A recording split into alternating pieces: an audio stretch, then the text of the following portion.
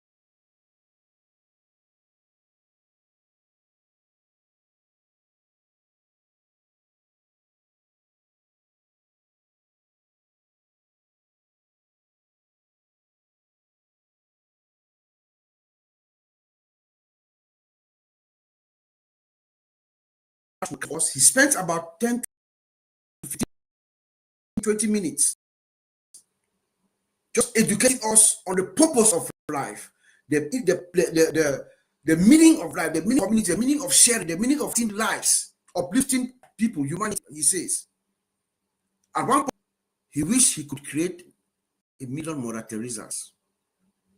That's the mindset. That is how ASH MUfreh was successfully able to. Now we are saying that it is our big, bold, beautiful shared dream, but it was our founder, Mr. Ash, who inculcated that into us, into our consciousness. And now, percent of us, we all came here for money. Our primary purpose was to uplift ourselves, enrich ourselves financially. 90% of us who agree with Mr. Ash and telling him to go to the direction that he's going, we're saying to him that we also want to, we shared one big, bold, beautiful dream, this mission.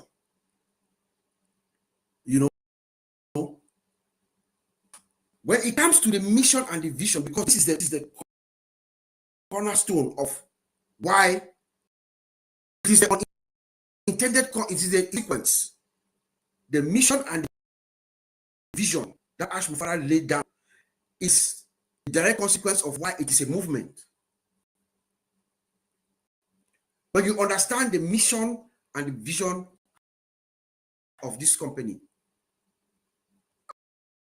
ASH MUfreh is a big shared beautiful dream, which if you look, let me go back. Every single major company, our company, every big company, corporation out there, if you go to the page that says about, you read, you will see there inscribed in every big company their mission and their vision statements. Their mission is what they achieve, and their vision intend to achieve it. So a big, bold, beautiful dream, in my opinion, is equal to that mission. The foundation of our founder, Mr. Ash, from when he was a child. That is when that was born. And this is actually, brought to light by his late uncle. He told him when he was a child, predicted what is about to unravel to well. You are going to well is going to know you, and you're going to uplift humanity. That's what MUfreh's uncle told him. So that is the mission. That is what has been inside this guy's opinion. And what is that mission? What does he tell us? It is that mission that has brought all of us together, and we have stuck with him through today. The mission to uplift humanity. He says that the dream is to uplift humanity, empowering people from all walks of life, all is. There is no company. There is no company. Go and say company from, I don't want to call names here, from the biggest, most richest, most affluent company on earth right now, that you go to their about, look up what their vision is, and they're telling you their mission is to uplift humanity by empowering people of all walks of life through education, through personal development, and through your finance. That's what ASH MUfreh is telling the world, and that is the attraction that he garnered to create this movement, guys. That is the most attractive mission statement that the world is going to gravitate towards him, because no one has done that. But he said that education, guys, is the fastest way to alleviate poverty, to alleviate hunger, to alleviate homelessness. Because I am a child of someone who came from poverty.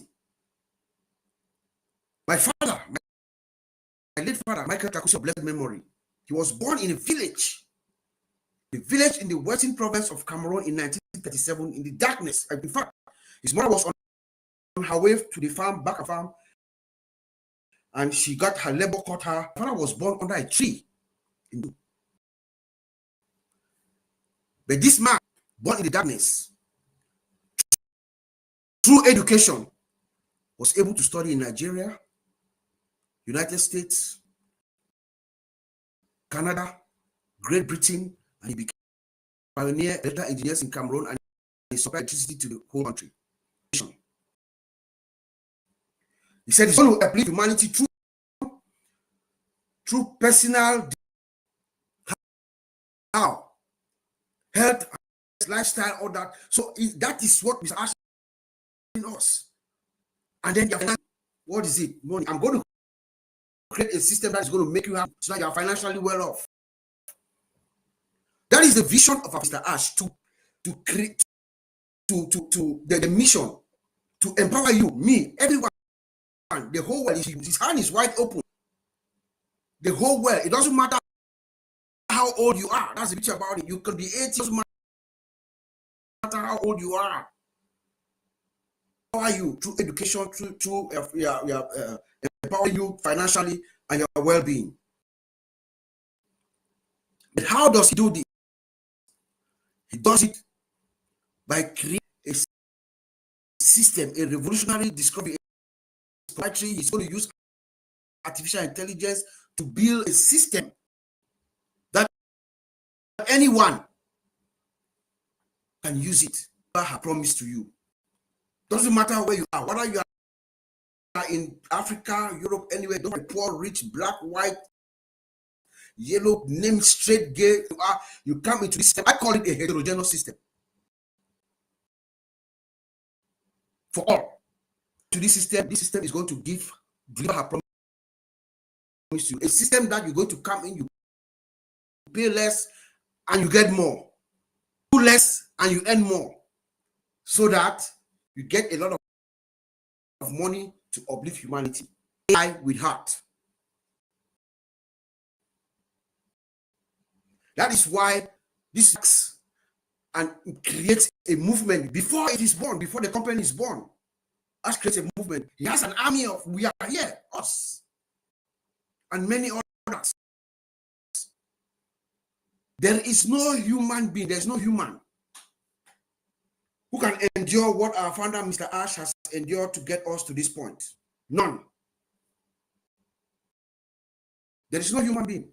I often say he is powered, he has divine energy. There's something divine about it because of this mission. All the legacy, the delays, the disappointments, even ASH MUfreh's own personal time. Don't forget that this man goes through all these storms. He loses his nephew in Germany through drowning. He's about maybe 2 or 3 deaths in their family. He loses that uncle, his famous uncle, to whom he was very close with, the one who predicted who he was. ASH MUfreh goes through all this, and yet he's focused, he's steady, and he's prepared. He's focused, he's steady, and he's prepared because he, in his heart, he knows that this is a movement. It's not merely a company like he tells us. Movement. Unfortunately, 2 days ago or yesterday, he put in the back office, we have finally fully settled the SEC percent of us. We have said that we should move forward. The road ahead is clear with a lot of opportunities. We see this, the light at the end of the tunnel. The skies are clear. He's ready, getting ready to get into. He's a bombardier, and he's going to say, "Catch me if you can," because this is not merely a movement. It's not merely a company. It is a movement. Back to you, my brother Vincent. Thank you, Brother Bob. Thank you very much for this great speech. So, Brother Bob, summary very little because sorry, I lost. I had a network issue, so it's sorted now. So, he said the movement, not merely a company. Bigger statement from our founder, Mr. ASH MUfreh, because Brother Bob said he will do this through education and personal development. This is very good, and then also bless our financial well-being. So this is great thing that our our founder, Mr. ASH MUfreh, and empower us through education. So Bob mentioned that as well. So it's a system that is going to deliver as well. And then that system also will help us do less and then get more. This is very important. So the mission is movement. So that movement, like brother say again, that what Mr. Ash went through, all the pain that will happen, but it was focused on the business. So this was a movement and then not a business, a company. So it's true also, it was also focused. And then finally said the SSC matter is fully settled. So fully done to move forward. And then thanks Mr. Ash for this great achievement for the great job. Thank you, Brother Bob. So now I'm going to call my brother Collins for the next step. Oh, thank you. Thank you, my brother Vincent and Oliver, Bob, the old tech pro. Bob, you just enlightened, my spirit. When you were talking, I almost shed tears because your story is my story, it's Oliver's story, it's Vincent's story. And it's, a lot of people we can count. Because you talk about your father, it touched all of us because we've been there. We know their stories. We know these people, their stories were born in Cameroon. Their stories and their travel, and they become great. Not because of their ability, because God was with them. They achieved great things and they instilled that in us. We always see this in our own neighborhood. Wherever you live, you see suffering people every day. We cried because we know our stories. How can we help them? What is there that we can uplift them? Sometimes your own ability cannot even sustain others. Today I was talking about Oliver going to Cameroon, crying, seeing people, and I was telling a lot of people, I said, you know what? Oliver is somebody with good heart, but sometimes his ability cannot help everybody. Same like you, Bob, same like everybody. But what if there is a company that can change that history, that can give you that ability to help others, powered by AI and everything, with someone who also have the same story like us, Mr. ASH MUfreh? It's just because we don't know his story. But if we look at our story, maybe his story is more than our story. Have lived it and have seen it. But he said, how do I change something so that the common person, people they term them ordinary, can achieve great things through a common platform for everybody, for the rich, the and don't have. I was thinking about it, and Bob, when you were talking, my brain was just pounding. I said, this is our story. We are about to write history through somebody who was common, live and seen it, and said, I want to make a difference. As we said, it's not mere a company, but it's built for what? Humanity. He looked at the humanity part of it. So he transgressed everything and said, you know what? This will not be only a mere company just to make money, but it was about humanity. Because it was making money, I don't think Ash would through this. The pain and everything. He had that information. He made us to realize our own history, to rethink ourselves, to sit back and ask ourselves, where from? If you were born in Western world, you have a history, you have a story. Maybe your great-grandfather was sitting in somewhere that was not comfortable. And some of us lost our history. It doesn't come from Africa, from Asia, from this, have or don't have. Somebody build that foundation for you. I said, how do we take it to the next level? But you ignite me to start to think, even what I wanted to say, but you make me to change, to start to rethink about history. That we all have a story. How do we prepare a platform for the next generation so that they can say, our grandfather or prepare a platform for us so we can write our name and move forward? And I was looking at this and I think about a lot. You can only achieve something when you believe in it. If you don't believe in it, you will never achieve it. They can put us on the same company where Oliver is working, where Bob is working.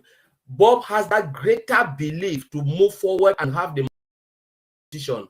And you say, you the same position, maybe the same level. Oliver, Bob to move forward with that greater belief, they move and you are still in the same position. You came the same. It's about believing in the ability that you are better than this. Ash looked at it and said, I can do good for humanity. I am better than where I'm sitting now. I think I can do something more. I don't care the pain, but I will do it. Sometimes, God can show you your part. He said, Bob, you can move from A to B, but it will not show you the pain that you will go through. I want to take you from there to California to enjoy, but you will never know what lies behind that thing. The only thing is you will go there, but it comes with pain. There are things I asked a lot, but when we were talking, I said, what kind of a man is Ash? And I was thinking about it. What kind of a man?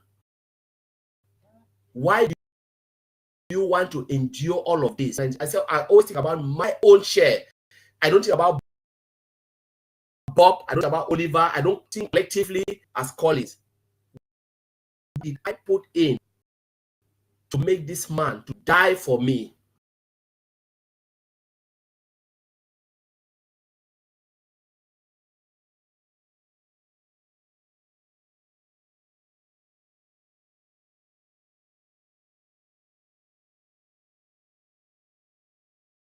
You know what? Because of your heart, I'm ready to still continue with persecution. I don't think I can stand it. Let's be honest to ourselves.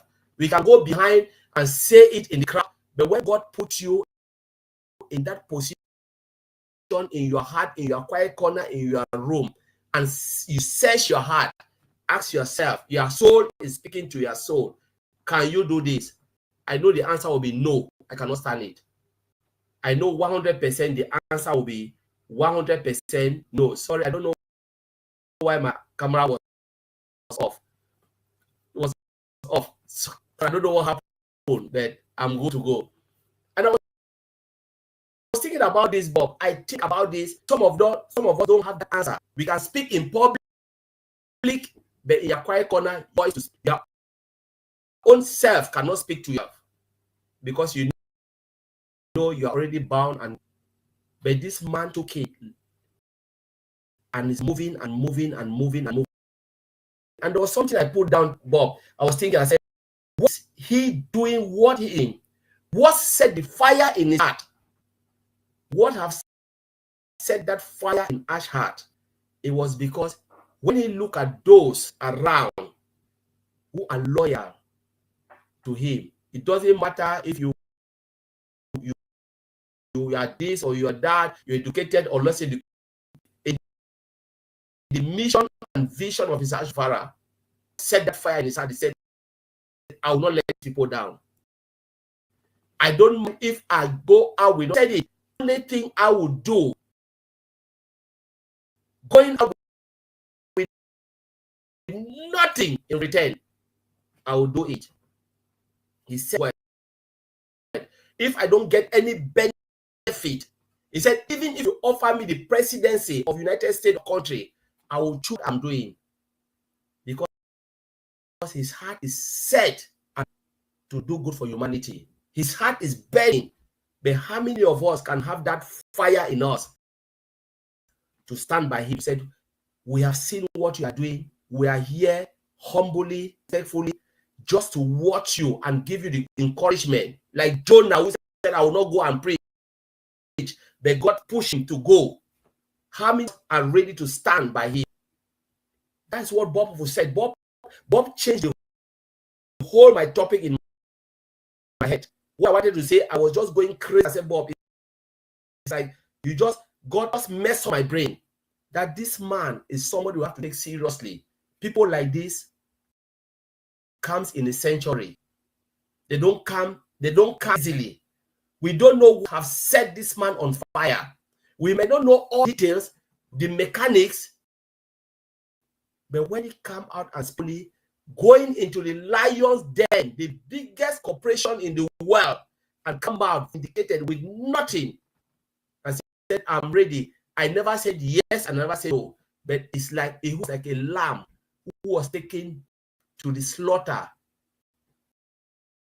Nothing, no accusation put his neck for us to put the knife, but he came back and said, I'll still do this for humanity. And we sit back, we argued, we say something, and I said, sometimes you don't know. People like this doesn't come easily. Check all the companies in the world for theirs. They don't do it for us, they do it for themselves. They are ready to die for themselves, not for us. The man said, if you are happy to come, I'm ready to ride along with you, Mr. ASH MUfreh. It's something you have to take seriously. The journey clearly, because the fort has already been won. Whether we like is fighting behind us, and he have done it. And he said, this is the clear boat now, the ship. The gate is open. Are you the one who will stand and look at a discarded ship and said, I'm on for that ship. Give me the result. Tell me what happened with that ship. Or are you ready to come and ride with me? You have answered my question. I'm ready to ride with him. I'm ready to look at discarded ship and question why, what happened. And I don't want to. I want to move because the nation is where I want to go.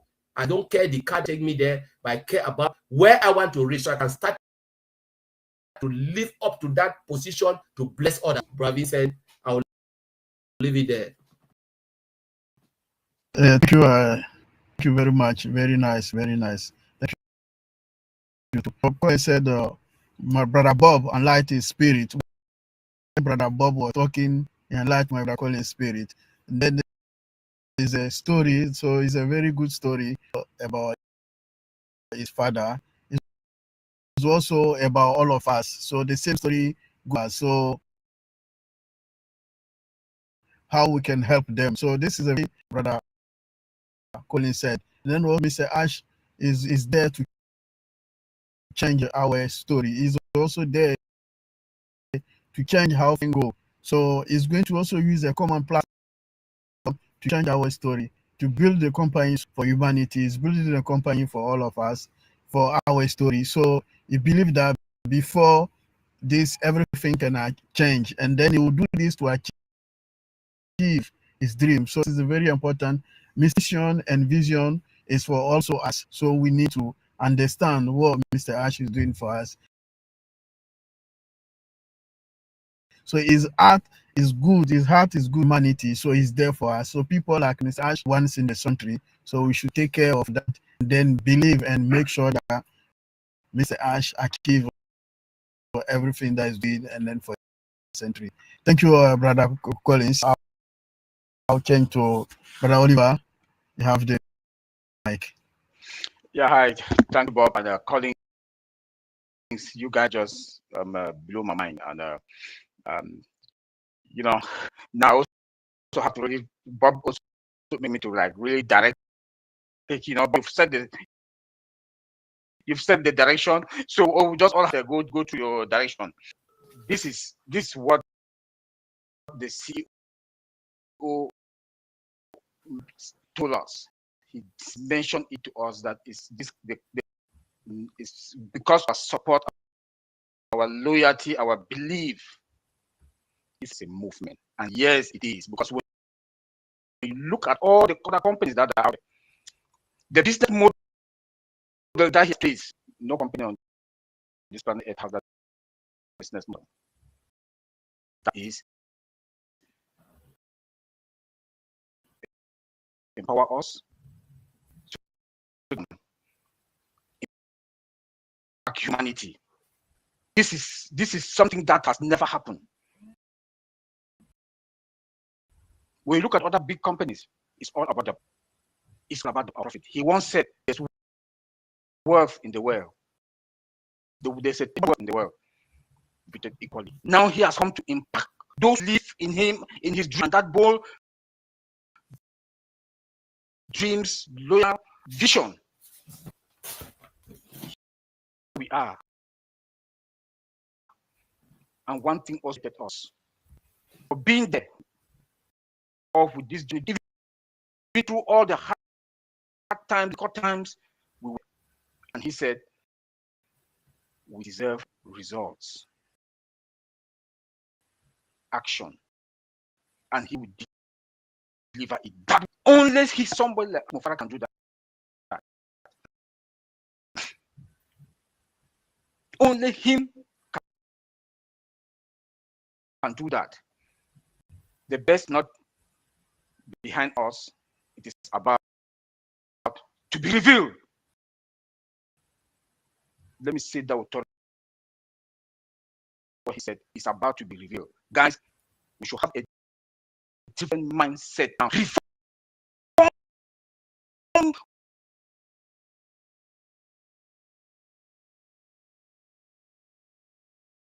Go and refocus. We should go and refocus. I heard that from Red.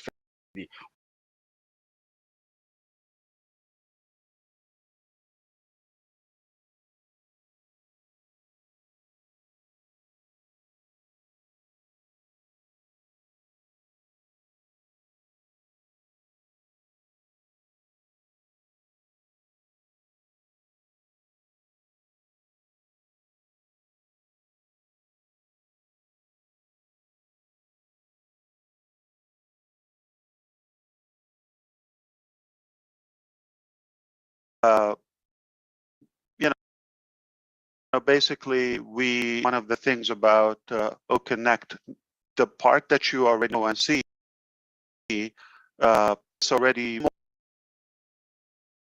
more interesting and live, and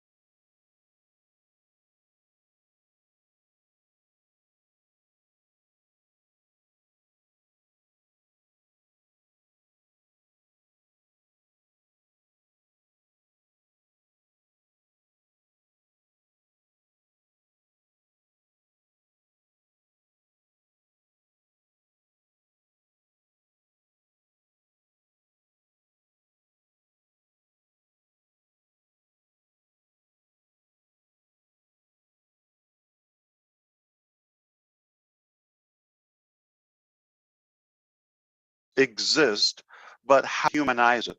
How could we make it more interactional? How can we make it more live and unboring? Have to do. In fact, for that reason, ironically, and believe it or not, we just rushed into finishing a tech meeting. Mr. Nazdal was supposed to come here because he said tell the three of you, he didn't know Andy would be here. I'm sure he would thank you too, to say thank you, all of you for everything to help our YouTube algorithm and word about the contest and all of that. And I told him, come on. I didn't know if he's going to follow me or not.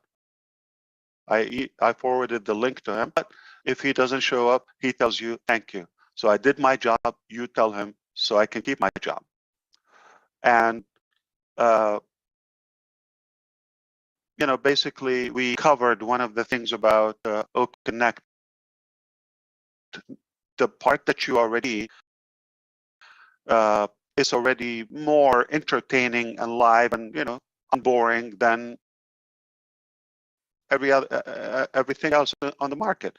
Now we're adding, remember, we're going to have like once a week update, upgrade, okay, permanently.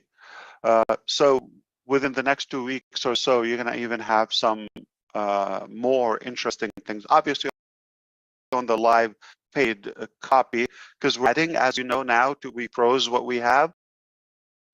But now going paid Connect, you're just going to see in the progression as we go. The main decision is to how the word crazy is being used in passive meetings quite often. And it's in bold in caps, like crazy ideas, crazy innovation. And we look to make, you know, some interesting technology, not just the usual. You can get this done anyway. But for example, like we were with one of the vendors in Europe in the morning, and they use Zoom, to be honest with you, okay? They were using screen share and really poor quality. I could tell the difference because now we're using OConnect. I said, can we please next time use OConnect, because it's really not that attractive when they share screen. It's not that good of a. So yeah, we definitely will impress you. That's no doubt about. Like within the entertaining aspect, more humanized. To the point, I'm going to add this because it's 360 and we can say things we don't say anywhere. To the point where, you know, some boring things or presentations that happen, not, but in general, they're like you're there. Okay, so we created. Okay. Well, it's not done, but there is something that is coming in the display. When it's boring, it break the ice in a way and make it more interesting, even if the presentation itself is boring. Speaking of the background, speaking of the resound, speaking of all of that, that is done. But now something more about the display.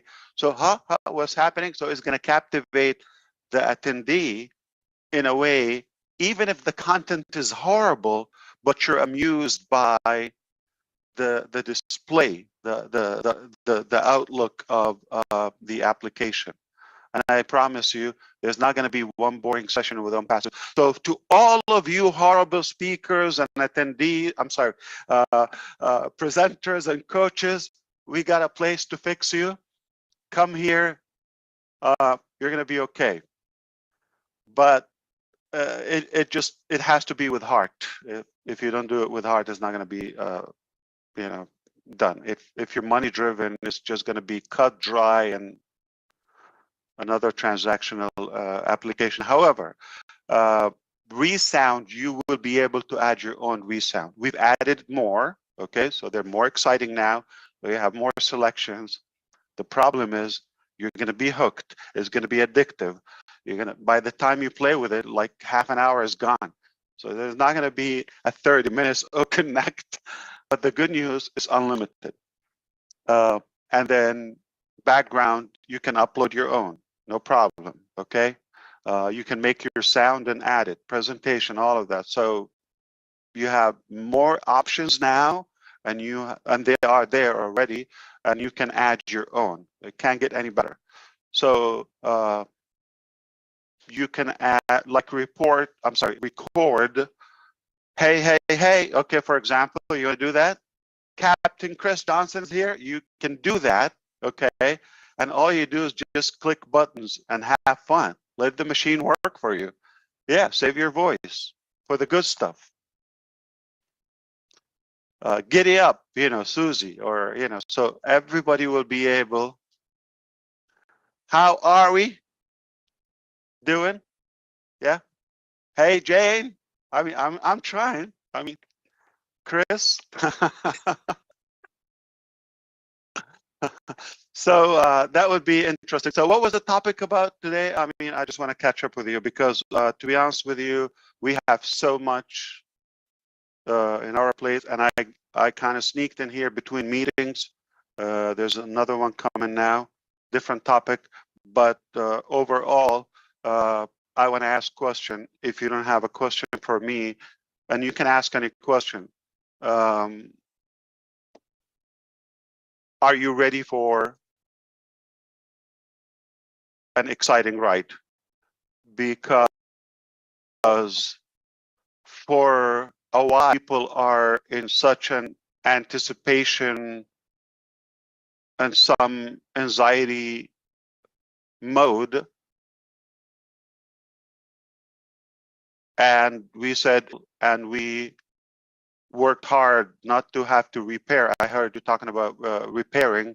We worked so hard not to get to the repairing mode. Now, there's a difference between the past couple of years, beta testing and all of that is on us. We're paying. We don't complain because we're building organic technologies from scratch. But now it's a different game. Not necessarily the people I'm talking to here on the screen, but the general public is not going to give you mercy when it's a paid product or when they adapt our technologies as a part of their daily activities or routine, whether in business or personal. So if somebody has an connect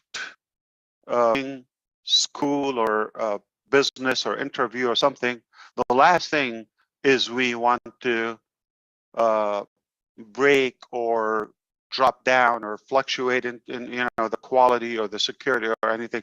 We cannot take a chance. I'm going to remind you, Onpassive, exactly like NASA, failure is not an option. You cannot send people to space and say, let's see what happens, and we'll find a way to bring them back. We'll think about it. No, you have to really meticulously perfect the plan and the testing to see it all the way through and the return safely. So this is exactly how we see. So the question to you, so we've done our part. We brought it to the point now. We're about to give it to you. Paid. It's a big trend between free. Free is on us. It's the same work. It's all of that. But when it's paid, now you become entitled. Okay. You have that entitlement as a customer, as a user of our technology. I'm paying for this. I expect this 365 days, or as long as you're paying for it, you expect a perfect 100% uptime, running, functional, stable product. And we cannot take a chance with that, especially the first, product. So yeah, we will make a big splash for your product, especially with OpenNet, being there's nothing you can compare it to. There's nothing. The quality, I'm telling you, it just got up. So the paid is gonna get better. The display, the features, the entertainment, all of that, it just gets better. And every week something more, there's something more. But the price is not going to go up in terms like you pay for it, that's it. But we are going to, there's a whole team is going to work on the advancement as we go. But I'm not sure if the market is ready. Are they expecting now? Because they might think, well, I don't blame them if they think that way, but they're not going to go another month without paying now.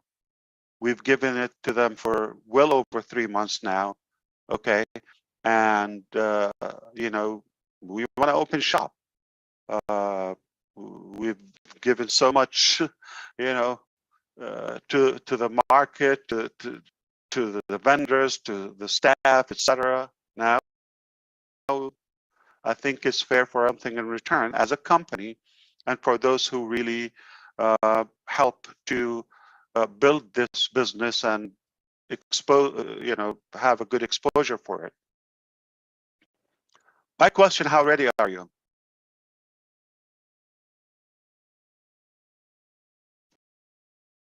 Or do you think some people will like now? Oh, okay, take your time. They're just gonna. It's not gonna break. It's reasonable. I think there's certainly going to be people who are going to be nervous about it, Ash, because we've been in this journey for such a long time that actually switching over to the next phase, which is what you're talking about, I think it's going to be a bit of a surreal experience for many people, and one that's a bit like waiting for a baby to be born. You're expecting what's going to happen, but until it actually happens, then you actually don't know how you're going to react. And I think there's going to be a lot of people who are going to react in a lot of different ways, but certainly excitement is going to be there, that's for sure. Fantastic. Okay, fair enough. But it is real. It is happening. We've taken a very long free ride. I mean, it's fair for us to get into a real business. The four of you now, if you want to begin alphabetically with Andy, do you like to open a topic or a question? Like, what's something take advantage? What do you think? You interact with founding members and users. Something we can touch upon. Hi Ash. I'm intrigued about, and I'm trying to learn more. Obviously, hopefully, when we have our own website sorted, we can link that then to OTracker. But I've got several friends and colleagues that have OTracker, and they're working their way through it. Now, obviously, there's a guide to help them, and my understanding was that what Mohammed Nazal has been able to do is to take all of the features from all of the other products out there and combine everything under one, and then add some more. And add some more, yeah, absolutely. Wow. So this here's the thing we discussed today, ironically today also, it's going to be integrated when it comes to having your domain purchased from Onpassive through ODomain, then it becomes already, and you don't need to add on or to copy a plugin or something. So it is automatically integrated, the single sign-on factor, so everybody could have a use of it. So a couple of months until we have that, service available to the public. I don't have a time. I'm not but it's going to happen in the near future. But when that happens, okay, you book your domain. So a part of the integration, OTracker is already integrated with, andyburks.com, right? The other factor, we asked for it to be integrated with Omail. And there might be Omail Pro, by the way. Okay, never said that. That's another product. But Omail and your domain name, the integration of OTracker, Andy, since you're interested, it will be, for example, you send out a broadcast. We have a list of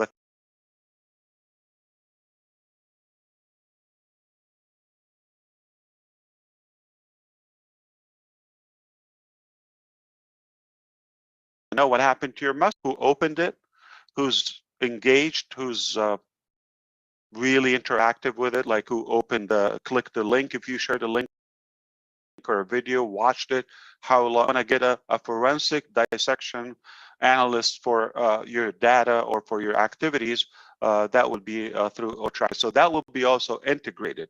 So as an add-on to that. So in today's discussion, also previously earlier, we've talked about the integration of OTracker with OMail. It will happen. So so is it with the every allow me, there's no free mail allow you to track.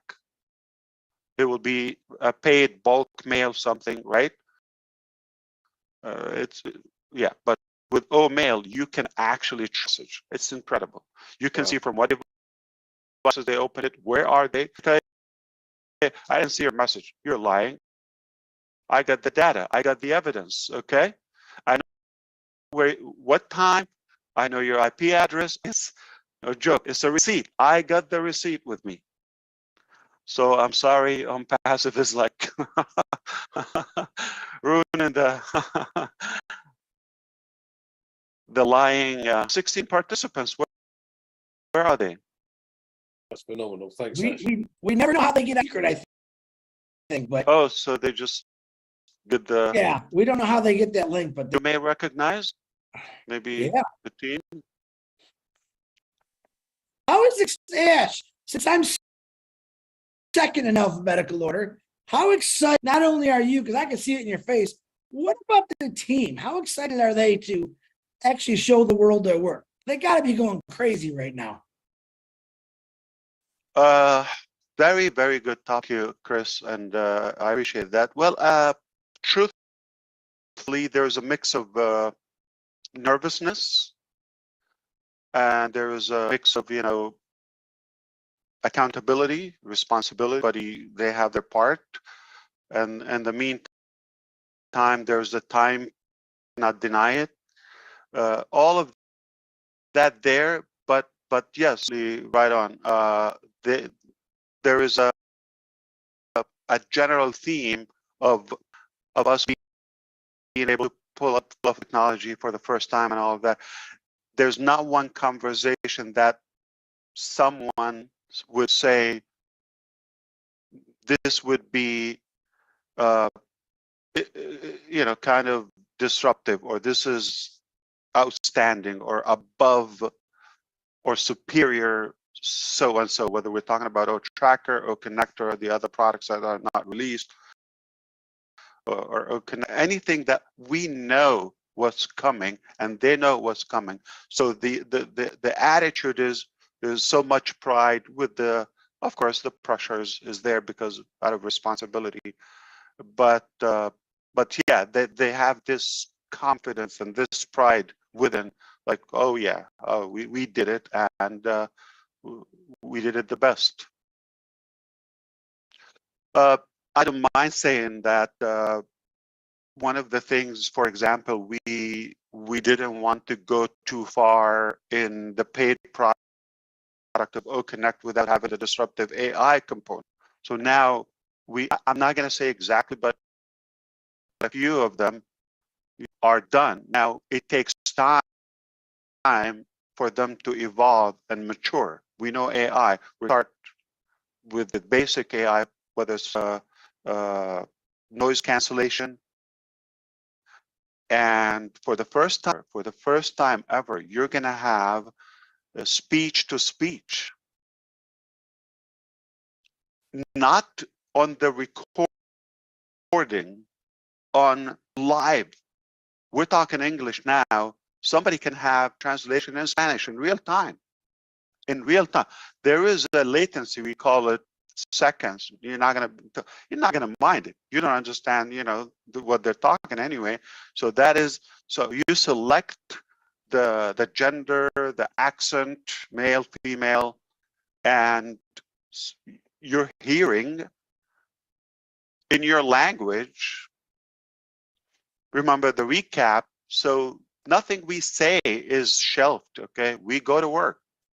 So when we were able to transform those ambitions and beautiful ideas and all of that, and now we're just like testing, tweaking, perfecting AIing them, I can create that term or verb. Lots of excitement, Chris. Lots of I think the most I can sum it up with pride. There's so much pride and confidence. Yeah. Absolutely. Thank you. That's a great answer. Yes. Marty, it's your turn. I know you got a good one. Come on. Thanks, Chris. Buy a air pressure gauge, by the way. Yes, the one I have is pretty close to what Chris said. With this this last 5 years for you, where you were, what you thought, what it developed into, what your thought would be. I would like to know how you feel today. Not where it's going to go. You know it's going unbelievable, but up to today. Looking back, and I can only, I have some idea of some of the bad you had, but all summarized, how do you feel today about this painting that has been painted with you and the great team that you have? Beautiful. Fair question. And what time is Roblin live? 9 o'clock. Yeah. Okay. That's I can go on for that, but briefly, definitely, I can tell you this humbly. I go to work without any expectation. I just know I'm going to give it my all, do it or die. This is, I don't care about the results. The results came out much better very early on. They came out much better than I would have hoped for. I didn't hope for anything. I don't know. I just don't. I go to work. I know this is my mission. I'm going to do it. I'm happy because I'm working on my purpose. And that was the first phase. So I gained confidence with that. Oh, wow. So it's better than like, oh, I wouldn't even expect that. So this is good. The reaction, the results. Then who came on like yourself from, the public, the globe, up with us, that gave it another booster. And that gave me more confidence. You can only achieve more. So now self-confidence, add to it more because who are you surrounded or who believed in your vision, it increased my certainty about what's possible. And then, especially the last year or so, I would say 2 years, the people who came on board on the team side, on the corporate side, that took it to the extreme where we have this thin line between the supreme confidence we have until we think we're arrogant, like because we're that confident. There's nothing no to it. Everything is possible. Any idea, any great service we could do for humanity, for the public, the users, for the market, we will do it, no doubt about that. We will be the first company that would care about, let's say, the deaf community or any impaired community physically. So, for example, I'd ever bother to create technology for, let's say, sign language on a webinar application because they're not going to buy it. They're not, deaf people don't typically buy audio, video, webinar, video conference platform. They don't buy that. So why bother? We will be the first company because we don't think about how many customers, how many. If one will use it, we've done the service. So that is the distinguished thing that as we go in time today, when I think about it, before I didn't have prediction. Now I think there's absolutely no limit. There's no cap for how far we can go, and we're proud of what we do. We're not competing with anyone. We don't down anyone. We would clap for them. There's so many services. I have nothing but risk for them. I will use them for as long as they're there or there's a need for them. I don't need to name a few, but there's several services. They're amazing. They're outstanding. They are who they are. So you may say, well, you're not going to be better than this. I mean, let's say people who say, how Onpassive is going to be better than Google or Microsoft? Well, we're not in the same game. They're playing, you know, this is software development. They are doing, you know, search engine and, you know, now some additional application. What they're known for is, and we're not even touching that. So how could you compare? We have a different game, and nobody. It's AI with heart. Is caring about humanity. It's not just about making money. They're good at that. They have 1, good 2, 3 services. That's fine.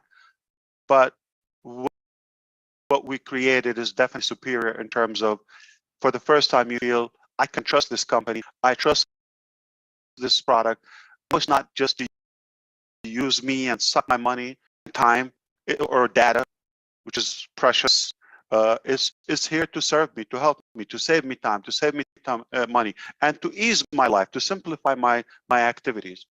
So the confidence is what stands out for me. It just my confidence 5 years ago. I believe we're unstoppable. I mean, there's nothing can crush us now. Only God. I would always have to say that, because I'm not going to be ignorant and say, you know, nobody. God can stop it. Okay. But other than God, nobody can stop Onpassive. We're unstoppable. I can't even stop it myself. Just don't feel bad, okay? So if there's an idiot out there that thinking they're gonna, you know, shut down Onpassive, or I can't even stop it. Who are you to even try? So save your breath and time and go, you know, bark in a different neighborhood. Absolutely fantastic, Ash. So I'm last up then.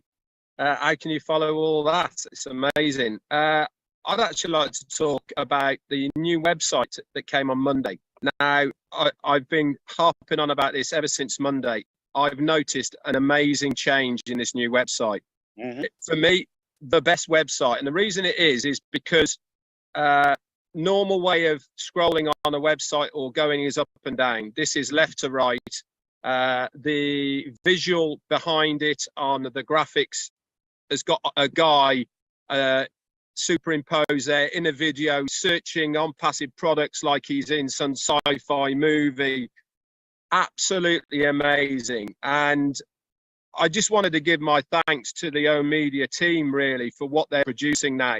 The marketing design team, not O Media. This is it's a market. Is it different? Oh, marketing design team. Well, what they are doing at the moment, for me, hands absolutely head and shoulders above anything else that you will see out there. And if this is the quality of what we will be getting our hands on as far as our web pages and through the domain, domain and all the rest of it, then it's just going to blow so many people's minds that they are going to have access to this quality. You know, it really shows that we are in the marketplace as something that is far superior to everyone else, and I know that's what everyone is striving for. So this is your favorite so far, Red? For me it is, yeah. And the reason that I liked it so much is because it made me stop and think, how do I scroll for a start? That was number one. Is because when it came up, I automatically, when I scroll, I use my up and down arrow on my keyboard. I went up and down, nothing happened. I was like, hang on a minute, what's going on here? And I saw the slide and I thought, oh, well, this is different. And so you slide it across. And it just made me, you know, everyone's going to be in that situation. But what it does do is it stops you automatically scrolling, if you get what I'm saying. You know, because you have to instantly think a little bit, it makes you take more notice. And when you're taking more notice of what's there on a page, guess what? You're reading it. You're actually becoming interested in what is there. And that the whole idea of a web page is for people to be able to read and get interactive and then make their own journey within a web page by clicking on something. It'll take you somewhere else. And then you end up going further and further down the rabbit's holes of what you're interested in trying to find out. I loved it. And for me, for me, definitely the best one. So kudos to the marketing department. Oh, thank you so much. And they are saying you're very welcome, Red and everyone. Enjoy it. One word.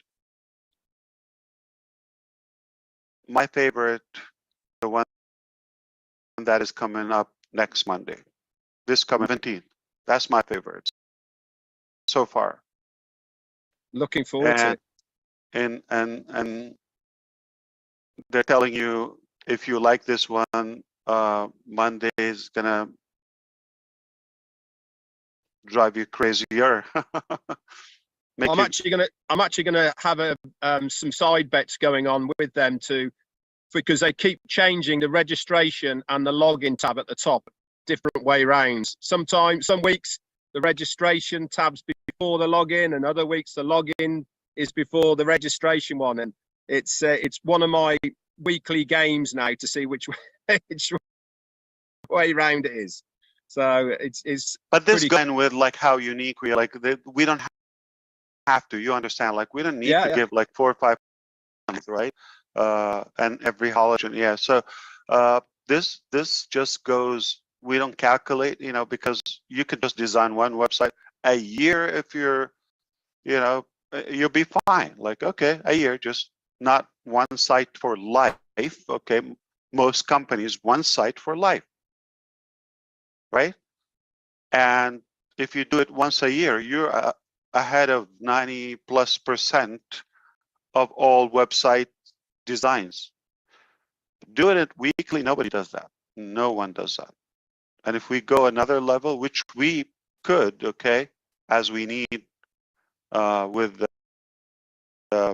OCreate, the O domain, and all of that, it just mind-boggling. Like nobody even consider having websites a year. Needless to say, a month. Thank you so much, Ash. Not only for So your how time can you here, compare? You Yeah, can't. of course. Yeah. Absolutely. All right. Any you can have a second bonus refill. One more question. Narelle is here. Ash, I don't have a question. I want to let you know a gentleman named Roy Davies. All right. Yeah. Good old guy. Good friend of mine.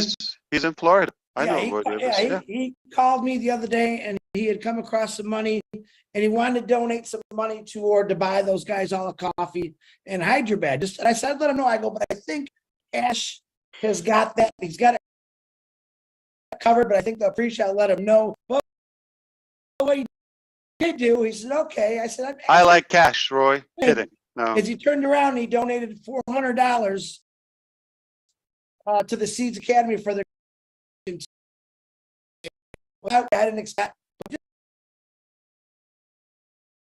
To throw out there, I told him that I would tell you. Roy Davies wanted to buy the entire staff they can get. I said, I think Ash has got this. We do have unlimited beverages, yes, everywhere. Okay, so not coffee, yeah, so not once, so unlimited. So some members they get their daily at our expense, which is all you can eat. It's not just like one cut dish, so it's unlimited food. At least once a week, they desserts or pizza or whatever. But some work a little overtime. They also get a dinner, transportation, all of that pocket money. But to be clear, because I heard somebody was like thinking that we give them once or no, lunch is daily for the staff, hundreds of people in Hyderabad daily. They have lunch daily, and a good portion of them twice a day.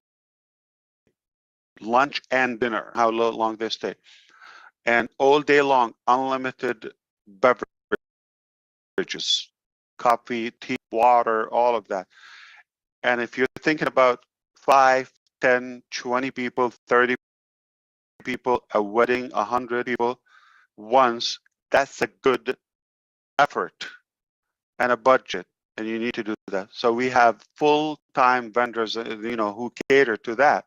So when you're doing that, like daily wedding, okay, with several hundred people, and unlimited beverage, no doubt. A daily wedding. I like that. All right, one more thing.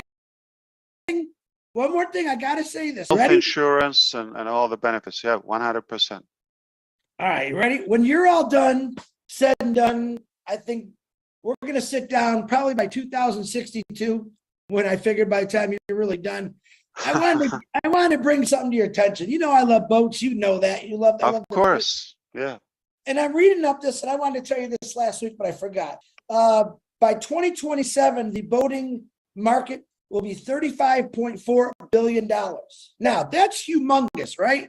But what I'm saying is most people don't buy boats or bigger recreational vehicles because of gas prices. So I'm going to put a little seed in your head as I'm waiting for someone to come along that can design something where a boat doesn't take gas. You know what I'm talking about? Because I'm going to be the guy that designs it. And then you just put whatever this mechanism, which I know you're going to think of, in there, because people love to boat. And the truth is, the average middle class people, they can't even afford to get a halfway decent boat because of gas prices. They've just released a hydrogen powered super yacht, Chris. Yeah, but that's for super rich. I'm talking about middle class people. The one Onpassive represents the poor, the middle class, and everyone. But look, he's already smiling. He heard 30.45 billion market. Because we're on 360, and I'm going to break this down for everybody's level of intelligence. Chris Johnson, live on YouTube right now, he's asking me to invent a source of energy that can help the boats, cruises, anything sails in an ocean or water or lake, better and more efficient, fuel efficient, or something cheaper, or environmental, probably friendly, I would assume. You want it free or like? I want it free. Someone's got to make a little bit of ching on it. What else? Belly dance for you? Like, yeah, there you go. Come on. This is not like, okay, I got like this brilliant, okay. Oh, by the way, while you're at it, okay, Andy, can you invent like a car that can like spin and fly and dive and make food? And he's thinking about it, guys. Don't let him fool you. He's thinking about it. Well, it was Stan Mayer in 1999. You know what? Since you said it, I'm up to the challenge. All right, just because it's you, Chris. Okay, I will do it. But man, this project, I will take nothing less than $4. There you go. I'll put in the $4. You got that? I'll go to work now. There you go. I knew it. All right, guys, please. I know this is, but try to cut the last 4 minutes, okay? Cut. That cat is out of the bag, man. Yeah.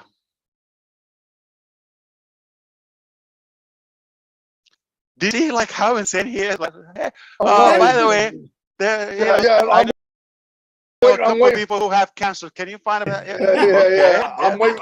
I was waiting for him to say, yeah, but you got till Saturday. You know? Hey, yeah. I'm glad that's how much faith I got in you, brother. Yeah. He gave me a faith I got in you. You tell me and I'll get it done. So I'm telling you it. You got till 2062, man. No. If I say I get it done, I will get it done. I know you will. Thank you, Ash. But you tell me the idea. I'm going to be clear, because some people are going to tell me, throw some ideas. They will come up with the ideas. So they might be good ideas, but I say that I don't have the ability to do them. So, but I'll say I'll give it my all. Okay, that's different. I don't guarantee. But if I tell you I know how to get it done, it will be done. It's a done deal. Good enough for me. Yeah. What do you like to be done, Red? So what are we on the subject fuel for your boat? Actually, there's electric boats now and hybrids on the canal boats. It's a boat of contention in the narrow boating community, I can assure you. But they already have them here in the UK for those, because obviously you can put all the solar panels on the roof. that produces the enough energy for the electric. So how that's about already this? there. We save the people on the ground first, and then we go to those who are on the ocean. I totally agree. That's definitely got to be the way forward. 100%. Let's do that. Yeah, you know, that's how I always think. You know why I always think fill your tank and then you go. I'm gonna give you the analogy. Anybody been into an airplane before? All right, have you seen that orientation or the presentation you know, when before the flight or just while taking off, which is how to use the mask and in case you and the floaty, the vest. What do they tell you? If you pay attention, they tell you the oxygen mask to yourself in case you have children after you save your life. So we're going to think you are the main passenger and others are the children on board. Put your mask first, then to the children. So we're going to save those who are on the ground and fill your tank and look up to yourself. So the new term, if it's fair enough, after understanding the analogy, put your mask first. Once you're okay, you can plug it into the kids. Unless you have, you can just throw the mask. My son is here. I would have said, you know, I would have said, I don't want him to be upset about grandma. No. Yeah. Just in case that she's on flight, you know what? The mask has a hole, so. 45,000, Ash, remember 45,000. Oh, Lord. All right. Are we done? One more question. Last question. Andy, come on, spill the beans. You got something? Are we allowed to discuss what you Anything mentioned you want. earlier? Anything Okay, you well, stream and talk to me. I have another 20, 40 minutes I have. you mentioned the next level in OMail. Would this be available for companies? Because at the moment, most companies. Absolutely, absolutely. You nailed it. Yep. Okay, so And it would be insane. There's going to be a feature that is not on the market. Period. okay, Not feature, a solution. Right, okay, because most companies obviously have their own servers and therefore put their company at the company name. So we'll have that facility then. No, that's with the domain name. Have your own Right. extension. So your domain name comes with also the typically, like if you go to a registrar now, GoDaddy or Amazon, AWS, okay, Amazon Web Service, any host, okay, you register a domain name. Now, that doesn't give you a mailbox with it, okay? So that's an add-on. Webmail is an add-on service, like a whole new service, and they're not cheap. With ODomain, you get that extra, okay? But the interface, the mailing solution, okay, OMail Pro has components for advanced features within the mail itself. Fantastic. I'll give you an example. About instead of your marketing or your company, and instead of giving them a link to go to a website, you would give them a function or an action within or a transaction within the email itself. So instead of, for example, you're having a campaign for Obless, all right? Example. Within the OMail, you can give an option, you know, chip in $5 or $25. You can give it, click there, it's connected to your wallet, bingo. Transaction within the mail, you don't leave, you don't click, you just like get it done with it. So this is Pro. That will be paid, but there's more. I can't talk. We're just public. I didn't plan anything.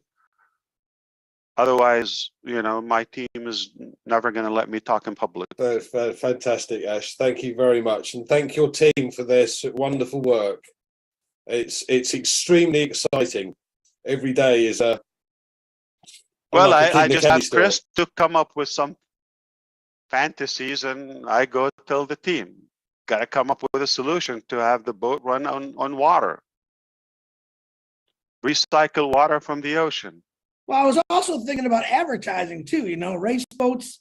It's a big, big thing. We could have our own, down the road, our own Onpassive race boat. It's a big thing. I understand. Of course. Big thing. What's our saying? We leave no unturned stone.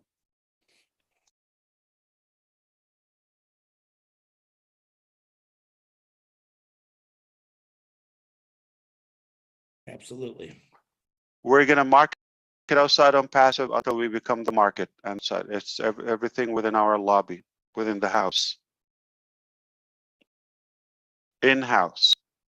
You build it, they will come. That's what we just said. We built it and they came. Can you imagine what's going to happen? I mean, can you imagine, like, what do you call that? YouTube contest. Can you imagine? This is like $20,000 plus. Okay. Can you imagine you're given that per second? Like that much given away. So look what happens in a week or 2 weeks. You're just given 20,000. But let's put it this way: simple math. And we're using Zoom, so we don't have a calculator like Connect. So 20,000. How many seconds are per day? So 160 hours times 24, 1,440 times 60. 86,000 seconds times 20,000.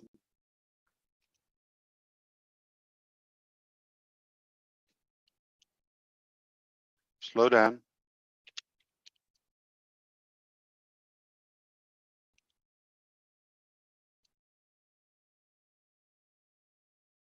$1.7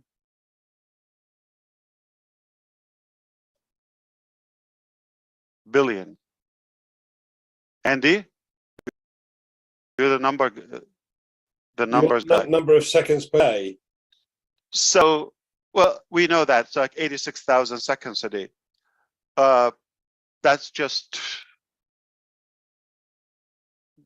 a naive, you know, calculation that if we're doing that in 2 weeks, like you're giving away, you see the buzz that goes around. $20,000. It's a big deal. You know, some people are making 10,000 a few, but take that to the extreme, that 20,000 per second. But in a year, okay, or a month, I calculated that. So annually, if you give well over, let's say $2 billion annually, you're going to be averaging the 20,000 a second.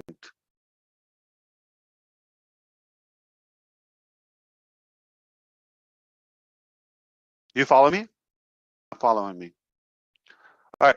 If we have a show for 2 weeks, $20,000. If we run that ongoing, so that is not going to be 20,000 in 2 weeks. Going to be 20,000 per second.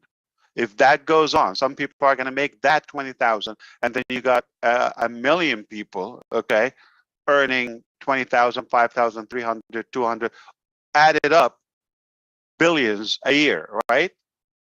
1.7. So what would happen if you're having a $20,000 per second contest?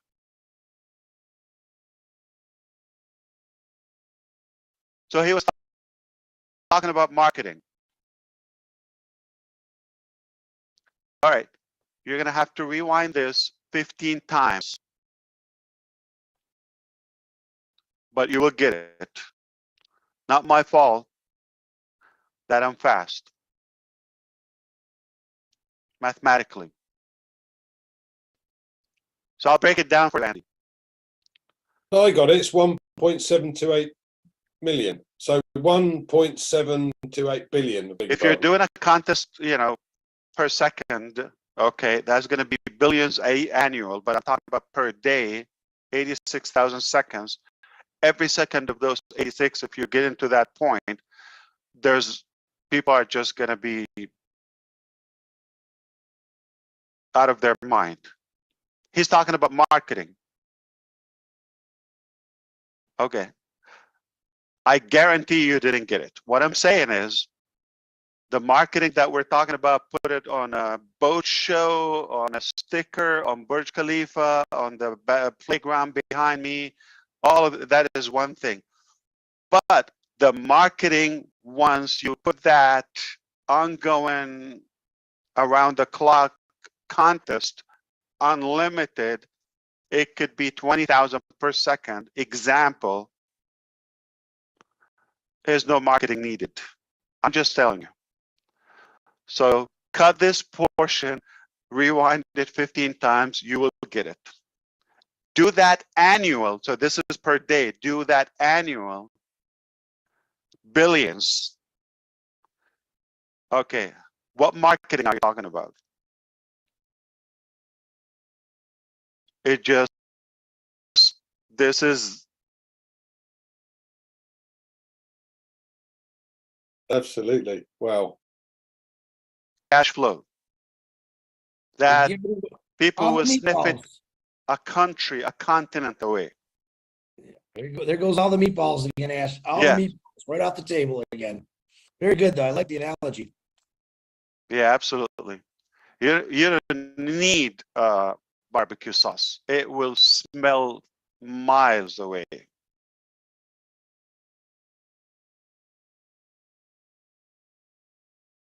Okay, so you can cut the part since I came in and repost if that didn't impress you. It does, however, mean that if you got 20,000 every second, that with the number of people in the world, chance of winning is at least 10 times a year.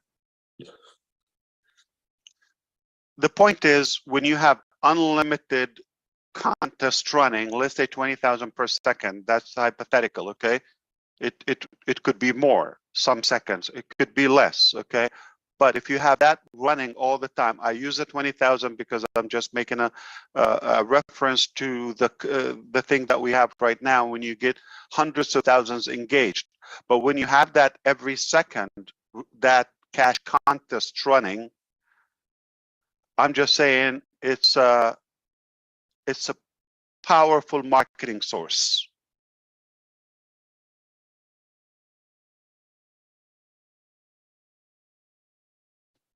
So don't get carried with the exact figures, okay? That's not the point. The point is when you have that volume repeated, more frequent, nonstop.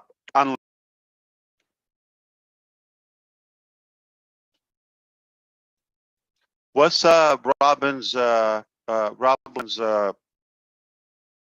topic tonight? I could ask. I have no idea. It's Q&A. Okay. Or whatever you want it to be. They might be changing it. They might be changing it right now. I want it to be, are you ready? Okay, Are you the ready? company You is hear that, ready. Rob? Are you ready? He hears it. He hears it. Company's ready. Are you ready? Are you ready? Okay. Okay. He's got. Are you going to show up on delivery day, or are you going to hide? I'm sorry for that, but some people will hide. This is Rob. Oh, he's calling you? Or you calling him?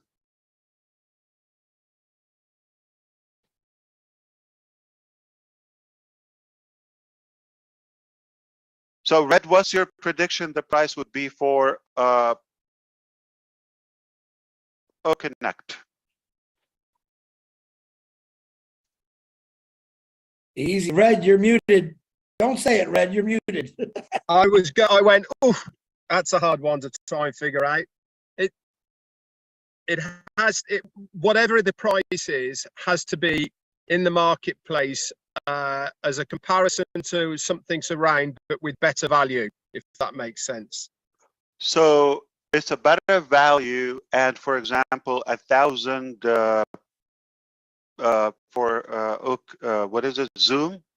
It's 340 plus. You need to get a license. I think it's $14 a month for the conference, and so it's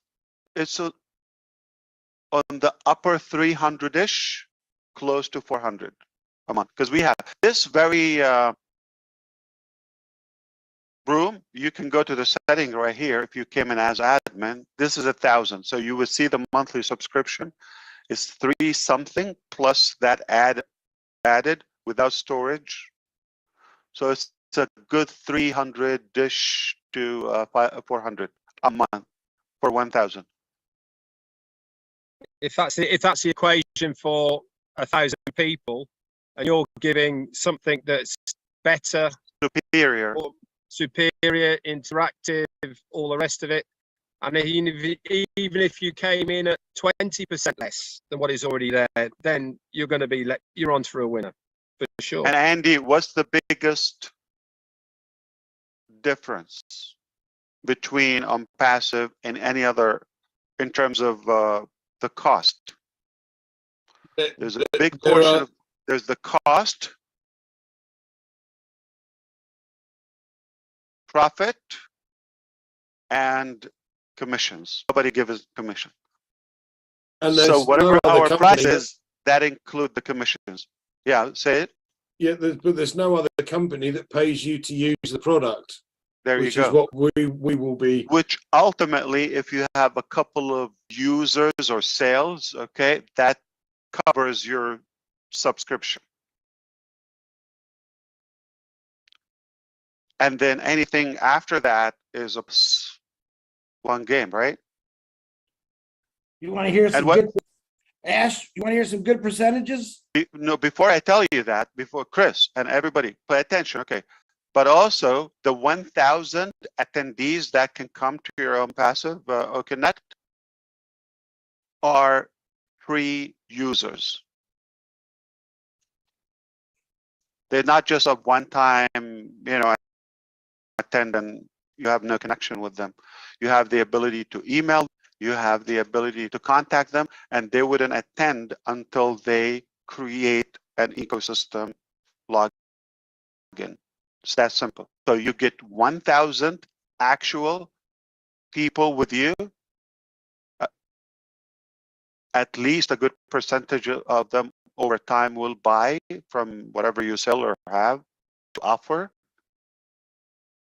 And when they do, also, you make commissions. And they have the same opportunity. It's just mind-boggling. Will they have to do an OMail? Will they have to register an OMail email in order to get into the OAS then as a free user? It's 2-in-1. So, for example, if they want to attend, they create OMail. It becomes their login for the ecosystem. And that OMail login is if you log into OConnect by itself, if you log into OCademy by itself, if you log into the ecosystem overall, it's all roads lead to Rome. Chris, I'm ready. I'm sorry. I just wanted to throw this in there. One of my biggest questions that I get is, why would people pay for like OConnect? And I give them my reason, but I want to give you all a reason why. What's coming our way?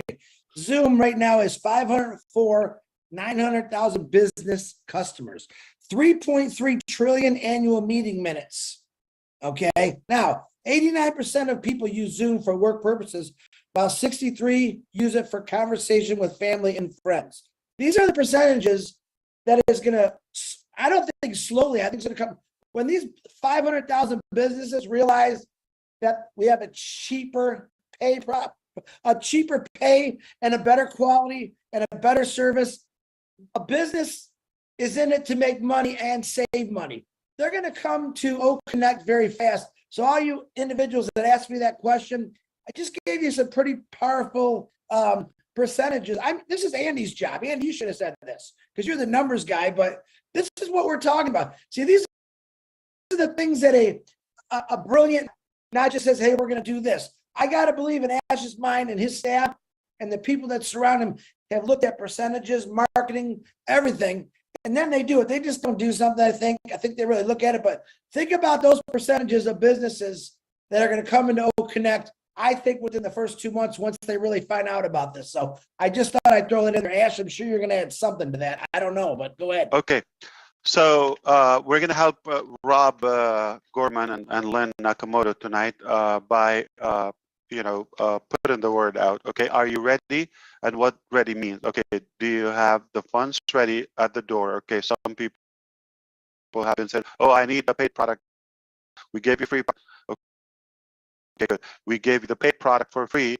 You still, okay, we're ready. Are you ready? And we're hinting how it is, so we're kind of eliminating the excuses, okay? Because I do have a feeling that many of those voices will be silenced once you just like enable the cart, the wallet in the back office.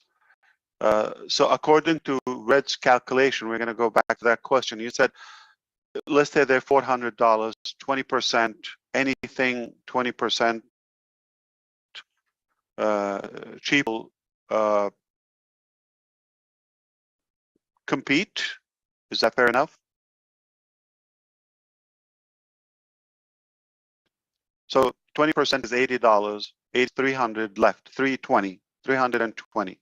So if we sell O Connect for 1,000 seat unlimited sessions with all the features we have, if we sell it for $300, 320, we should compete with Zoom.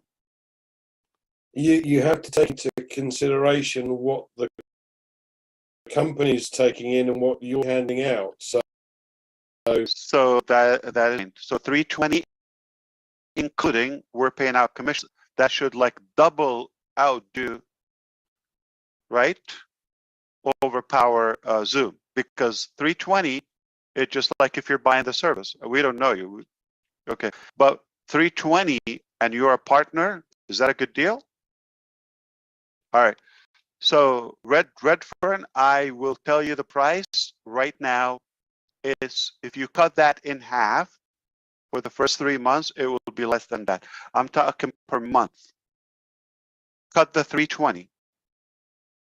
More features, unlimited, okay, including commission, less.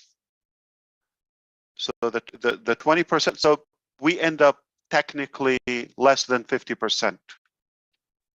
And you're giving that to the founders. 50%. Yeah, 50% is 200. Wow. Is 200. So if I told you it's less than 200, we're 50% cheaper. What if I told you it's even less? I'm going to tell you exactly how much less.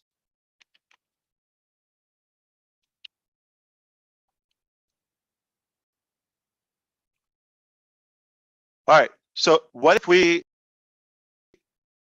you say we're 30% cheaper? That makes it better than 20% cheaper?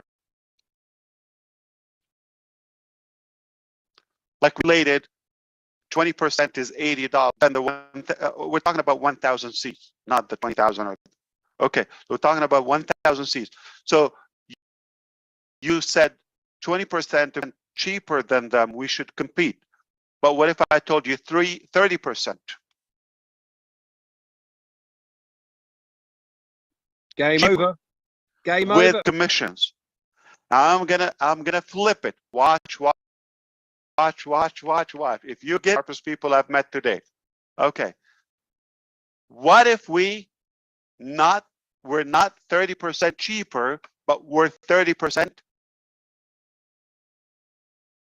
of the price? We're 30% of their cost, meaning 70% cheaper. So flip it. What if we are only 30% of what they charge? And with that, we give commissions. That is insane. You can do the math now. I can do the maths already. 120, That is yeah. insane. And if you're not ready, you have no chance.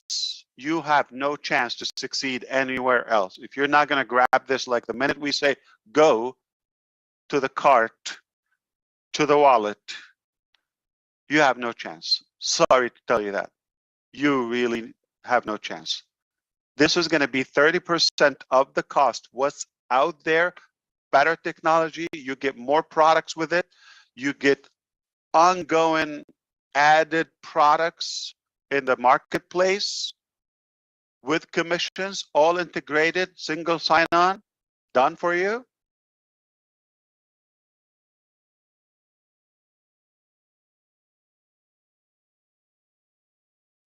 The founders would have had that for a 3-month period at the beginning. Ash, is that still intact as well? We're going to give them $97 back to their wallet, plus some love, some more love. That is just amazing. So it will be, you add the 3 months, what's the cost of them, minus $97, minus the $10, the 10 credit you have, plus more. And discount that, and you pay the difference, and we pay commissions. My head now is all exploding.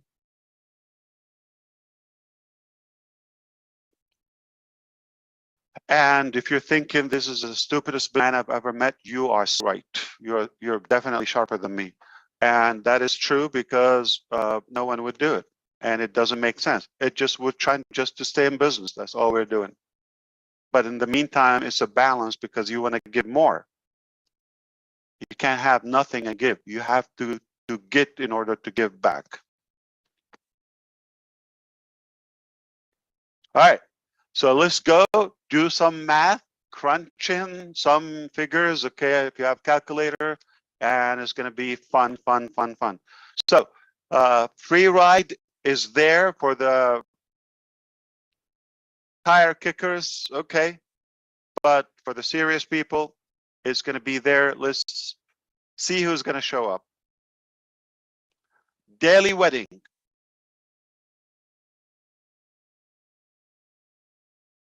And daily giveaway, and at least not per second, then per minute or per hour.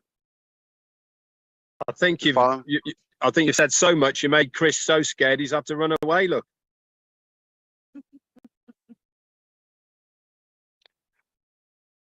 He went to count his piggy bank. Don't worry, you're gonna afford it, Chris.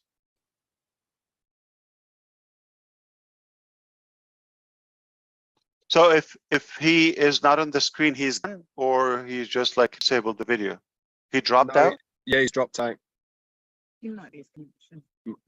Yeah, I know that I'm looking at my YouTube channel at the moment in the chat area, Ash, and everybody is thanking you, is shocked at what you've just said, and they're absolutely blown away. So thank you to all the people who are watching. 30% of the cost with commissions, more features, more products, and a journey for life. Just off the internet now. Now he's gonna come back and tell me fix my internet, invent something. Yeah. Invent something. You got till Saturday. Yeah. I thought you've already done that one, Ash. Oh no. not in game now. But I hope this helped in any way. I just thought we haven't talked in a few days, and I thought I'll show up. And Nazal wanted to come, but he has other commitments. Okay, but he said thank you for what you're doing, and we're cooking. So all I can say is, all right, company's ready. Are you ready? That's the question. The company is ready. Are you ready? Somebody just texted me and said Chris's head blew up like his boat did. Yeah, exactly. Mohammed Nassau has definitely got an invite to 360. I know he wants to come on, so he's got an open invitation. Well, thank you guys for inviting me. He's listening, but I believe he's driving. Yeah. Oh no, he's I think what happened is his sound system has an issue because he got a new laptop and he was configuring that. And he's in Hyderabad now. But I'm sure another time he will make it.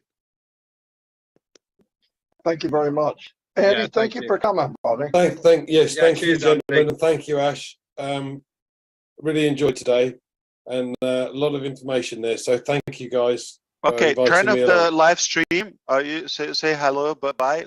Turn off the live the live stream, please. Can you do that?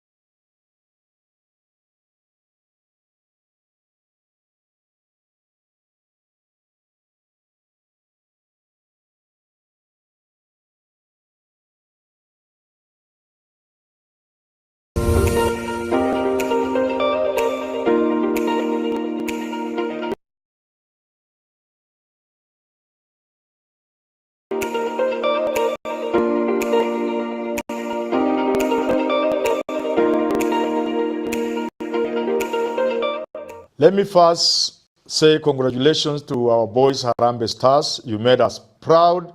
The future is bright. It can never be brighter. Thank you for uniting the country. Now to the country. The eagle has landed. They said the king is back.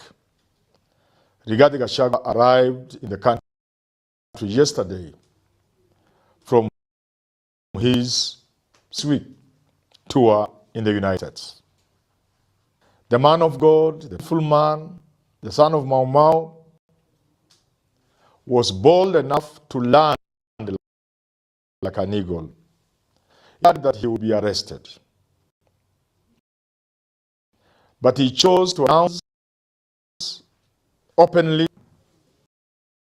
the day he would be arriving, and he came in broad day. Eagle, he has landed. To the reception.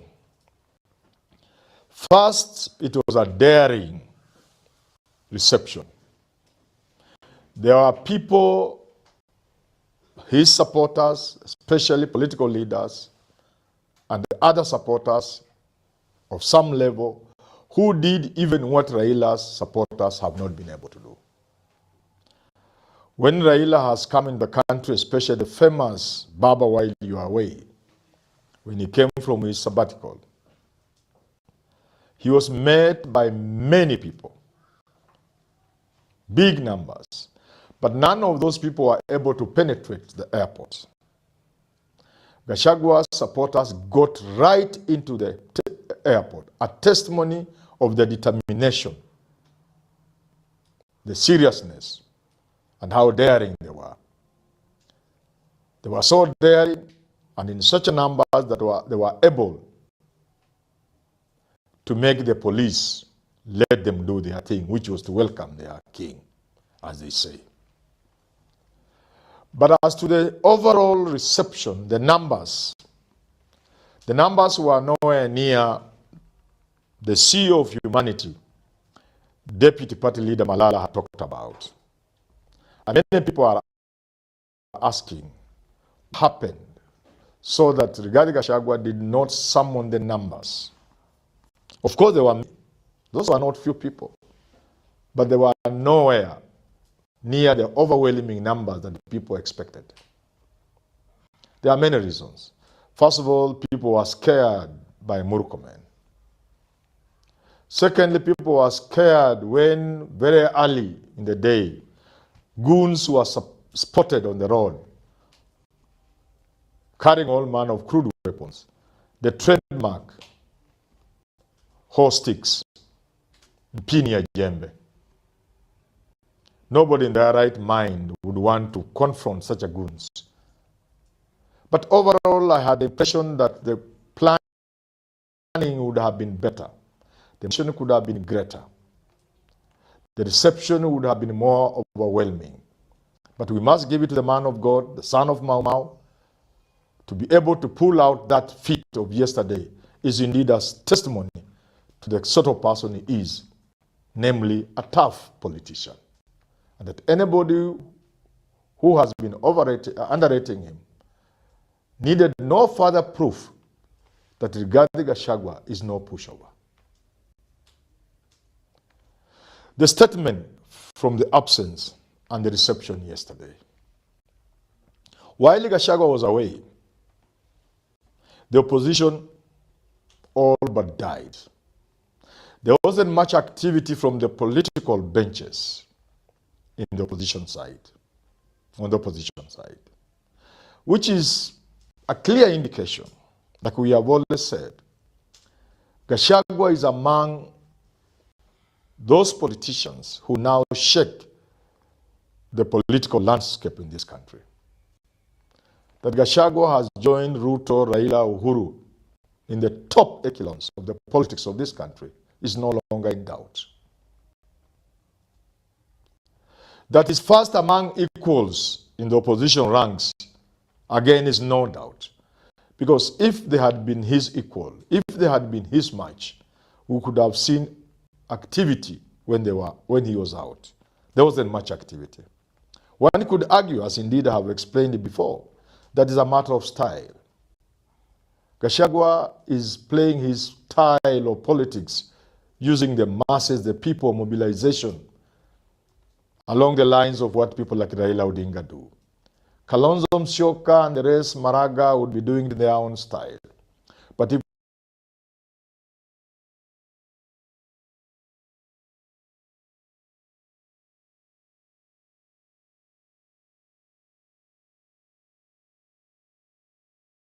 strictly with the Kenyan people, where the weight of a politician is felt through his interaction with the masses, with the people, then Gachagua is king.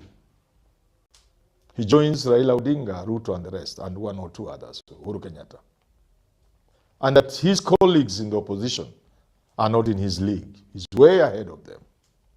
Which gets me thinking, how is opposition going to handle that one aspect that is so critical to 2027? When you have the most powerful politician in the opposition not being seen as a possible presidential candidate. It was always haunting the Raila team from 2007, the Pentagon. Fred Gumo, Kangumu, he told Musalia Mudavadi, Jeremiah Nyaga, Najib Balala, William Ruto, Musalia Mudavadi, he told them, look here, let's not cheat ourselves. The captain of the Pentagon ship is none other than Raila Odinga. You can pretend, but doesn't help you. They chose not to listen. They all went into an election, a nomination of sorts. I think it's Balala who pulled up, who gave up the race publicly during the nomination day. The rest went in, and Raila whitewashed them.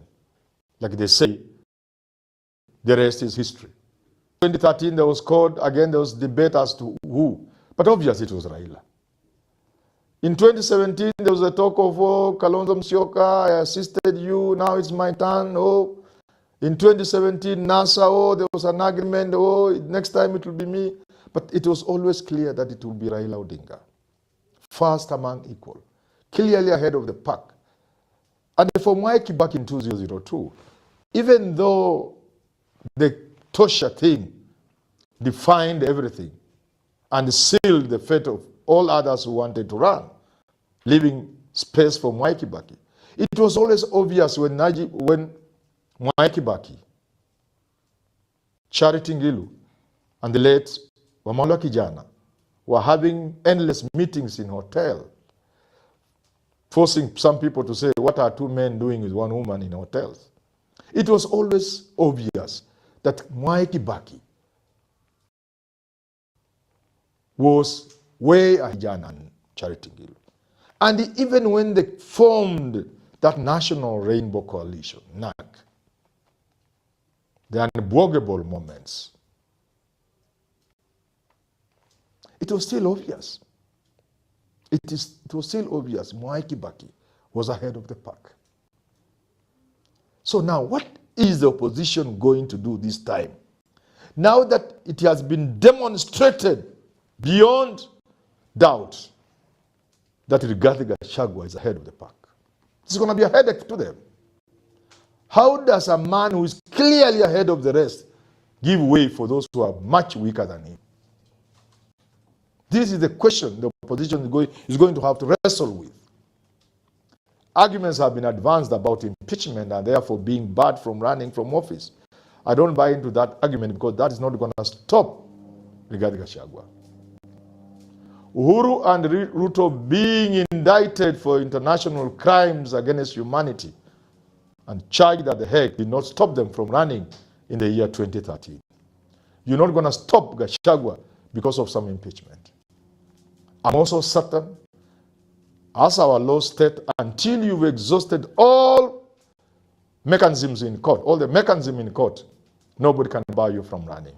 I do not see how this case can end before 2027. And even if it were to get to the final stage in the Supreme Court, I do not see how the Supreme Court, having identified along the way, all the way from the initial stages where the case has been, because the case hasn't even started, with all the flaws we witnessed, how the Supreme Court can find Gachagua to be barred from running from office.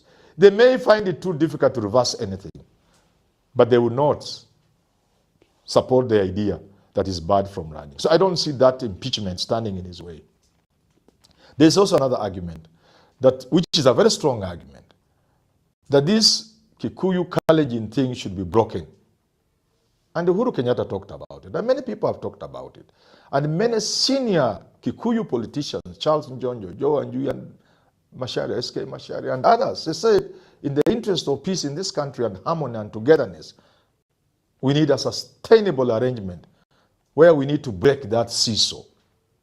And therefore, people have been arguing this is the time to break that. So that stands in the way of Gachagua much more seriously than the impeachment. Together with that, there is the belief that that sacrifice from Mount Kenya, that they don't want to be presidential candidate, they don't even want running mate, will give impetus to the opposition campaign in a manner nothing else could do. But that notwithstanding, the devil, the elephant in the room of the most powerful politician stepping aside from much weaker candidates is a challenge the opposition is going to have to deal with. And to Gachagua himself. How is he going to handle this animal? In deciding in deciding whether or not to run, it's going to be a big, big headache to Gachagua. You see, you have it. It is you who can wrestle the thing down. You can wrestle this arrangement where you are the one on the steering wheel, steering the ship to dock it safely. And yet you must leave the reins of the ship to another person. How much do you trust that person? So I want to introduce another problem, and this is a big challenge, and it affects Rigathi Gachagua. When you look at the possible contenders, there's always something in the mind, some doubt. First, as to whether they can make it. You believe in yourself, you are Gachagua. You know you can do it. But because of those other circumstances and reasons we've given, you are forced to identify another person. So there's that doubt in your mind. Among these people, is there somebody who can do it? Can they deliver? More specifically, Can Kalonzo beat William Ruto? Can Matiang'i beat Ruto? Can Natembeya beat Ruto? Is Eugene a match for Ruto? In short, want Ruto to have these people for breakfast? That must be eating Gachagua.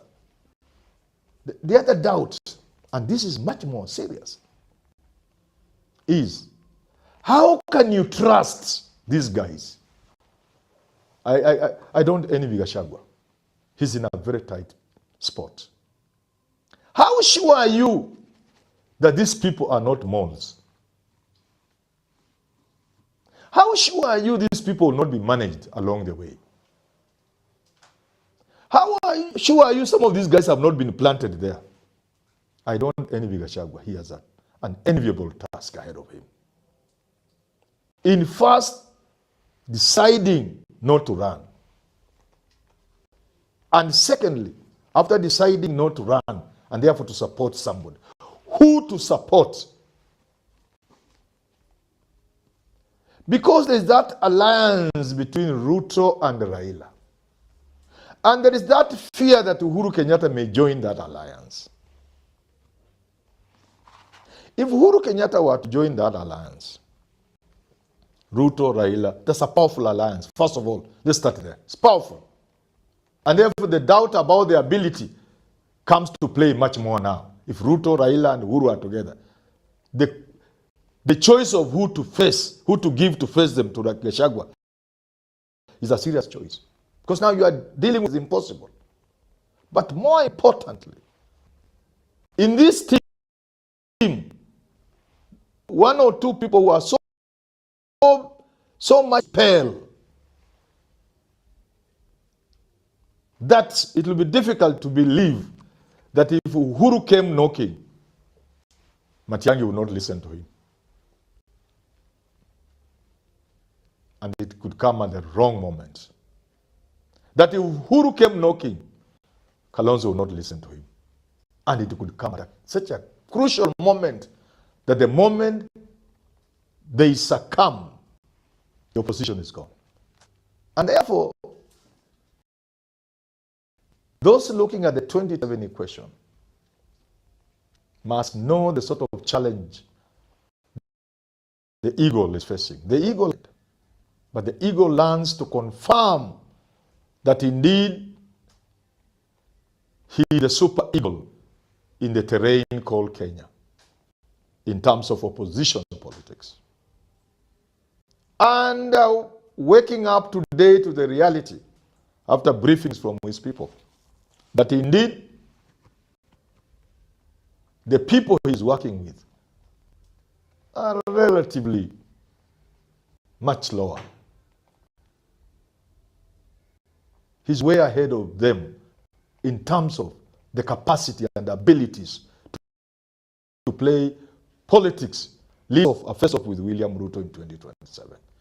That to me is a challenge one regarding Gachagua is going to have to face and deal with much more than any other challenge. Once again, congratulations to Harambee Stars for reaching this far and for making us immensely proud.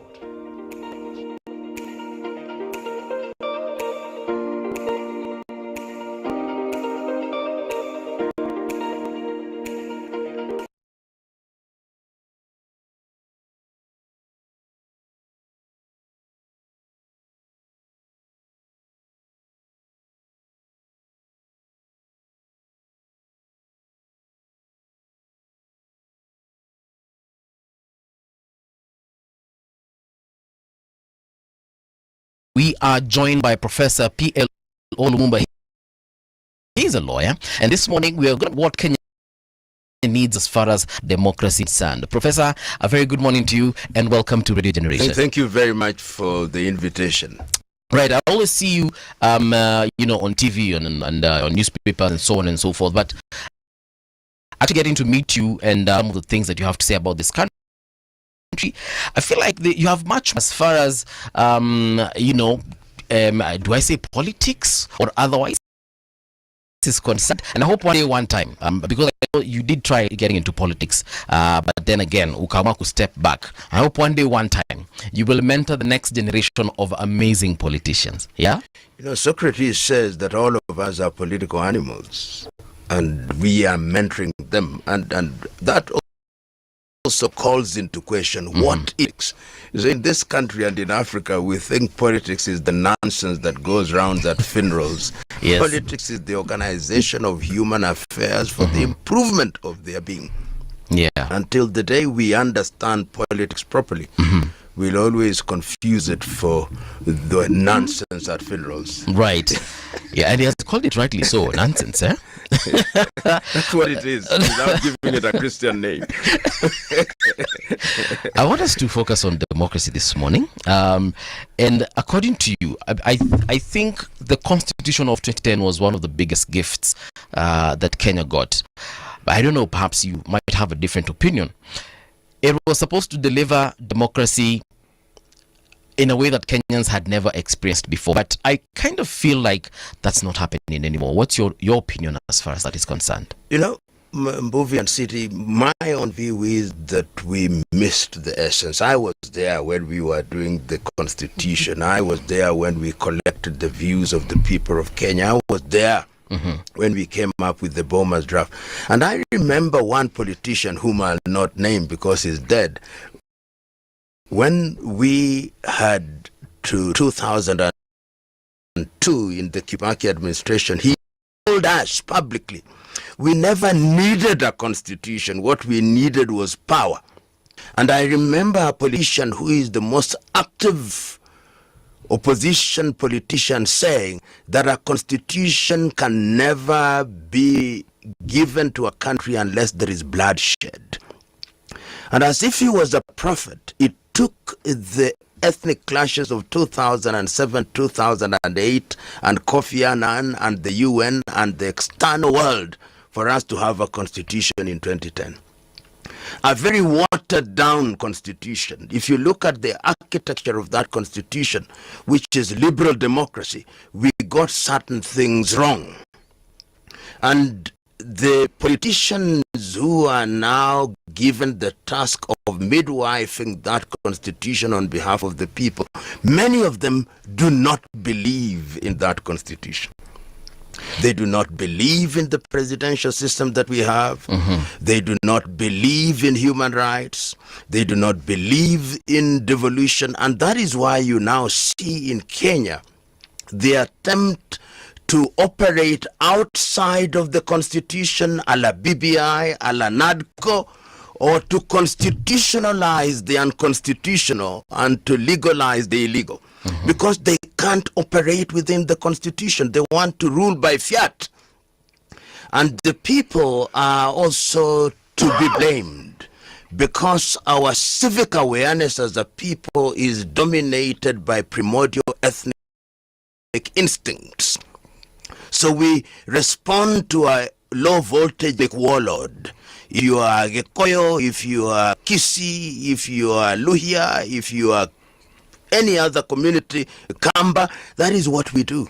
Until the day that we realize that democracy is a limited government, and I seldom use the word democracy now because it's been so bastardized that I prefer to talk about good governance.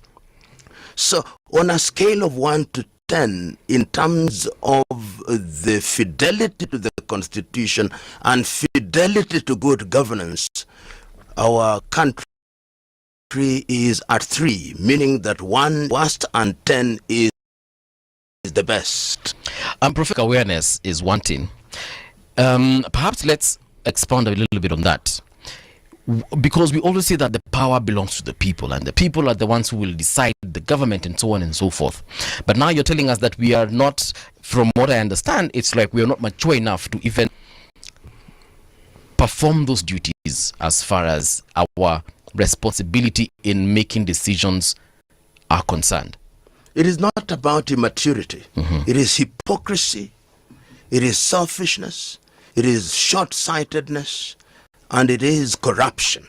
These are the evils that reside in the hearts and minds of the average Kenyan voter. That is why they respond to the stimuli of 200 shillings. That is why they respond to the stimuli of ethnicity. And because we have not liberated ourselves and become citizens, I think it is the Greeks who categorize the population into three. There are those who are tribalists, who think that it's only when men and women from their tribe preside over state instruments that they are safe. Then there are idiots who just don't care about how countries are run. And then there are citizens, people who love the country and think intergenerationally. Unfortunately, they are few and far between. I'm in a number of forums in WhatsApp where I remain silent like Jesus Christ, we say on the wall. And you listen to people who have gone to school, professors. It has nothing to do with formal education. Right. It has everything to do with a reawakening. And I think that is the Kenyan problem. Look at the debate that you see. Look at our people when they are at funerals. Somebody is lying dead and somebody is talking about elections. Somebody is lying dead, ought to be respected, and they are talking about the economy. Somebody is lying dead and ought to be sent off, and they are talking about empowerment of the youth. That is how low we have sunk as a people. And until the day we consciously take charge and tell these individuals who I'm reluctant to call leaders that they are on the wrong track. And remember that many of these individuals who now rule the roost in Kenya are carryovers from the Moi administration. What did they know best? They knew that you go to a marketplace and you say that you are going to empower people. They knew that you summon people. Nowadays we have governors' residences and the status. You summon them and give them something called development. That is all they know. The Kibaki interruption was too short to have a permanent effect. Right. And look at the individual. The administration of President Kenyatta was simply a reload in many ways of the Moi administration. And of course, my good friend William Ruto was the prime mover in Youth for KANU 1992. That is where he was born and bred. And for that reason, the only thing that he knows is to run government by fiat. And fidelity to the Constitution. The Constitution is actually a hindrance, an irritant, which must be avoided at all costs. And if you are to respect it, it's just a salutary gesture to it. It is sad. It is painful. And we don't appear to feel the pain. We have been here. And this country is progressively, because of our lack of fidelity to good governance, losing our leadership role in Africa. Look at the bangles we make diplomatically. Otherwise, if it is not Sudan, if it is Congo, if it is not Congo, it is Israel. If it is not Israel, Harawi. We are making blunder after blunder, and it is sad and painful at once. CT has been saying here time and time again that the problem is not the laws that we have, not even the Constitution. It's the fact that we as Kenyans don't hold our leaders to account. We don't question. We don't make sure that we question what is happening and literally run after them if they go in a different direction. Do you think that again boils down to our civic duty, or have we been so brainwashed by our local leaders that even nationally we are not seeing the bigger picture? City is right. It is not a question of laws. We have a forest of beautiful laws. On Friday, I wrote to the man who is the head of NTSA about the state of the roads in this country, the quality of our driving. It is terrible across the country. And as if I was a Jewish prophet, look at the number of accidents that we have had this time. Is it because we don't have traffic rules? Is it because we don't have bylaws? I drive on Jogoo Road in Nairobi and cows are grazing on rubbish. There are city council bylaws on what ought to happen. We have laws. The governor of Nairobi says at a public forum, I'm forming a company to employ 3,500 people. Looks good on paper, but on the basis of what law is he doing that? In other words, it is not a question of absence of laws. In fact, if we were to obey and to implement the laws we have, this would be El Dorado, the land of gold. But the reality is we have chosen to go the other way. Look at, if you permit me, this thing called NADCO. The President of the Republic of Kenya and the nominal leader of the opposition, Mr. Odinga, signed something which is unconstitutional. It is extra-constitutional, and we don't say anything about it. All the things that are to be found in that document are in the Constitution. Why are we going outside of the Constitution? Why are Kenyans not complaining about it? It is because we don't love our country suffering. We are not patriots. Yesterday, I saw in La Côte d'Ivoire people coming out in the streets of Abidjan and telling their President Alassane Ouattara, we don't want a fourth term. Here, we watch on television as our young men and women are being shot. So we must rise up, and I've seen Kenyans do it. I was there in the year 1990s when I was in the Council of the Law Society, when we were in the streets making demands of the Moi administration. I remember in the 2000s when we were making the Constitution, people were there. That spirit must be rekindled, because the Kenyan politician has now discovered one thing, that our memories are short and selective, and that we are capable of being mobilized on an ethnic ground. So they say if one is from tribe A, their son or daughter can do no wrong. And for that reason, they have perfected the art that was introduced into this part of the world by the British, divide and rule. For them, it was divide and conquer, but here it is divide and rule. And divided we are, and being dominated we are, painfully so. Professor, there is nowhere I remember being taught anything about our Constitution, apart from me making that effort to access it online, read through it, and get to understand whatever it is that I will understand. And I don't want to excuse Kenyans here, but allow me to do it, because a majority of them don't know better. They do not know what exactly their rights are as far as the Constitution is concerned. They do not know what responsibilities they have as far as NADCO is concerned, or the 10-point agenda is concerned, or BBI is concerned. According to them, whatever they've been told by the President Uhuru or President Ruto or Raila Amolo Odinga, perhaps it is what they, at that particular point, is what they will debate about. But I feel like they do not understand that they actually do have the power in numbers, and if they decided to rise up, they can actually make the changes they want. Look at what happened from last year to this year. The Gen Zs, or the Kenyans who went to the streets, majority of them ended up either being maimed, shot, and so demoralized, and so on and so forth. Not majority. A number of them, sorry. A number of them ended up, dying in the streets. They ended up hurting themselves, and so on and so forth. So when we see that on TV, when we see that on social media, why would I want to join my fellow brothers and sisters in the streets, and yet I might be the next headline tomorrow? All struggle that give birth to good is sacrificial. The very fact that we regained our independence is because others sacrificed. If we don't sacrifice, we can lose this country. And it's not about civic or want of civic education. If you listen to the vernacular or vernacular radio stations, there are programs. It is Inoro, it is Ramogi, it is Musie, is all these. They have where they talk about Wado in Agikoyo or Pendchik in the Luo. They do. And people are all remember when we were doing the Constitution. Let me tell you, there is not a village in this country that I did not go to. There is not one. We were present in every village and we talked. People know. It is not this sophisticated legalese that you find in the document that defines what a constitution is. A constitution is about what is right, and people know that they ought not to be bribed.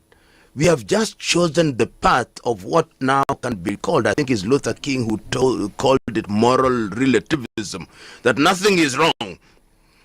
Everything depends on this or that. We must make a conscious decision. And that decision comes, the shortest avenue to it is to have enlightened and committed leadership. If you have it, then you can have a populace that responds. And I saw it. CT will remember this. I hope so you also remember. When the NAC administration came in for the first few days, people were arresting police officers for receiving bribes. Yes. And then a few days later, we went back to a factory setting. We now read in the newspapers that police officers collect 13 billion in bribes, traffic, documented. We don't get angry. So until the day that the anger wells up, and if you want to play safe, like most of us are going to playing safe, there comes a time when we can lose the country. And you can see it when you go around the country, see the abject abandon.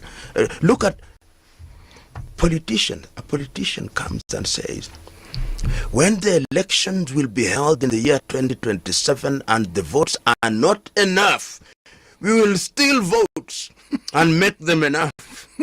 Another one says that I'll mobilize people from my rural village and bring them to Nairobi and beat people up and they are not arrested. So what message are we sending?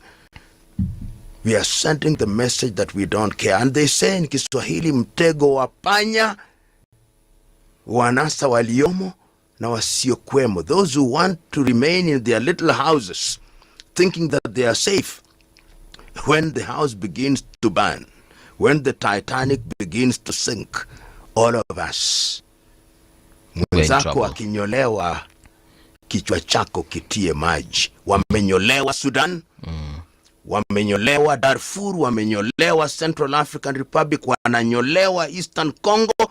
Kenyans had better wake up to the reality that if we continue on this trajectory, where leadership is impervious to reason, where leadership think that they are larger than life, where the leadership think that they are infallible, and where the population thinks that they can be led, in fact misled, because of ethnic considerations, then we are in danger of destroying this good country.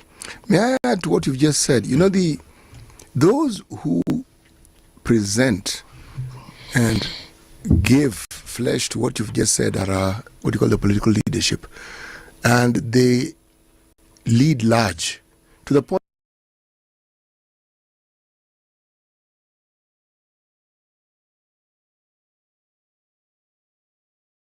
any other form of leadership in this country takes second place. The religious leaders have this because we've had a time such as this one, and the people who rose up and put their foot down on what we now know as governance were religious leaders. They said no, this is not it. They were willing to challenge the political power structure. We have a religious structure that doesn't quite meet the master of what is required of them. They are mandated to speak against wrong, actually. Absolutely. The faiths they believe in, yes, they are mandated. It's not a suggestion, they are mandated. If you look at the NADCO report that the professor has spoken of, Prof, remind me again, what were we told the NADCO report was supposed to provide us with?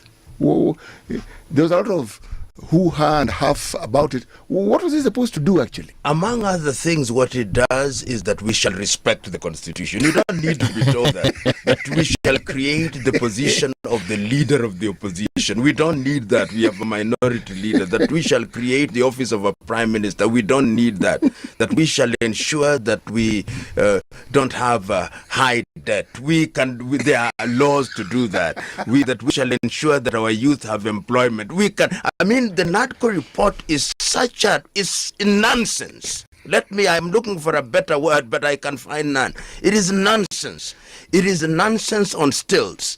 And the people who came out with it, and they say this is a national report, and the same people who are now saying it's implemented are the very same people who are saying we now need a conclave. And let's be very clear, a conclave is a meeting held by the Roman Catholic Church to elect a pope. It is a meeting of cardinals. Let us also use words correctly, however we want to stretch them. My own view is we just need one simple thing: implement the Constitution and obey the laws. Once you do that, you don't need BBI, you don't need NATCO, you don't need conclaves. Perhaps what this country needs, because of our lack of fidelity to what we have, is a national conversation which will only have one agenda.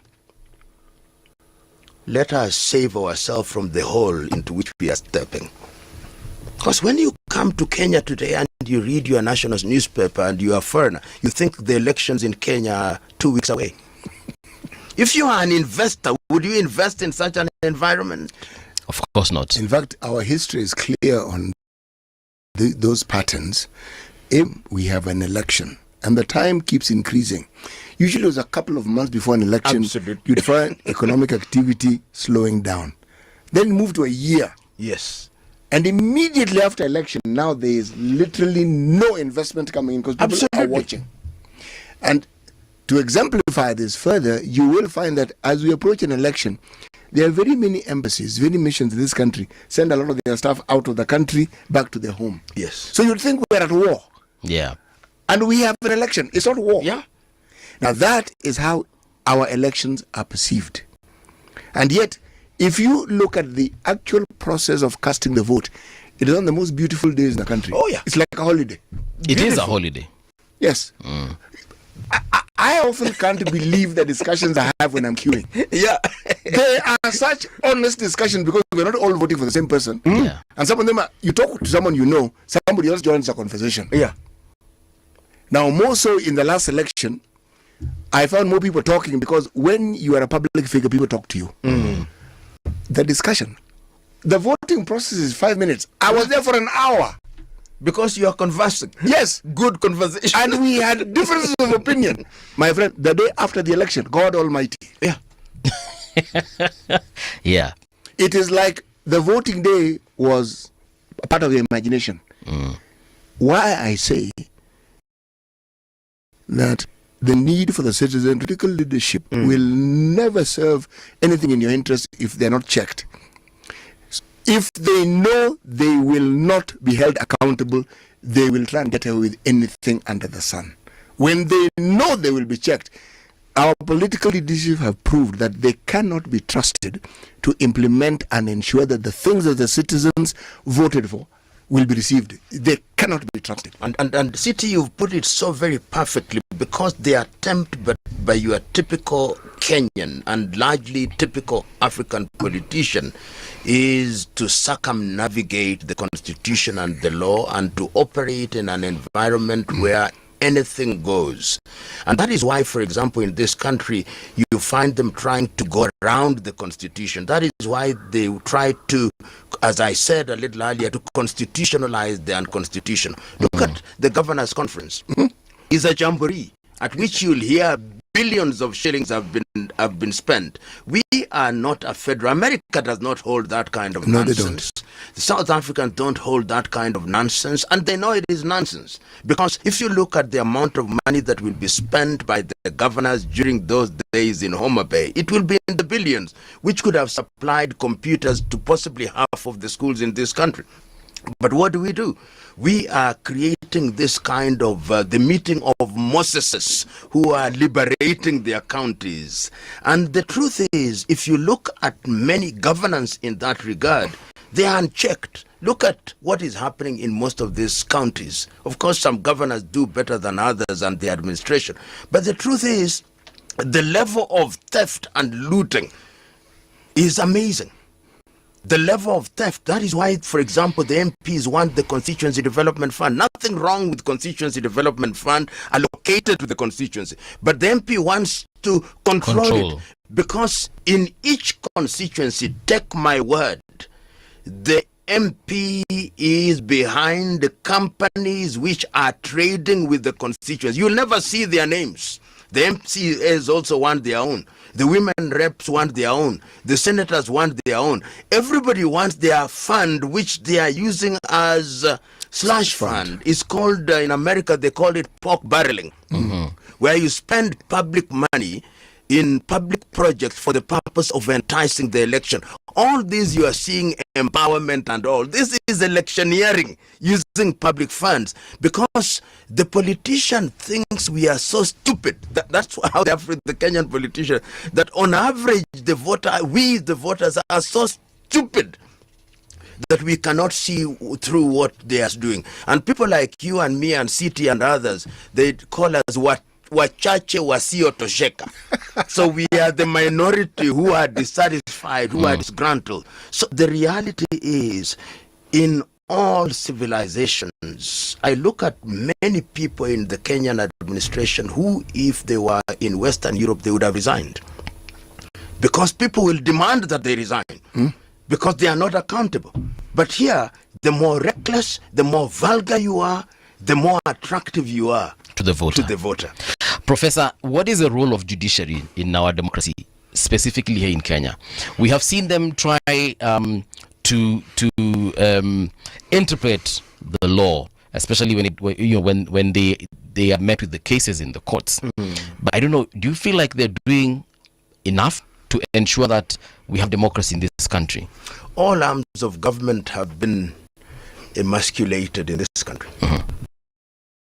You've asked about the judiciary. We've been here when the judiciary was at its weakest during the Moi era, when you had individuals whom I can name like Dugdale. We call him Dugdale in our days, in a Luanized version. He was a white man who did Moi's bidding. We had people like Pritam Singh Brau who did the government's bidding. Then there was a period of emboldenment of the judiciary. And when I say the judiciary, they are individual judges, but to me, the judiciary as presently constituted is at its weakest. That is not to say that they are not good individual judges. No, they are good. I've seen judges who have been bold, who have given decisions which are commendable, but institutionally the judiciary has become very weak. And people have to ignore the judiciary. The judiciary is weak. The judiciary actually has made a judgment that premature electioneering is unconstitutional. And yet we are continuing as if nothing has happened. We have seen senior police officers ignore summons. If I was a judge, that individual would be jailed on the face, contempt in the face of the court. The judiciary is so timid. And it is sad. For the first time, I've seen members of the highest court in the judiciary litigating in their own courts.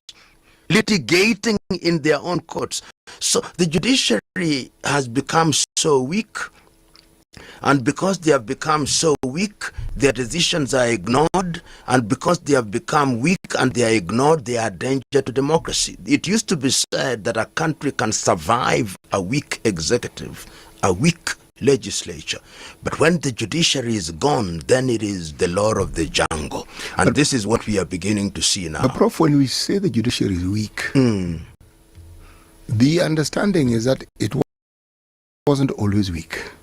It's this week. Yes, this week. Yes. Yeah.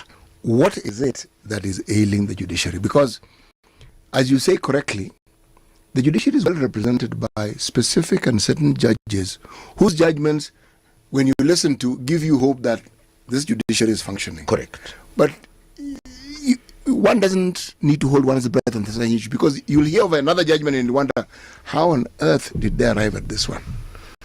What is ailing the judiciary, if you can opine on it? City, a number of things. One, we thought that changing the manner of appointment of judges would help to strengthen the judiciary. We thought that if judiciary or judicial officers are taken through a process of application, through a process of public interviews, that would strengthen the judiciary, number one.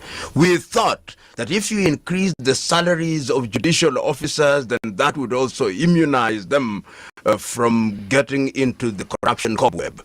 But unfortunately, what has happened is that the political class have ensured that even the of application and appointment of judges is controlled by them. You look at the composition of the Judicial Service Commission, it is not proven, but there are suggestions that it is not merit that rules the day.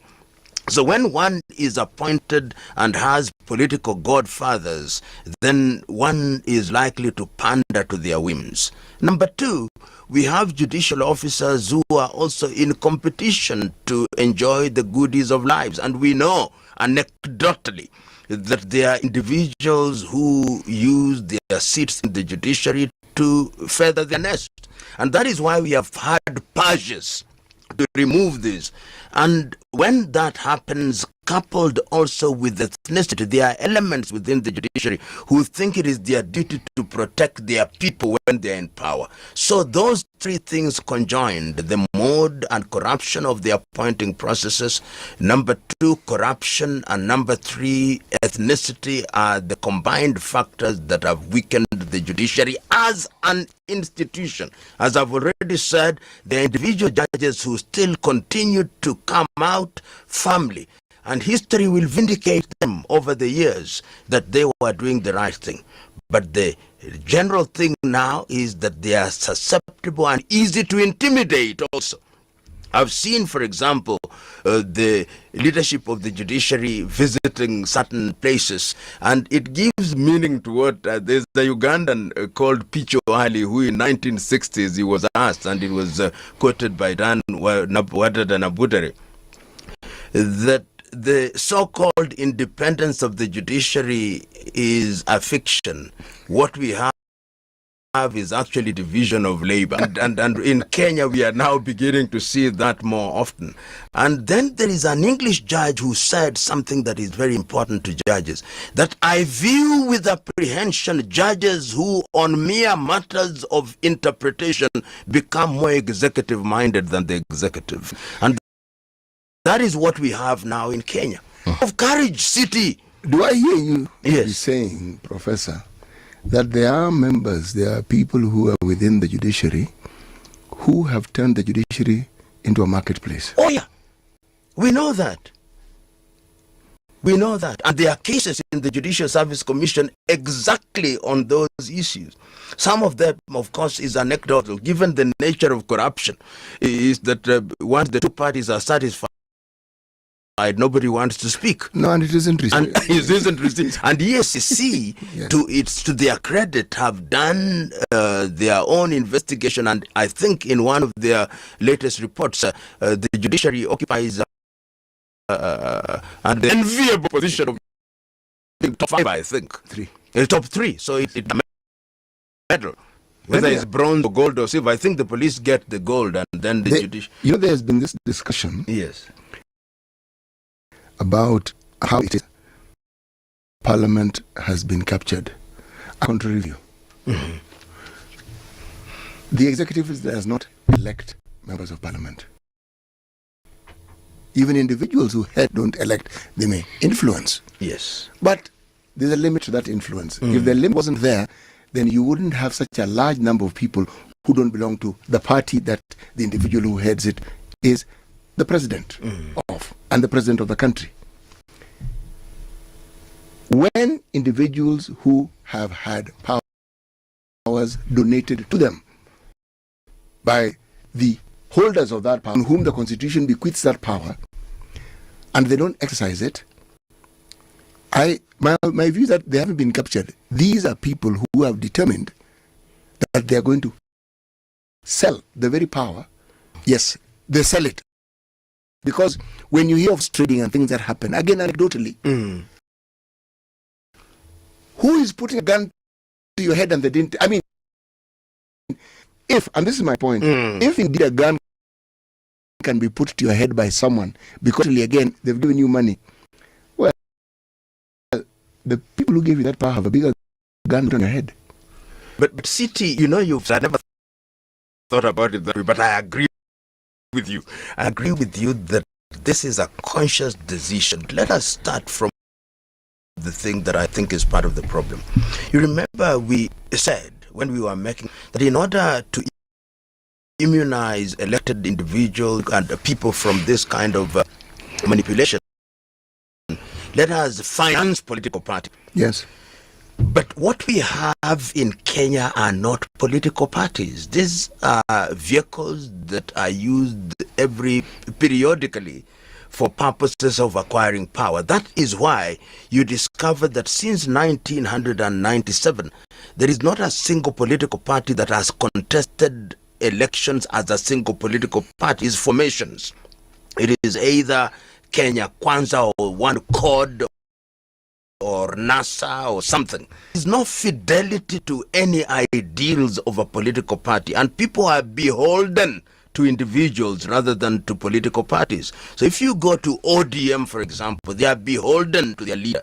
If you go to UDA, they are beholden to their leader. If you go to WIPA, they are beholden to their leader. If you go to Jubilee, is a little bit tenuous, but they are beholden to this individual. So to whom do you owe allegiance? Not the people.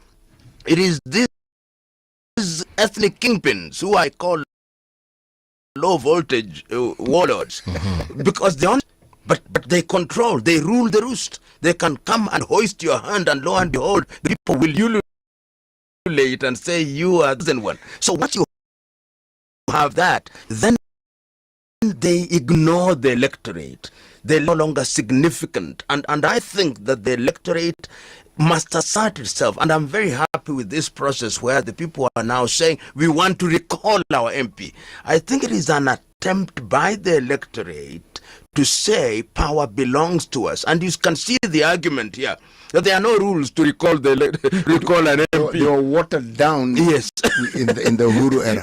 Yeah, but completely. The day we start to exercise that power, then these individuals will see that really our employer is the electorate. But Professor, if you look at so-called mature democracy and the systems that they have, all those systems have somebody called a whip. Yes. And if you do not show fidelity to the party under whose banner you were elected and you disagree, you're whipped to toe the line. There are consequences, even in those mature democracies. Absolutely. But you see, the fidelity isn't to an individual. Yes. All those political parties, if I may use a Kenyan term, have their owners. Yes, indeed. It's true. And those owners expect you to conduct yourself in a certain manner. There are those who could also argue that what we see in Kenya is part of our evolutionary process. This is how we are evolving to understand politics, political parties, and how it is. And I think perhaps the best thing that could happen to us is when these forms of political parties fail, because then they become very instructional. Yes. You get to understand. I say this because America has provided us with an ongoing series of events as to what it is, even a liberal democratic system, when the individuals forget what it is that this government was all about to begin with. And what they pursue are the very things that our people are doing. You pursue personal interest. So you elect someone who you believe will represent your interests, then the complete opposite happens. Absolutely. Now you're in for a period of some very serious learning. I think the process of democratization, in my view, even in this country, requires the sort of things we are seeing. Because you then understand fully, without being told, the consequences of this vote that you keep casting. Yeah. And the support that you keep giving. Because the understanding is that you will benefit as a citizen. So how long can you continue voting and you actually never see the benefit? Absolutely. And City, you remember that this idea to party fidelity is not a new thing. No. The turncoat rule in 1966, when Oginga Odinga and Kagia were crossing over, was introduced in order that when you go to another political party, you've got to go back to the electorate to gain fresh mandate in this new party. And we have bastardized, and even when a political party actually goes against the grain, and that is how you must understand this marriage of convenience that has been entered into with the ODM and the Kenya Kwanza is a marriage of convenience where one side of the mouth says we are not with them, we have merely donated our experts, and the other one saying we are with them. So you have this hermaphrodite of an arrangement, if you permit me, which negates the very idea of democracy and checks and balances.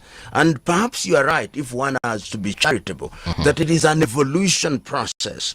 And one only prays and hopes that it evolves into something, because one of the dangers that I see with this process is that even fidelity to the party is ethnic. I saw that, I've seen that in the saga that you find in ODM, for example, where the Secretary General is being reminded by elements within the ODM, some elements, without being rebuked by the party leadership in sustained manner, that this is our party, this is our tribal party. You go and ask your tribe to form another party. So that the evolution may actually spiral out of the rail and lead us into the direction that we do not deserve. But I think sometimes it is necessary for this kind of pain to be borne, for people to wake up. Prof, you've stood for elections. Yes. There was something that you offered. Yes. And those who you sought the votes from, somewhere along the line did not quite see your point of view. You know, City, I've written a book about it. and this is a testament to how naive one can be. Because I produced something called Sauti ya Kamukunji with my agenda. Yes. There was a man called Bruce Willis, who was then the head of the World Bank. Yes. I went with him to the Kamukunji there, and he said that if you elect this individual, we are going to, through my private resources, to ensure that we modernize this. I held 250 town hall meetings talking to people. I had only 1.5 million. Of your own? Was given to me. 1 million was given by a man called Wala bin Wala. He gave me 1 million. The author? Yes, the author. I was shocked. And another one was given by my mother, who wanted to remain anonymous. I'll not say my mother, adoptive mother, who said that she should always remain anonymous. I spent only 1 million. And believe me, on the day of voting, and this is my naivete, the people that I was campaigning amongst were not voters in Kamukunji. They were resident in Kamukunji. But the Luo group had taken their votes in Kibera. The Luhia group had taken their votes in Westlands. Yes. The Kamba group had taken their votes in Embakashi. The other candidate had meanwhile registered voters in Kiambu and the periphery. And on the day of the voting, I meet people that I do not know who are the voters. so I mean, how can you beat that? The gentleman did not campaign, so I felt very stupid. And I think there are people who speak now. That is what they do. Yes. So that is why they don't even care, because even the people who voted for them are not resident in that constituency. That is true of most of these Nairobi constituencies. Yes. Voters are imported. And in my particular case, it was very interesting. When the voting then started, the vote counting, ballot papers were strewn all over, and the candidate who was declared the winner was actually declared winner by court, and the number of votes cast in his favor we do not know. But that tells that if you go there, good intentions alone are not sufficient. You'll be shocked. Next time, perhaps if you ever join politics, campaign elsewhere, but go where the voters are. No, I think you register your own vote. Professor, chapter 6 on leadership and integrity. Yes. We have seen Kenyans who have got that integrity, and they're in leadership positions. But unfortunately, this country is not kind to whistleblowers or people who want to, let me call it, be righteous as far as leadership is concerned. People end up dead, people end up disappeared, so forth. How then can we deal with that situation? Because it is a very huge part of a democratic space. we keep on keeping on. There used to be a program on, on one of the national TVs a long time ago. CT, you remember? KBC. Keep on keeping on. Voice of Kenya. Yes, Voice of Kenya. Yes. And I think we must not tire. The voices that we keep on, and this is intergenerational. If there are people, I mentioned it because he's my friend and was my teacher at one time. Look at the manner in which Professor Kibwana served in Makueni. Like him or hate him, he was clear, and you can see the dividends of his commitment to his people. They even the MCAs wanted to remove him, but he remained. He said, I am prepared to leave, but I'm going to do the right thing. So when you do the right thing, there is a sense in which people appreciate. But as it is now, people call themselves bad boys and bad girls in this administration, and that is meant to be a point of attraction. So I am of the view that it is not going to be easy, but Kenyans are reaching the tipping point where they are able to say that enough is enough. Why are they reaching the tipping point? Because, one, there is no money in the pockets of the middle class. There is no money in many households, and they are asking why. The level of insecurity, the greatest growth industry in Kenya today is our security guards, which tells you insecurity is there both in rural and urban Kenya. I grew up partly in rural Kenya and in Nairobi, and when I go to Eastlands, I talk to those young fellows, and I go there every 2 weeks, and I talk to them. They are graduates who have never ever secured a job, and they are 40 years of age in their parents' homes. And I think that people are beginning to wake up. When you saw this Gen Z revolt, if you may, and I saw that young girl doing the poll vote and crossing that razor wire, to me, that was an iconic moment. The message, the hidden message there was, nothing will stand in our way. It is going to be painful. It is going to be slow, but I think we are beginning to move in that direction. Yeah. And I saw recently, when there was an attempt to profile the Agikoyo, people came out and say, I am Kikuyu. People are saying that.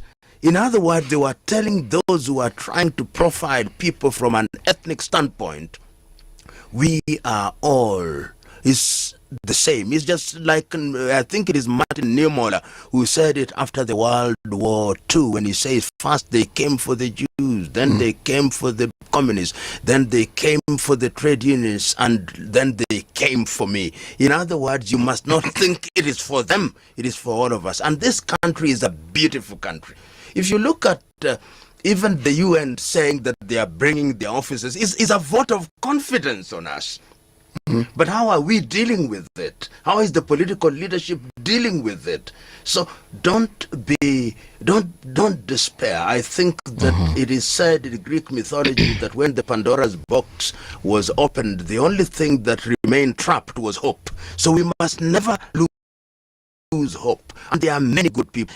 The trouble with good people is that they tend to work in silos. They don't collaborate. Evil people know how to network. The time is now for good people to network. And I've told some of my friends who have said that they want to be president, stop it. Being president is not going to solve the problems of this country. Network. Let us ask ourselves what is the problem of this country and present a team to the country which is capable of saying, when we seek and obtain power, we are going to be a government of transition, we'll serve for 5 years, and none of us will ever seek election again, so that we repair good things. But if you say everybody wants to be a president, they think they are Moses going to part Red Seas.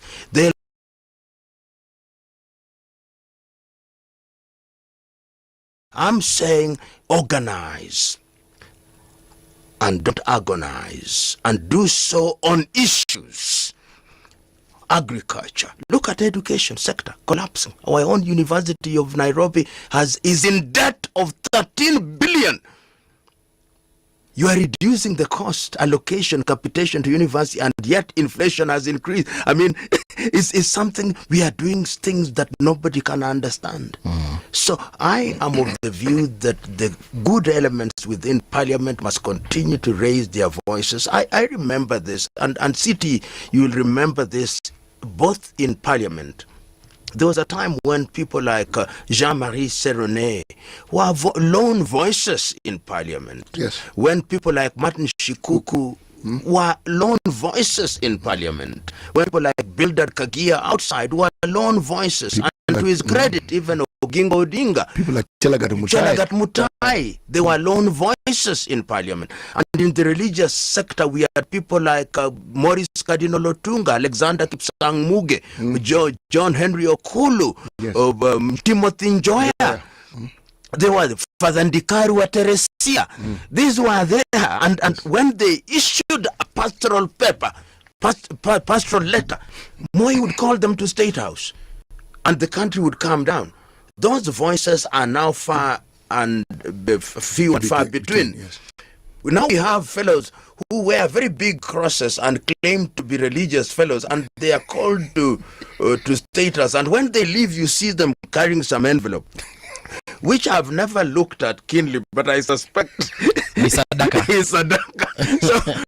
So there is a sense in which we cannot afford the luxury. And media such as yours, because a country is built through debate. If you look at all revolutions, whether it's the Bolshevik, Menshevik, whether it's the French Revolution, whether it is the struggle for independence, there were warriors. And there were warriors, and there were those who voiced. So we are in that space. We are on the cusp of something. My good friend Barack Okwaro Maina Muluka wrote a piece about 2 weeks ago about liberal democracy. And he said that when the American Declaration of Independence was said, we hold this truth to be self-evident, that all men are born equal. And then he says, it is for this reason that governments are instituted amongst men to do certain things. And when they don't do those things, it is our right to remove such governments. Thank you so much, Professor. Unfortunately, that's all time we had. Perhaps we shall invite you again to come and talk about the strategy the Kenyans need to employ, because clearly the one that they currently have is not working for them. Asante sana, Mungu akubariki. Mungu akujalie kwa kuipa sauti. Asante. Asante.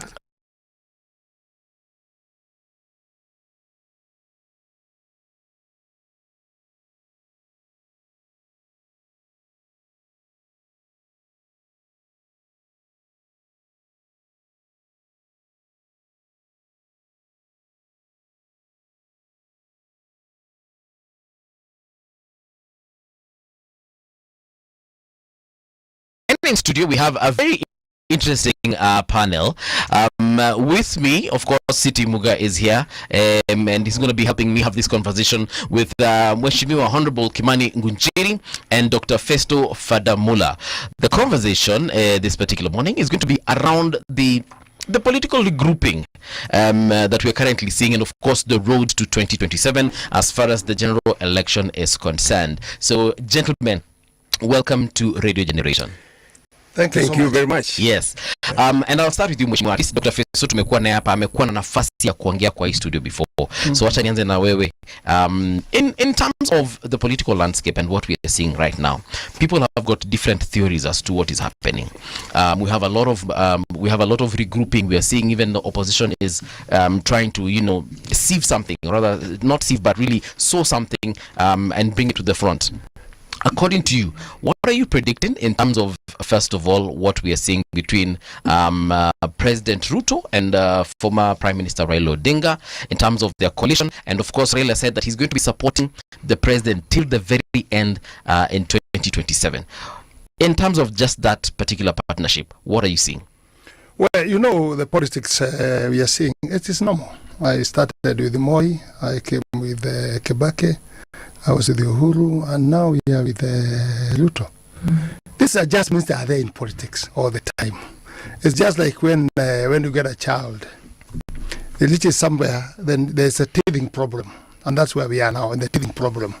Where now the child must have a lot of heat in the body, sweating, diarrhea, those things. That's where we are now, because we are almost to election now. So when we're almost to election, people start looking at the alignment, where they can go, where they can fit, and also they look at what is their region saying, because also it's politics going the region. See what is the region saying, what is the strongest party on their end, where they come from, and they just start doing adjustment. And there's no permanent enemy and friend in and politics. friendship. Yes, yes. No, you be friend today. When you reach somewhere, you see now, okay, I have to live with this guy so I can survive myself. You know, it's about the politics is about survival. It's Political about survival. interest. It's about interest. What are your people saying? What do they think?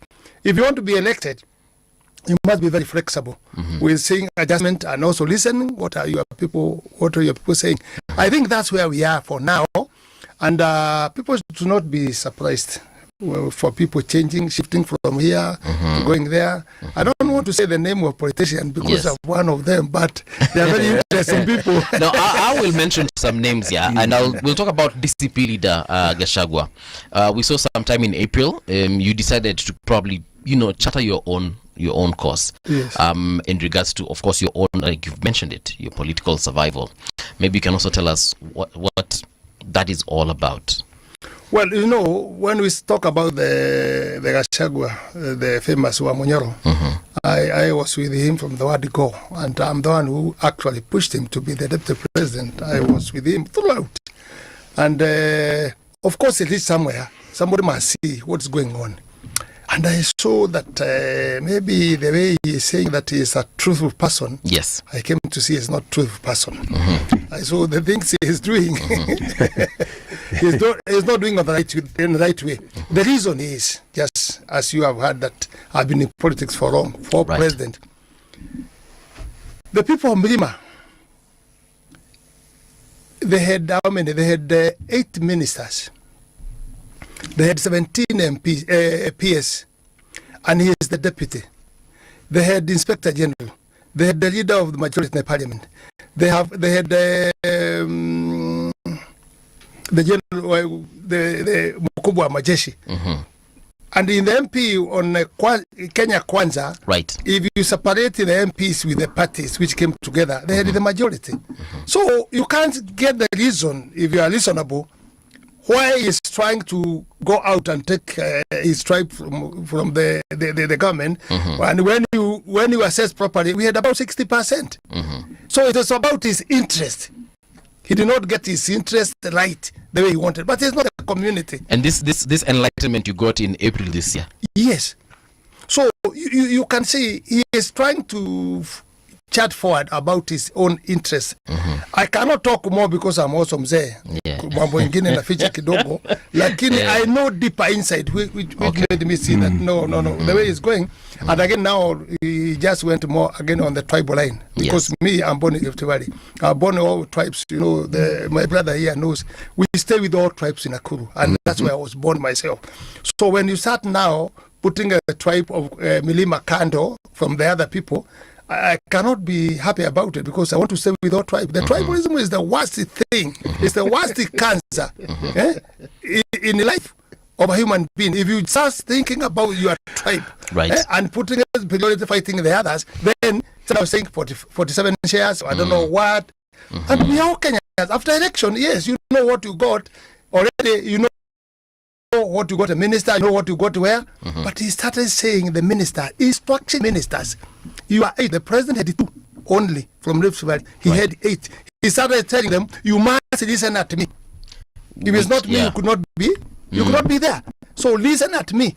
Any employment, any tender, I have to say. So now they started quarreling and giving a lot of problem to the president and to the Kenyans. And that's why we ended now. Now the people of Milima, they are also now saying they are Milima. I've seen people now again, and we know them, saying sisi tuko pahali fulani, sisi kama kwenye ni Wakamba, tuko Wakamba, kiongozi wetu ni huyu. Haya, huko wanasema Matiang, ni Kisii, huyo ndio wetu. Haya, Western wanasema hii. This is not good for Kenyans, because all of us, yes, we did not apply to be born a Luo, a Kikuyu, but God gave us those names, but we have to manage to stay together. Because every tribe has its own gift to the country. We have to stay together. I'd like to hear Dr. Festo's input as far as tribal politics is involved, because he has rightly put it, former DP Gachagua is vehemently campaigning for Murima, as I would put it. Yes. And we've seen it happening. And when he was in the States, actually, I think he's currently still there. He was told by some young fellows there that, look, you probably need to change the narrative because you have oversold this whole Murima issue. What do you think about that? Thank you very much. I think you have a problem with my second name, Fadamula. Fadamula. No, I'll get it. But Dr. Festo is yours, right? Yeah, it's okay. Yes. I think the issue of tribe and how we use it in politics and in life in Kenya is a very historical issue. Because if you look at independence, I think there are certain tribes that consider themselves as having fought very hard for independence and gained it, and actually they gained power earlier than any other tribe. And if you look at our history, those tribes are the ones that have always been very vocal. The Kikuyu, the Luo, a bit of Luya, and I think those are, and the Costarians. I think those have always been the most vocal. And looking at what Gachagua is doing right now is something that did not start today. If you look at the fight before independence, between Jomo Kenyatta and Raila and Jaramogi Oginga Odinga, it started emerging that people were grouping themselves into tribes. But I think Gachagua's grievancy is that he worked very hard for this government, according to him, and even according to us who saw what he was doing. And I think he expected a lot. And when the government started, I think what he expected he didn't get. But other people got what they expected. If you look at Tangula and Mudavadi, negotiated for 30%. Okay, they didn't get 30%, but at least Tangula is the speaker, Mudavadi is cabinet secretary. King negotiated for speaker of Senate, and he got it. And Gachagua must have negotiated for certain things. And I think he talked about them. He talked about a lot about them. The only problem with him is that he didn't negotiate like Musalia or Tangula. He went there with good faith. And now what is emerging is that good faith does not work in politics. Are you suggesting that he was shortchanged? If you look at the way he campaigned and what he talks about, then probably you can argue that he was shortchanged. You can argue he was shortchanged. And I think if you look at you might say that he's overdoing it. Right. You might say he's overdoing it. But if you look at what Natembeya is doing right now, he's talking about Luyas. Tawe. Right. Don't you think he's also beginning to overdo it? And saying Luyas have been shortchanged, they are the watchmen, they are the house girls, they are the grave diggers. They have been shortchanged this time. Now Luyas got their share and sit at the main table. Soon people start saying that he's also mirroring what Gachagua is doing. If you look at the way Raila operates, even the negotiations he makes in government, most of the share ends up in his backyard, right? So all these people, if you look at the Luyas, they are complaining that they voted for Ruto to a man, or in major numbers. But now projects are being taken to Raila's backyard. Right. Who never voted for Ruto. And if maybe Gachagua look at something like that, then he says, after fighting so much for this government, how come now everything is being taken somewhere else? So it is a delicate balance when you look at it. But tribe has always been part of us from independence. We have lived with it. Only that we need to refine it. How do we modernize tribe to help us develop rather than keep on fighting along tribal lines?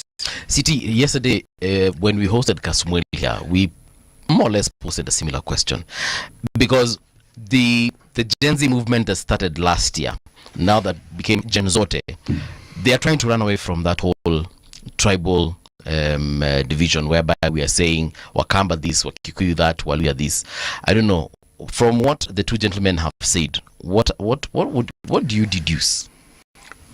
There's always a dichotomy between what you say and what the truth is.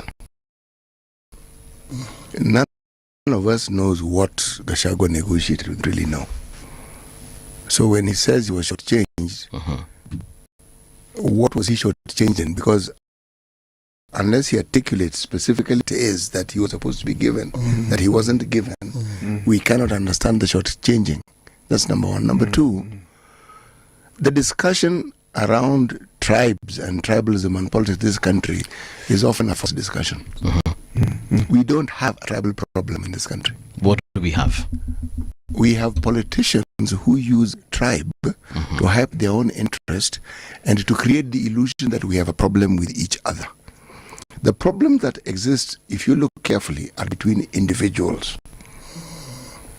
The problem that was there between Jaramogi and Kenyatta was not a problem between the Luos and the Kikuyus. It was a problem between Jaramogi and Kenyatta. We don't know what they had agreed on. But clearly there was a difference in what they had agreed on, and Jaramogi decided he was going to form KPU. Okay? He formed KPU, and very many things changed after. Where the problem arose is this. When you fall out with somebody who is the president, the people who belong to your backyard are affected. Directly.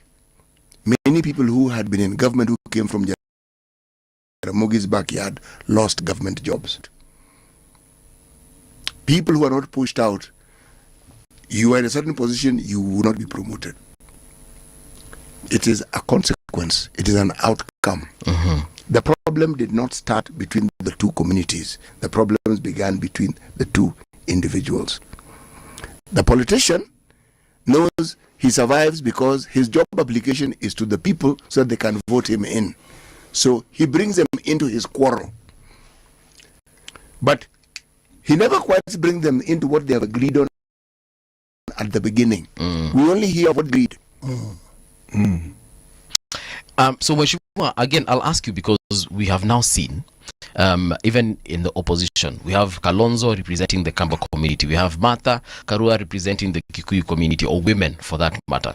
We also have Matiang'i representing, Kisii, and a couple of others. I'm forgetting them right now.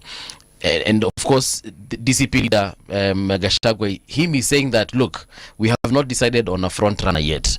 We are going to decide that I am the best of the best if we have to boil down to an individual. I feel like there's a disconnect there, because the very people they are wishing to rule over or to oversee in terms of governance, they're telling them, we are not interested in what Kikuyus are going to bring on the table or Kisiis are going to bring to the table, as we just want good governance. Yes. So where is it that they're not listening, or they don't care for now, they'll start caring towards election date, or what? I don't know, according to you, in your opinion. Well, my brother just said it here. It's about interest. Politics is about interest, and interest starts to individual. And that's what I would tell my brother here. To say Gachagua was change, it was not. He was not changed with what he was changed. Was changed. No.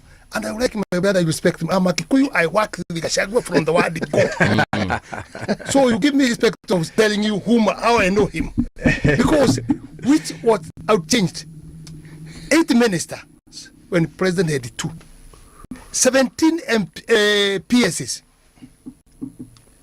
Inspector General.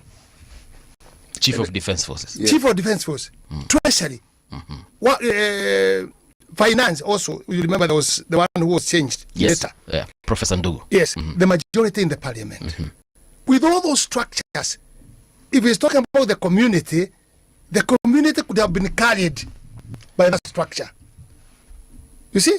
But it was about his individual. And second, I would like to correct you, people. Let me tell you. Gachagua came very late when Ruto already had entered in Central. That is the fact.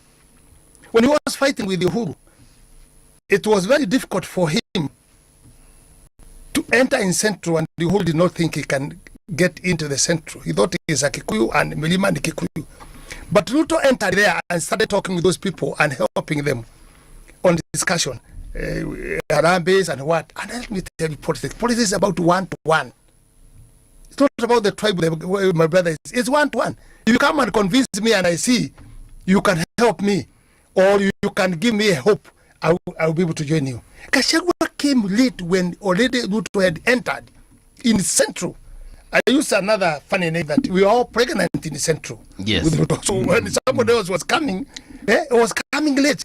But when it got the wheel now, now it's when Gachagua came. Okay. When I was taking Kikuyus from Namanga to get to Bakalodwa, I was leading. Gachagua was very behind when I was going there to 5,000 people. He was very far behind. But when it reached that this seat must be given somebody from Central, that's where Gachagua got opportunity. And now from there, also he started pushing politics, which was doing also very well, because he was talking and telling people, is this the guy you want? Yes. Even if he is beaten by Hulu, yes.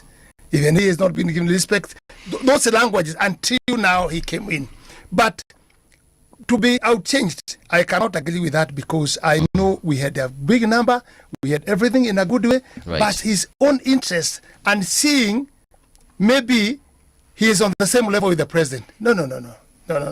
You must know, even if you have a number, there's somebody who was elected by the vote as a president, and you have to respect. So for the parties now, the way they are coming, don't be worried. Gachagua went and reached somewhere, and he saw that now, if I'm not saying I'm a candidate, because from the word go, even when there was no problem, we knew that, and even himself he knew, we were discussing deeply. I was the person of inside the house that you not stand for the president. That is something we were talking. You not stand for the president. But myself, I talked to something in the media, and I think also he listened to what I was talking when we were parted. And I told him in the Kikuyu community, if you want to impose them in the party, it will be very difficult to put them together, because they are very Democrat. But if you have a candidate from Central, it's easy for the tribe to follow you. So he started now saying he is also a candidate. But in my heart, I know he was not, and he is not the candidate. But in the language of politics, he must say, I'm the candidate.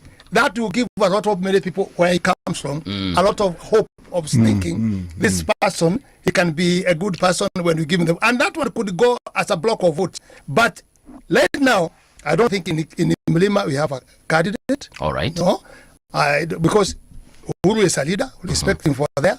He's not. He cannot come back, and Gachagua cannot. Now the vote of Central. Just wait and watch, and you see. Yes. And also the group you are saying, Kalonzo, Matiang'i, itavunjika. Just give it time. Itavunjika, because somebody will finish somewhere. As Gachagua is saying, million on the table. Yes. You come and say what you have in the table. 8 million votes. 8 million votes. Right. You come and say what you have in the table. That language, it cannot work very well to the other candidates. Because from the word go, people thought that now, even Kikuyu was saying, I think Kalonzo, he has been there for a long time. Maybe we can go to. Could be an option. It could be an option. It was. People are thinking that way. But now they have started, in fact, you start seeing that they will not be going together. Sometimes when we are almost the election, they will not be working together. And even some of them, they will come to the government. Right. Just give them a chance. If they have opportunity. Listen, what is he saying when after the court talked? He said he want to be paid his salary for 5 years, his benefits for 5 years, and security and everything. What is that signal? I heard it with him myself before impeachment. I told him, why can't you agree you may be paid for your remaining period? Right. And or you be given security and everything. Then you go and start doing the politics. Maybe if you come with the party and come with the community you are saying, then you can negotiate on the table. And he agreed. But there were some people come and advised him. I told him no. Good. Yeah. He said, no, you are there. You are strong. Just go. Then he went Parliament. He went Senate until now where he. But now I know what the signal he is saying. Can I be paid my dues? Are you saying that it might? Yeah. Politics and hawana aibu. Are you saying that he's now retreating? I'm not saying that, but I'm trying to weigh the option which he has, and maybe as we are going to see what is going to say. We still have a significant amount of time. I think I'm not a devil's advocate, yeah. But if you look at the way Mr. Rigathi Gachagua was impeached, you could see that the problem started there. His bitterness Yes. started in the process. Because if you look at the Kenyan constitution, there's no provision for impeaching deputy president. Actually, what they used was the provision for impeaching the president. And if you look at some of the charges, these are charges that could have been dealt with by the criminal justice system. Yeah? Like forgeries and all that, apart from a few. So if you look at the impeachment itself, it had a problem. Okay. Yeah, right? So he started being bitter from there. And his only fallback was to look for his tribe. That's the only way he could be protected. Is that true? That is how he felt. Okay. That's why I said I don't want to be the devil's advocate. I tend to agree with him because it is the only reason he got a ticket to become deputy president. Again, my view. So if we take that argument and we combine it with that argument, it actually makes sense. What he's saying makes sense is when he talked about protection. I'm asking, is it true? Because the question I'm asking is, what is he being protected from? I think to make whoever impeached him feel like, started regretting. And you see, people believe that what he did... and by whoever impeached him, you mean the president? Yeah. Okay. And people believe right now that... The president impeached him. No, according to him. What he is alluding to, the person he always blames the president. Yes. He doesn't blame parliament. He says, the president impeached me. Yeah? It was the president's game. Yeah, but is it true and the president and he even insists that people were bribed. I don't know that he has any evidence about that. There are always allegations about bribery in parliament. Who has come up with evidence to actually demonstrate and show that people actually get bribed? Who? I have not seen any. And neither have I. Is there bribery in parliament? Well, I Kosagi. Okay. I Kosagi. So There's a certain percent, but let me tell you, my brother. Have you been answered? You need actually to respect me on this topic about Gachagua. Because I know Gachagua myself. I will listen. Gachagua was not impeached. Gachagua impeached himself. I will explain why when it reaches Really? there. He impeached himself. Why? He became with the same level with the president. He did inside there, Itumbe, I don't know what. That one I was there, I know. Second thing, he fought with the MPs. You know, when Nyoro, the president, okay, or I say the system, or intelligence, they are very clever. You can be balanced in one way or the other without knowing they are balancing you. More used to do, if he has an MP and he's not hearing him, yes, well, or he's not coming, he's not being loyal to him. It's being defiant. When you go to the meeting and start Barasa, he will tell the DC and the other Nini, who is the opponent now of yours, let him also bleed people. So he want to balance you to see he has alternative. You get it? So I think something was done. For Gachagua. When Nyoro, yes, you remember there was a time he was going with a helicopter. Yeah. With a lot of money. With going with the MP from Central. That means there was something was drawn. Kunyaganya Gachagua MPs from Central. From Central. So when they started going with the Nyoro, other tribes were have been given money, and they were saying, you can be alternative of running mate of the president. You can be deputy. Right. Then Gachagua took it very seriously, my brother. Let me advise you. Okay. That's why I'm telling you, he beat himself. When these MPs come back, the weekend when he meet with them, he used to abuse them very badly. So stupid. There's nothing to do with me. Yeah. I have a book. You will not be elected again. I'm the one who is saying Central. So he made a big fight with MPs. And that's why you saw when it was being impeached, yes, it was going like lightning. Because everybody was against it, and there was opposition also who wanted. So you're saying it took little effort to get him out of office. But that time, but you see the president, let me finish for you. The president, in fact, me, yes, and Sudi, and someone else have not mentioned. Yeah, we stopped the impeachment Gachagua 3 times. This one, Oscar Sudi. Yes, this guy you were saying talking just he's a very good guy sometimes. The engineer. Yeah, the engineer. Okay, I was just confirming. Oh, you see now he's being and I was just confirming we're talking about the same honorable Oscar Sudi. But yes, please continue. 3 times. personing the president. Although the president had a lot of pressure also from Gachagua himself, in fighting. You are doing this, you did not consult me. You are doing this, I think there was a deal. I want, disturbing more time. Then now, when he reaches somewhere, the MPs told the president, because they have been even Right. yes.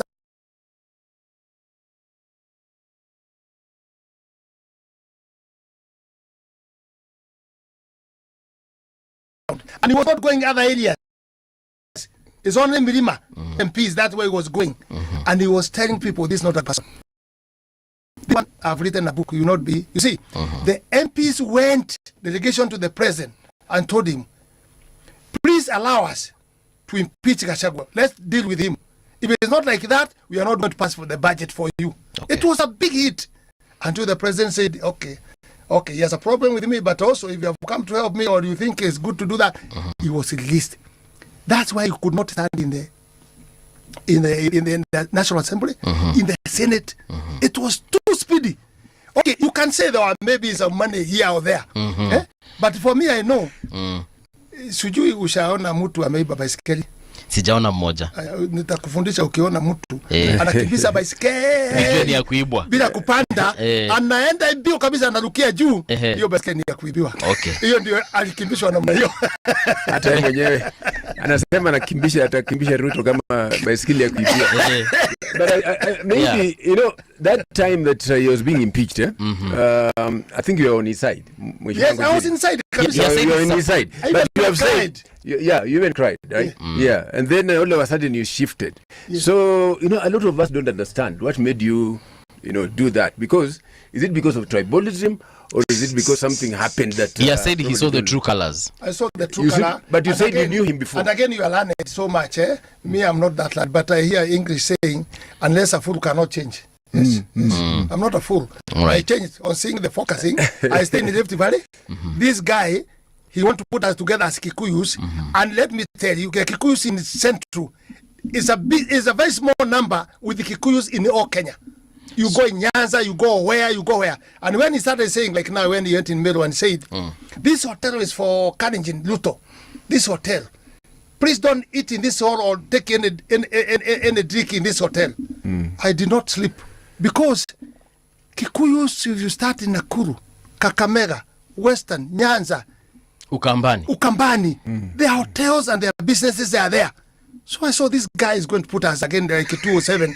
I said, no, those are the things, my brother, that made me change. It's not because of anything. Yeah. And I'm 70 years, I'm old. A lot of people don't understand that. Dr. Fadamula, there's this whole issue again of even, because I know you're an ODM loyalist, we're seeing the former Prime Minister really collaborating with the current president, President Ruto. And there's some things that are not necessarily... Kenyans are not necessarily agreeing to. For example, he suggested a conclave, which people are definitely against, as much as many people are trying to make the rest of the country see the importance of having to sit down. But last year walimwambia vizuri sana, that is baba, wakamwambia tafadhali usiingilie maneno, wewe nenda katulie, just retire. Ni watu gani hawa ambao who are these people who've been telling Raila these things? But it's not one person. I don't know their name. I don't know their names, but the people on social media, they have been chanting. We saw that young lady. So do they represent the entire country? They don't. But I'm saying there are some individuals. And you can, if we start looking at trends here about people who have trends on social media, people, because that is where we can get it. If we go, I have spoken to people selling smoky, I have spoken to border people, I have spoken to the people in the shops. They are all against this issue of Raila and the president being together. Why are they against it? And the majority of the people I've spoken to, of course there are those who are for, but majority of the people I've spoken to, they're like, that was the worst decision Raila ever made. He should have just retired in peace, continue receiving his pension as a former prime minister. Well, I don't understand something. Right. Raila should have kept out of it. Raila should have retired. Right. So the people you speak to feel they have the mandate to determine what Raila should do and when he should do it. No. And how he should they go do not about, have and how he should go about his politics. However, they have an opinion because whatever Raila does has a direct effect on their livelihoods and on their lives and on what they do and what they cannot do. the point I'm trying to make here is right. this, that very many people on social media comment. And on the ground, but in my opinion, is just that they have commented. There will be others who probably have commented and they haven't made the same comments as the ones you're speaking of. Do we have a situation where one can actually compare? Because social media is an open playing field where people say all manner of things. Compare what exactly? Those who say Raila said this which we don't like, and those who said no, he did the right thing. Have we? Because people are. That's where people are communicating. Have we communicated? Because if we've communicated, right. If they've communicated and we've analyzed, then we can say the majority of people who are on social media seem to say this.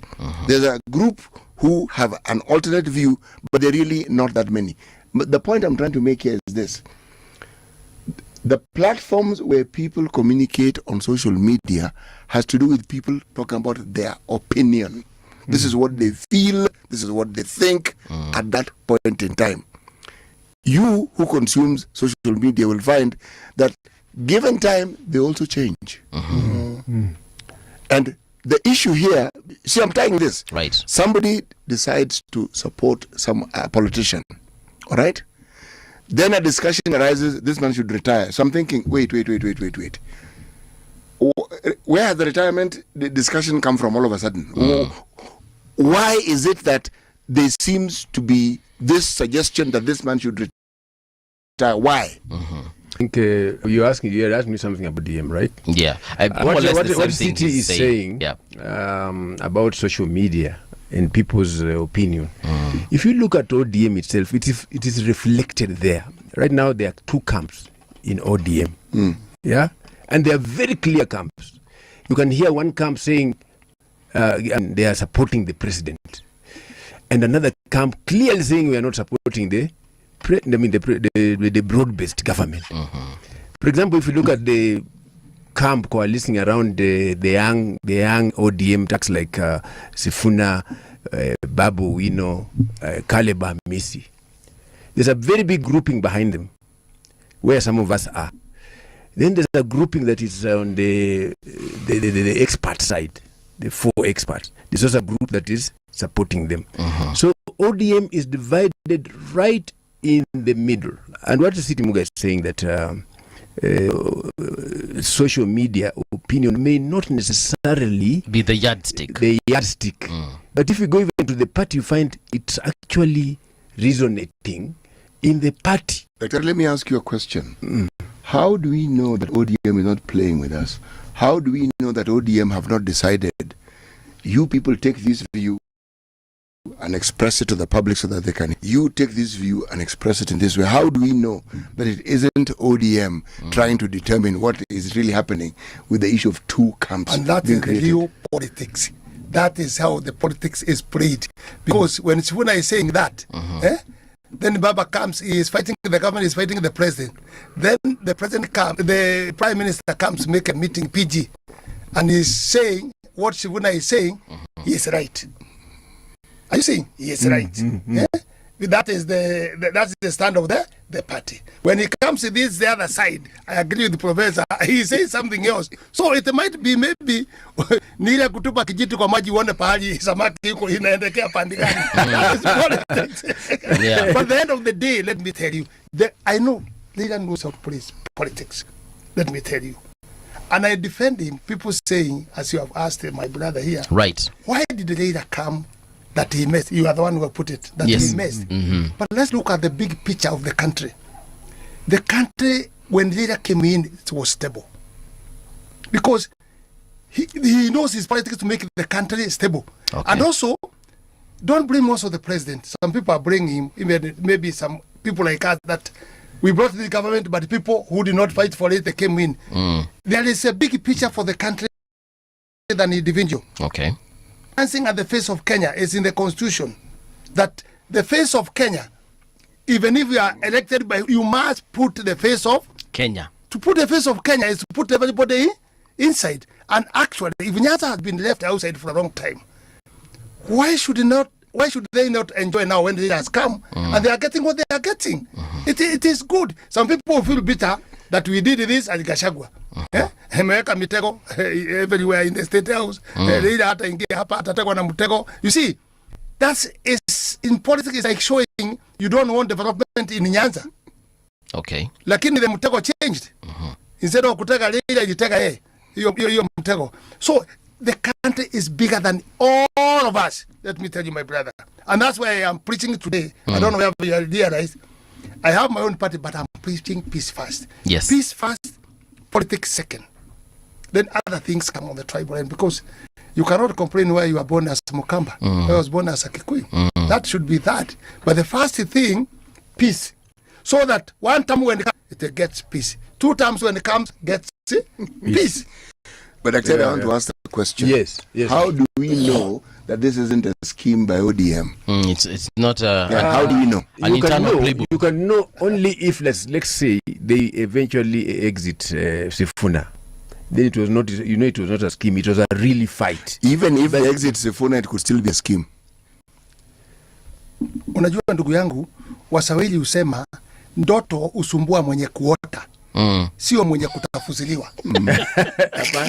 Ndoto usumbua mwenye kuota. Sio mwenye kutafusiliwa. This game I've been there. 4 presidents I've been with them. Na any government comes, I was in 4 of them. So na miaka ni hiyo niko naye. I'm in the bonus now. All right. Tukiwa na my brother. We are going on the bonus. So this is where we can talk wisdom and experience. You actually look like a 25-year-old. Yeah, that's what I meant. So like a Gen Z. You've done well. It is God's grace. Yes. It is God's grace. And maybe because he knows my heart, I maybe a word on preaching peace. Yes. He had prepare me to be younger. So I can prepare. You can preach longer. Yes. That's why, I'm still stuck on that question. Because these divisions that we speak of, okay, I don't see anybody exiting the party. You don't see anyone being fired? No, not even fired. One could argue that ODM is a fairly democratic party. Okay. The truth of the matter is this. Political parties are not democratic institutions. They are not. Yes. No, the world over. Political parties have owners. Whether it's the Democratic Party, the Republican Party, the Conservative Party, they have owners. And if you look at how those individuals handle their politics, to understand it, they even decide who is going to stand where and who can get elected where. They decide. The owners decide. We think that we're different. We're not. And the reason why we think we're different is because our political parties have individuals who stand up. So it isn't this amorphous party. It's an individual leading the party. But it's not really different. If there is democracy, which in reality doesn't exist in political parties, then you could say ODM is one of those unique entities that they actually has democracy. You are allowed to have differences, but you still carry on with being in members of the party. Is that what you're saying? Let me help you on something. I'm here to give you the experience, which I have, as supporting you what you are saying, dividing the party. I was chairman of Kano, Nakuru district. That time was district. And I used to be very close with Moi because all Kikuyus were in the opposition. Me, as a Kikuyu in the Rift Valley, I was with him, supporting him. So we used to talk. Even I used to be left in the house with him. He used to come in my house. Just a small boy like me, I was a small boy. He used to come even in my house. And I had a lot of experience. Let me support the professor what I saw one day. When Matiba was there, and Jaramogi, they were very, very, very strong. And they could have actually taken the power. Then one day, he called me. And he called many people different ways. You know why he could not put you even sometimes together. He want to deal with the individual. Now, you know now it's coming, what you need to do. Mobilize all the canoe, the way you go with the all these trucks and what. Go and receive Matiba in the airport. And he's our worst enemy as Kanu. How? Now, because of following the instruction, I could not do anything, but I was watching. What is this? We are given money. This is Kanu, this is Mombasa. Where? When Matiba was running. Yes. With the flags and tracks. We are in air and we are told to sing and support him. So the guy had planned to separate them. Okay. Yeah. So when all the people went there and the pictures, then he used the media and everything. A big crowd. Everybody breathed. Even Moi has agreed. Kanu has agreed. It is Matiba. It is Matiba who is going to take. So when Matiba came now, he was told also by his people, and also the people who are in Matiba, some of them, they were corrupted, they were being given money. Separate with Jaramogi. You are going to take this leadership. And you have seen all the Kanu has come to you. So Kanu have agreed. And if you see Kanu like that, they cannot do something if Moi have not told them. So even Moi have accepted. Has endorsed. So now they separated. They start now registering new for the city. Then within a week, I was very close with him, and I used to make him laugh with many things, talking. So I went to Kibera. I was told there's an operation. I went to Kibera. When you say Kibera, you must tell them the residents of the deputy resident used to be in Kibera, yes, and Moi used to live there. Cabernet Close, I know that. Yes, Cabernet Close. Yes. So we went there. So when we went there, he was very happy, in a very good mood, and it's a very small group, but he trusted me very much in Kanu. So we got in the vehicles. So we went somewhere, I don't remember where we went. Then we were about 5 vehicles. And when we went there, we were left in the vehicles. He entered in the house. That's where this, what we call this, was for Camelin. The Kanjiru died, it was for Camelin. It was Dr. Koech. Dr. Koech. That is his house, Dr. Koech. Okay. We left in the combat. He entered inside. He stayed about 3 hours. And Moi used to sleep early. So I knew that is a very special thing when he passed his time like that. Then he came out, and there were some vehicles parked separately. He got some briefcases of money, were put in the vehicle. The other vehicle was put in another vehicle, another vehicle. But unfortunate, I was very curious to see, this is my boss, this is the president. Right. This at night. What is going on here? I suspected there must be something going on here. Right. When I looked, I saw Jaramogi, and I saw Leila, the son. And the car which was put money, they drove with that car.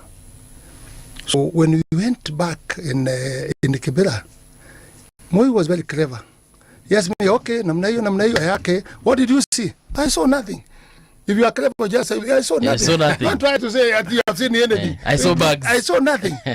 Then I followed later, trying to find out what was there, what was going. You know what he was telling? He told Leila, he wants to separate these people. Hii ni kuachia hii nyang'au wa Kikuyu, watamaliza nyinyi. They will finish you. I better leave it to you.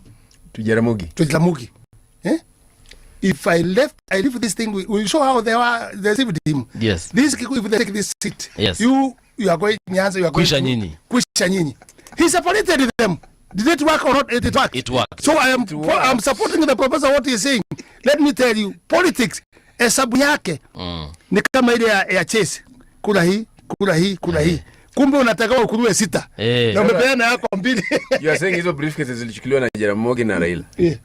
No, they were put in a vehicle. I don't know which vehicle now, whether it's one. But they drove that vehicle. They drove that means it was for them. You fill in the blanks. Yes, so I support the raw data. Now you analyze it. You process. Daktari. Again, I will still go back to what Siti Muga asked you, and to what, of course, Mheshimiwa here has alluded to. Is it that perhaps tunachezewa hapa hivi mchezo wa karata? Sasa nikisikia story ya Mheshimiwa Kimani Ngunjiri, naanza kufikiria tena kidogo. I start thinking that there's so much that is being played behind the curtains.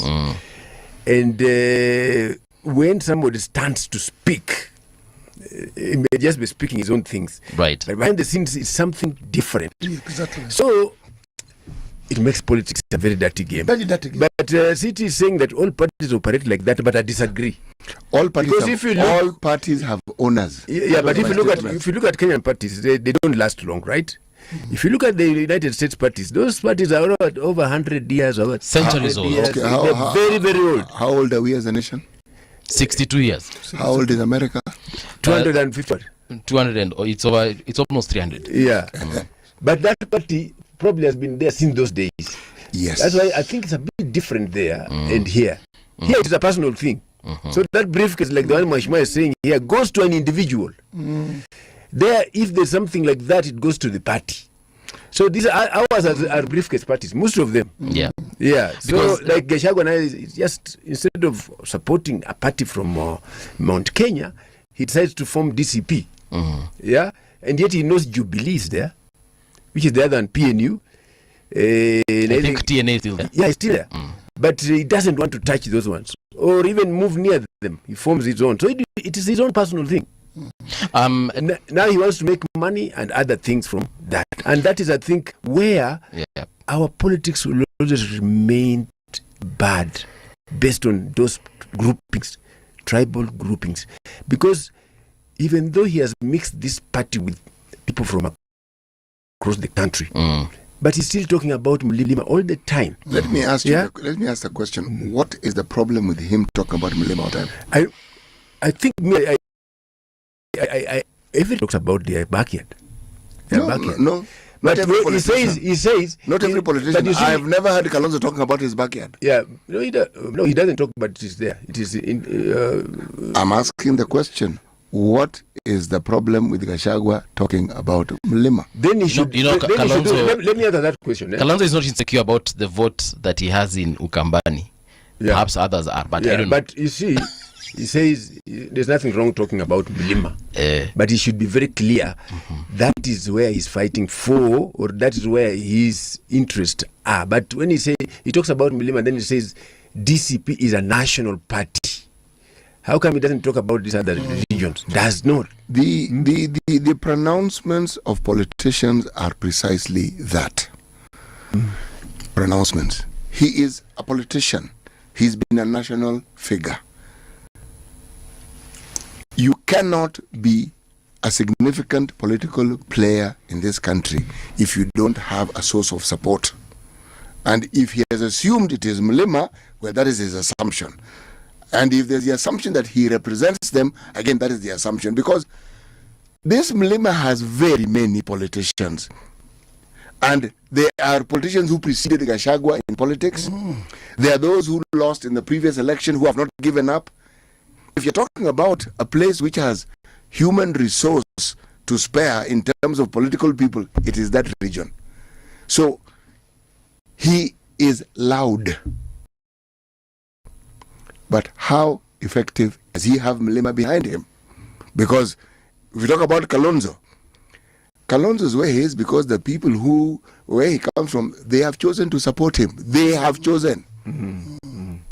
Have the people of Mlima chosen to support Gachagua? Or is he looking for them to support him? And you see, Professor, there are two things which is raising Gachagua very high. And they are very dangerous in politics. There's something called sympathy vote and the tribal vote. These two things. There is somebody from very high. Let me tell you, if you are vying for a seat, even in the constituency, ifanyike kitu, your opponent akuwe na kitu imekuja, sympathy, it's so dangerous. That's why unaonaka wengine wanapiga gari yao buduki, wanapiga risasi, wanapiga wenyewe wakitafuta kitu naitwa sympathy. They know. People like sympathy things very much. Hiyo ndio imechukua, you know, the inner workings of politics. Yes. If you look at, if you see many politicians, even some of them who like to be arrested. Nobody likes to be arrested, but they would like to be arrested to have that sympathy. And say, now you see, this is the president. Let me tell you, like now, all these things are happening. We saw yesterday the report of anti-corruption. We saw it yesterday. Right. Surely, are all those things root of doing it? Of course not. Of course not. But you see, we have forgotten that we are dealing with one person because of politics to remove him from the position. But we are seeing the corruption everywhere. where me, I'm involved, you are involved, the other person is involved. But we are carrying all these things to bloody one person as a president. That is how dirty politics it is. So if you get a sympathy somewhere, hata unaona kama kina Kampuli, they hijack themselves, they kidnap themselves. They are just looking for sympathy. But now you must be very expert to prove that you are hijacked, because if you are hijacked, Kampuli, and you are left somewhere in the bush, then your wife comes. He have seen you had been crying and take the handkerchief. Anaanza kupangusa yeye nguo. Is that Jenny? Kama umeona bwana yako mimi si DCI lakini no, I'm just saying as a human. Yes. Sasa wewe bibi yako akikuta wewe uko hijacked na imeenezwa sana, akuta umelala pahali fulani, utachukua handkerchief kwanza kupangusa yeye? Hapana.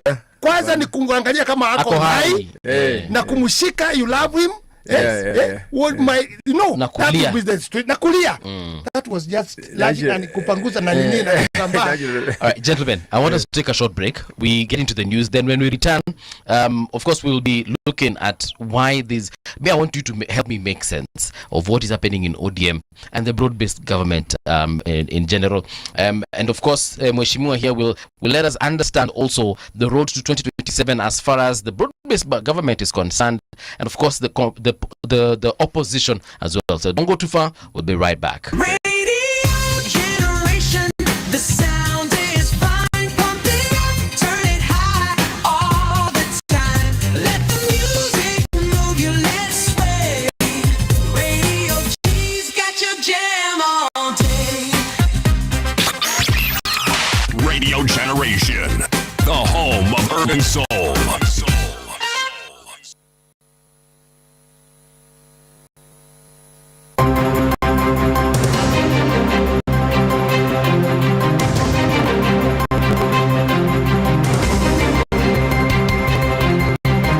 This is the Radio Generation News.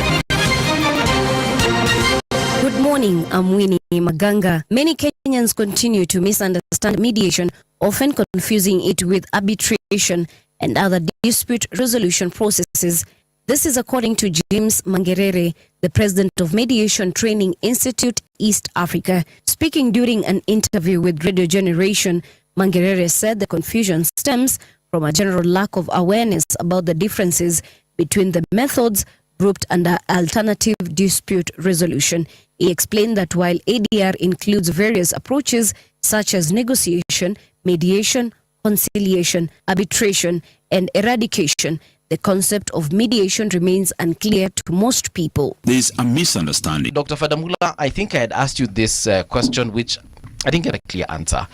And I was asking you to help me make sense of this, where we are seeing the Secretary General of the Orange Democratic Movement saying that the sole purpose for ODM right now is to unseat President Ruto come 2027.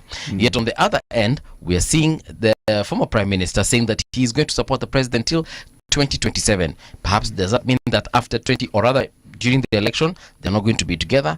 Or does it mean something completely different? So SG anasema kitu moja, party leader anasema kitu kingine. I think even for us ODM members, it is as vague as it sounds when you try to explain it. I highly doubt. It is as vague on the outside. Yes. It looks very vague. But probably on the inside, they know what they're doing. You see, even in the support of broad-based government, okay, there are those people who have genuine issues, like the issue of human rights, yeah?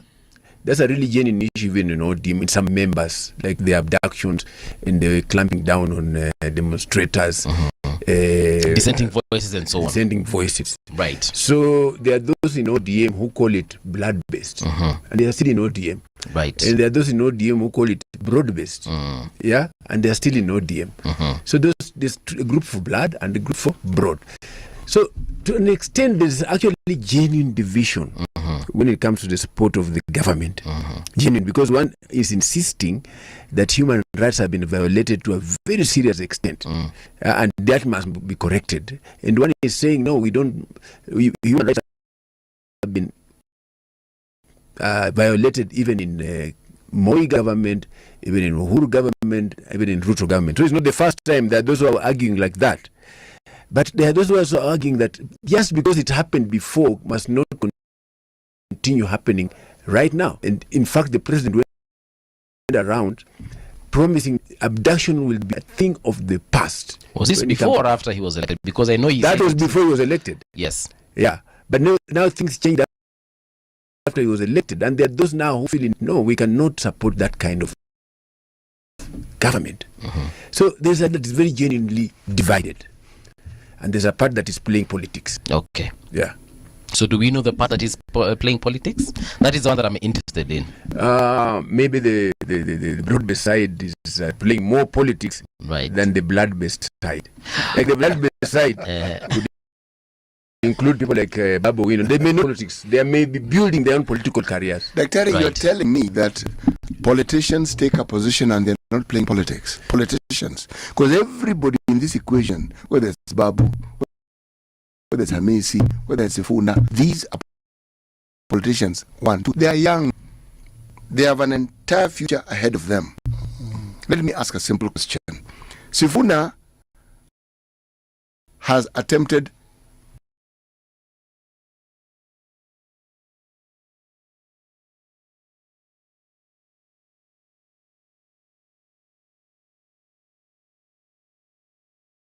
a representative of people once he did not make it.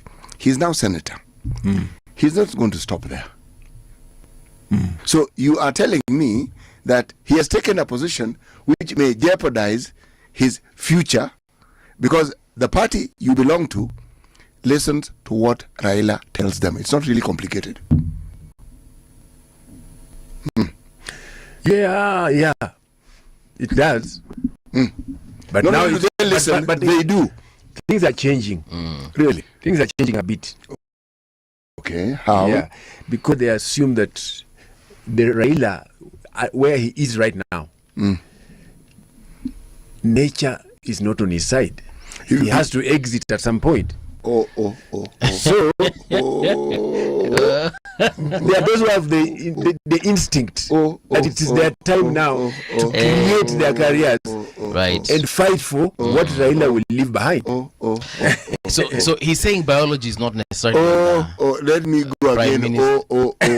Prime Minister's side. There were people who had similar ideas when Jomo Kenyatta was the president, and they formed what they call the Change Constitution movement, because they were thinking the way you are thinking and saying some people are thinking. Kenyatta is old, he may die, we know he has a heart problem, and my friend, that group went nowhere with that change the constitution of theirs, nowhere.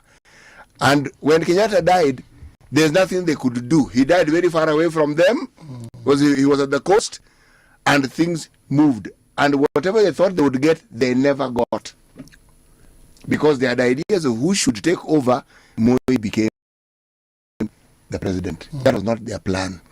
So this issue of looking at a senior politician who has gravitas and assuming that just because they are aging, that their time has passed, it is a mistake. You see, I think there are two things here. And maybe the younger people are looking maybe for their future, thinking that, and it's not my party, they should come in my party called Future. Future, yes. Future party. Tuvuke pamoja. Because actually they are looking for their future, because as he is saying, you see, Leader Odinga, actually the age is there, but he has a lot of wisdom. And you see, after them coming and doing all these things, if Leader will stand and say opposite to them, they will have a lot of problem. Let me tell you, because he still have say. Like now in Nyanza, who can convince anybody who is clever?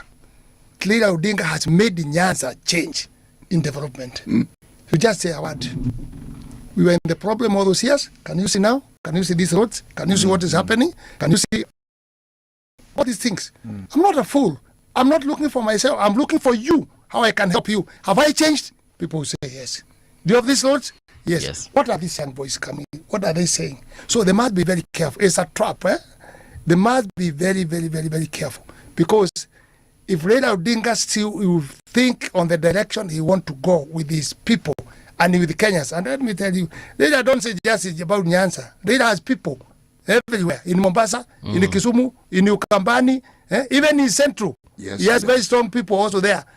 So he is somebody you cannot underrate. Right. And I said one thing, and my brother here said it. Later had the handshake with who? With President Uhuru. No. Started with Moi. Okay, it started with Moi. Okay. I was there. If Moi was not strong, tell you, alikuja, his logo was tractor. Tinga. So you are saying when he came, he did not switch off the engine. Alipokurumisha, iliuma sisi tumbo, akatoka na Kalonzo, akatoka na Saitoti, akatoka with a big group, akatoka naye.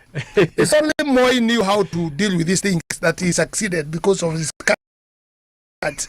But it was so dangerous. He went there with the hope, he lazima nitaua. He nitaua. And it was almost going. He came to Kibaki. He supported Kibaki. Lakini the second term, he was not very happy with the things how they were going. Now he started again the engine. Kugurumisha engine. Tumbo ikauma kwa watu yote ikakuwa ni shida kubwa. Until they came join together. Nusu mkate. Now he also came to Uhuru. He did the same. He came to Ruto. He did the same. Would you joke with that person? That person is dangerous. Yeah. It's not somebody you can be able to underrate. Right. Yeah. So these boys who are coming, I advise them. They have two choices: to succeed or to perish. Yeah, but I would ask the question. Just 2 points. Succeed or perish. And maybe they are saying, as Ruto came, you know, Ruto alipokuja alipanda na Moi, and people are seeing a big risk rising with the president. Who they retired, but he had a lot of problem. By the end of the day, he survived. There are two things. Maybe my brother here or Daktari hapa, maybe you are not known by people. Not many people know you. Let me give you a style of, if you want to be known in Kenya and you may be headline, ujulikane na kila mtu, and it will be topic of headline. KCC in the top, pale juu kabisa. Na useme nitajiangusha, nitakufa kwa sababu ya hii na hii. Na uonekana ukitaka kufanya mkono namna hii, then you be highlighted. You see, so that's how the politics come. You take risk. You take risk. Utaweza kuanguka ujichole mtu. Yes. Utaweza kufaulu. There are two things. So it depends, but hata mzee, hata kwa boma. I don't know whether you people, you are like that. Sisi wa Kikuyu tunasema kwa boma. Ukizeeka kabisa, unaachia watoto. Hata gaji na kushinda kunaachia watoto ya shamba, unaachia nini? Lakini leadership. Leadership. Until when I go in the hole, I will still be there saying, this is what I want. This is what I want. That's the culture which is there. So Raila Odinga, don't underrate him, because you see now, they did handshake with Uhuru. Yes. Uhuru, even now, he was supporting Raila up to now. He has not said anything. He is saying he's in Azimio. He did the handshake with the Ruto. These three people, Raila, Ruto, na Uhuru. You see, to our eyes as Kenyans, tunaona, Uhuru alikosana kabisa na Ruto. Hawezi kuonana. Did you say wakipiga high five? Yes. Juzi. High five. Wanacheka. Ruto anapeleka around, inaambia nimeiba pesa. Hii yote, si nimejenga State House. Nimefanya. Anamwambia, good, you have tried my boy. Pap, high five. Okay? Na kushikana namna hii. Politics are not permanent enemy, but those three people are the people I'm watching myself. All right, so you're watching three people. Raila, Ruto, and who? If they come together, you saw the clip. I had listened to a clip yesterday, Professor. I don't know whether you saw it. These three people can come, politics, and I want to tell you with the experience, my brother, we are remaining some stages. Now we cannot project it properly and say this is what to happen in 2027. No. There are about 3 stages to come. The politics for this year, next year we are going in December, January, it will start changing again. In the middle, it will change again. On the end, you start seeing now the picture. Then we shall start now seeing this is the line now, and this is where people are going now. There are stages to come. But Honorable Mujiri, if you look at, because you've been a student of Moi, you said that Mulienda hata alikuwa anakuja kwako mnakunywa chai. Yes. So now that you have seen and you can tell that perhaps 3 things might happen, maybe you can help us predict, in your opinion, is Raila going to support Ruto come 2027? Number 1. Number 2, is Raila still going to run as a candidate for presidency in 2027? Or are we seeing Raila getting away from even the broad-based government and supporting someone totally different that for now we might not? Well, let me say this in a very simple way. I cannot say that, and I cannot respond on that because I don't know. These people are above me. Whenever I've been in politics for all those years, but they are above me. I don't know their cards which they are playing, but we are watching. Like now, when we saw Ruto and Uhuru, the crowd changed a bit because now in Milima, people never wanted Uhuru. They refused when he brought the candidates as Raila Odinga. But now again, you can see now, yes. And I promise you, Uhuru, he has a say now because of behavior of the other side and Gachagua, because he is also fighting his party, he is doing all those things. And you know, you saw, I don't know whether it was yesterday, the Uhuru shared the PG right of Jubilee. That means he strengthened his party. Gachagua is saying there are some led parties that is now Jubilee. Yes. And he doesn't want to mention me because he knows my fight, he said. And there's another blue wheelbarrow for Uhuru in Nakuru for somebody who was my friend. So you see now, yes. if he's fighting all those people, the problem with Gachagua, he's fighting people of Central and he wants them to support the leadership. And he wants them to support. You cannot fight to fight inside the house and outside. He better stop fighting the people dividing in Central and even saying, I'm the one who is going to say who stand here, who stand here. People have started giving money. 20 million. I'll give you a ticket. Those kind of things. It will separate. It will bring a lot of problems. Therefore, I cannot project, as you have said. I can project, but not now. I don't want to say. I know politics changes. Have you just said that people are buying tickets for their like MPs, gubernatorial and Senate, just securing those in advance? That's there. Even you have heard, you say you watch media, you have heard people complaining to be refunded money after giving money, and somebody else also has been given money. Yes. You have heard in the media or social media. I don't have evidence to say this is exactly, but it is also working in the. Okay. It's been seen in social media. We take your word for it. Yes. So these three people, yes, and their wisdom. Let's respect them and see how it will go. Because the most important thing, how can we have peaceful election? Okay. And I think now, in the side of opposition, we would be hearing them very much when they are saying, let IBC be given enough time, right, and be given money to conduct to prepare themselves. We have by-election. The same time, we have border review. Yes. And the time is very small. At the same time, the public are taking signatures to impeach the MPs and to impeach Ure to work on the same time. Those are the things we'll be talking. How do we shape so that we have a good election coming 2027? That is the most important thing. We might do all these things and fight for the seats and for the parties. But when we reach to IBC, it might be messy. Okay. And we cannot get the right thing. And maybe the bloodshed can be there, which is very bad. But if we can prepare in the right, and young people, they may know we are doing the right thing for them to have free and fair. They are getting ideas. They are getting what in a proper way. I think that is the most important thing, which the opposition will be presenting now, pushing the government. Have you given these people money?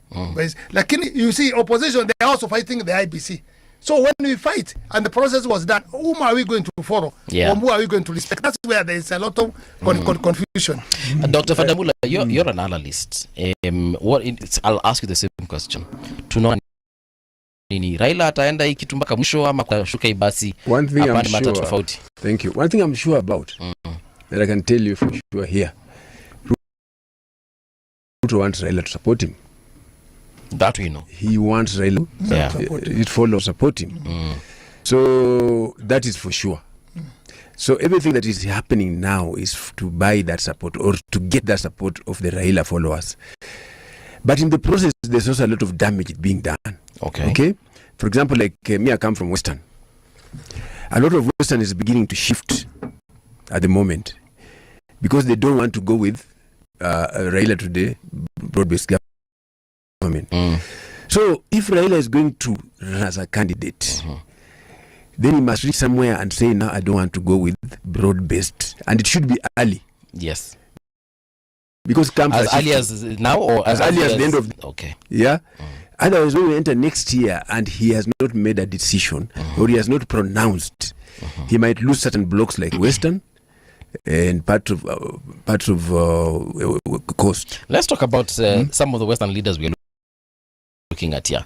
Of course, we're looking at Oparanya. Yes. We're also looking at someone like Musalia Mudavadi, the prime camp. We're also looking at the Speaker of the Parliament, Honorable Wetangula. So now, and of course now we have the others who are in opposition. We have the likes of Natembeya, and so are we saying that we are probably looking at a coalition whereby even some of the people in the government right now might shift allegiances? You are forgetting that there's also deputy party leader. Oh yes, Malala. Cleophas Malala. Yes. And then we have Natembeya, who is in DAP, but is trying to exit and form his outfit. And we also have Eugene. Then we also have Eugene. But if you listen to the ground, we have always been in opposition. We have always voted for Raila. Now you have taken us to government. And if you listen to the ground, they don't want to go to government because a deal was made somewhere that didn't include them. And they believe that they are not getting any of the deals. They believe that if it is Wetangula, his deal was personal. If it is Musalia, his deal was personal. It has not benefited the people. So? It is. He's telling you what the ground is saying. The ground doesn't feel the two right now. That's why in Bungoma, so they don't... a month ago you saw that in Bungoma, Wetangula was trying to work up the crowd and they were not saying anything. So he asked them, how we used to do, how we used to cheer Ford came. Yeah, because they were like resisting what he was doing. Okay. But let me ask you a question. Yeah. We are in politics. What is somebody supposed to do as a leader if you are elected? Is to help your people, to make your people benefit. Yeah. Now here, question comes. People might see, as you are saying, they don't like leader because now he is going the government. But are they benefiting? Why do they want leadership? Why have been they crying at the Mukate Nakaiwa Nutsu? Then the leader brought the bread. People are benefiting there. What does the people want? They don't want the government. They don't want Ruto. But the leader is bringing them what he has sacrificed himself to bring what they are supposed to have and change. And that's why I'm telling you, there will be a lot of division. Yeah. And don't see us as a block. Saying that at Western is a block of opposition. Look at from independent, from the time of Kaduna Kanu. If there are people who are democratic, it is Western. They were giving, Murido was there, they were giving also Kanu, they were dividing their vote. They are only the people gives vote in a different way, the way I know, the experience which I have. So the issue of winning is not a block. It's having a piece here, having a piece here, having a piece here, having a piece here. So you eat from all directions. You eat from all directions. You know what? How do you eat ugali just with the mboga peke yake? You need the There's the issue of what kind of block are you talking about? Yes, what size of it? You know, like Raila has been getting 66 to 70% of Western. Right now, people are projecting he may not even make, if he runs, he may not even make 30%. Who are these people who are projecting? The Tawe movement. The Tawe movement is a movement. That's like I'm putting it. It's a movement. And it has gained traction. Serious traction. How? Natembeya. Yeah. Yes. Serious traction. How exactly? The only problem is that Natembeya has not declared exactly what he wants. Does he want the deputy presidency? Does he want the presidency? And then now he's fighting with the party leader, Eugene Wamalwa. That's why I said he wants to form his own outfit. But that movement is serious movement. All right. You're saying it is serious. What are the indicators? If we were to say that they have a sizable portion of people in Western now, I'm not talking about Bungoma and Trans Nzoia, I'm talking about Western. The entire Western bloc. Yes. Okay. It will be something new. Because if you look at, and Mheshimiwa said it very well, Ford Kenya is a Bukusu party predominantly. Yes. There are people who vie in it and have won, but they are supported. Mudavadi had his own party. Then Eugene came with his own party. All I'm this. If you come out to the sides of Kakamega, there were parties within Kakamega. There were those who were ODM. So the democracy that Mheshimiwa speaks of actually exists. Now, are we saying that the Tawi movement has broken these so-called traditional enclaves, and now people are gravitating towards it in large numbers from all these regions? Yeah, because if you want one of the indicators, you know, when Natembeya was arrested for corruption, right? And then after that, he was released, but he made a tour of Western. Yes. He came through Kakamega, Bungoma, Busia, and then he went up to Kitale. If you look at the turnout that he was experiencing, David has never experienced that turnout. No. David has never. Across Western, even Wetangula has not. So this was the first person we saw attracting crowds everywhere in Western. Yes. Now let me ask another question. We saw the numbers and the crowds of these numbers who are predominantly youth. How many of these people even have IDs? That one you cannot tell clearly right now. Yes, it's true. But you see, there's another thing that people are suspecting, that because of the Gen Z, more youths may take IDs and voter cards in 2027 than any other time. It is our hope and it is our prayer. But remember, in the last election, there were 8 million people who did not vote. It's documented. Yes. If you look at our demographics population, the majority were probably young, isn't it? Mostly. These were registered voters. Yeah, but mostly young. The region, that Western region, Luo Nyanza and Western as we call it, very many young people avoid taking IDs. It's not complicated. They don't. It's true. So you see crowds, but whether that crowd can translate into a voting block is a completely different matter. Let me show you what I was done in my constituency. That's what I'm telling you. The politics and who will be the president is very tricky. Right. We have experts who deal with that. I had expert Adif in my constituency. You know, we had just left from COVID. We had a lot of problems here and there. Then now, he decided he had a lot of money, which he had stolen. Then he was buying ID from areas he knows I'm very strong. Buying ID.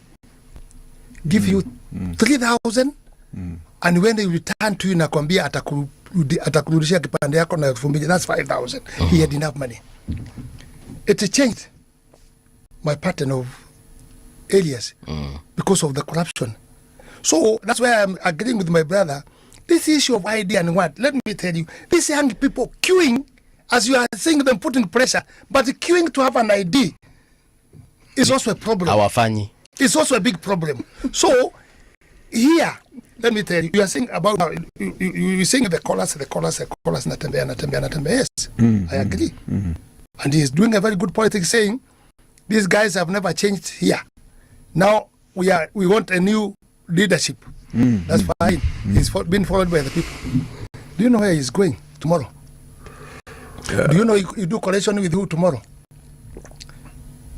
Do you know the government is also watching how they can have people who are people? How they can poach. And his interest will be, are you going to give me this position and this and this and this? Oh yes, come. But it's very tricky. Very, very tricky. And that's why you've asked me, who will be present next time? It's very difficult.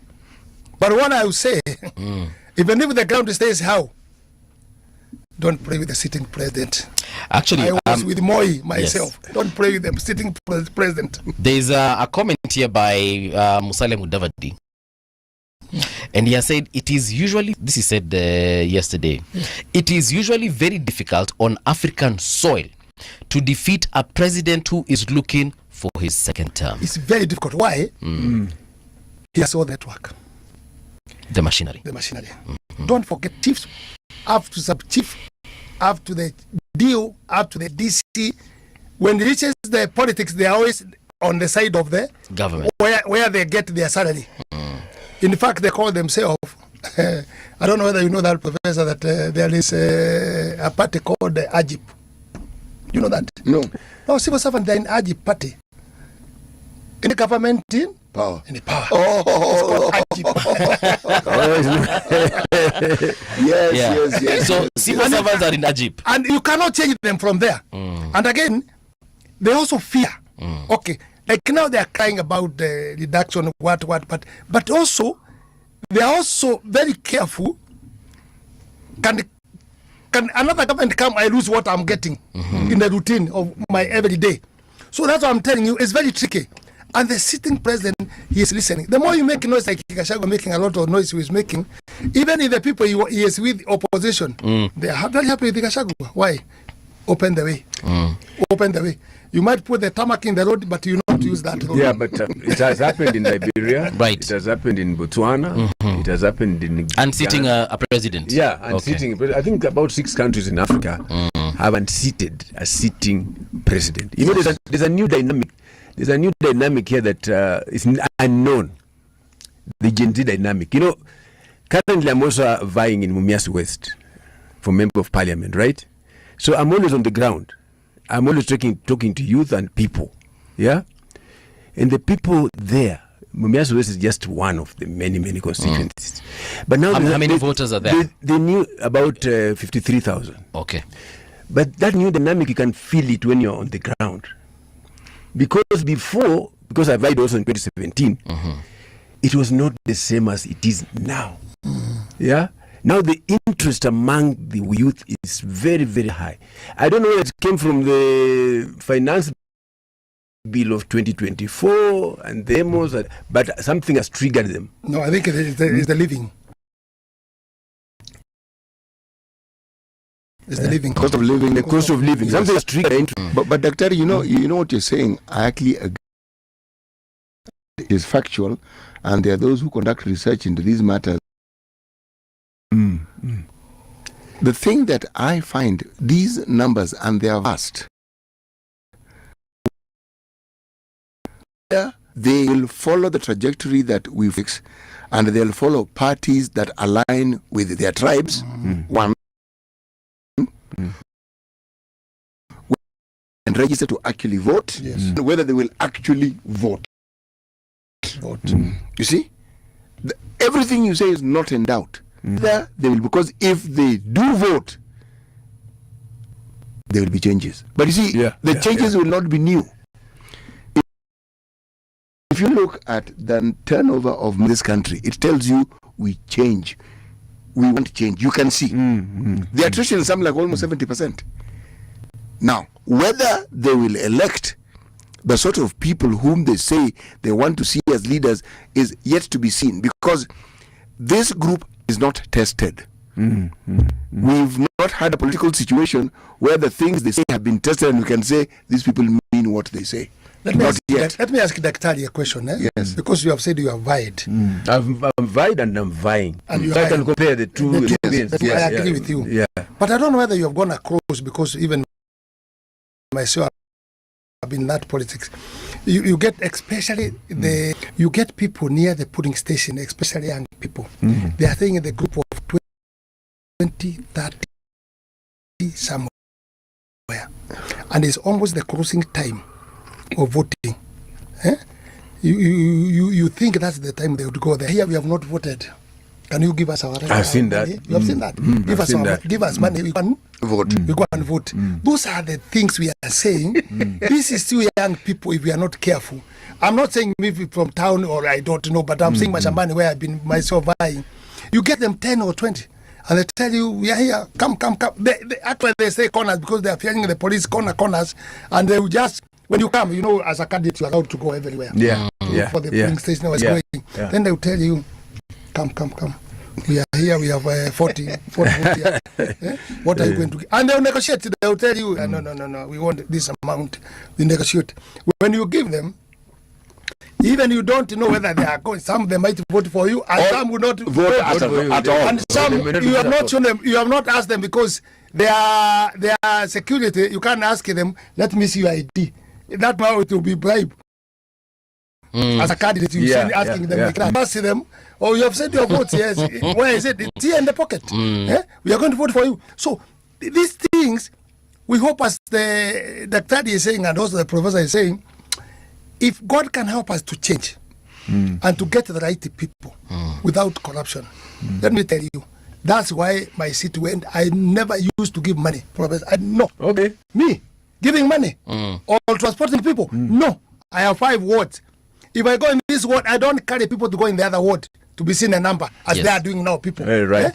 No, I just go and deal with that ward the way it is and the people of that ward. And that's why I was getting quite a good vote. The first time I got 51,000. Yes. 300 and something. That's the first time.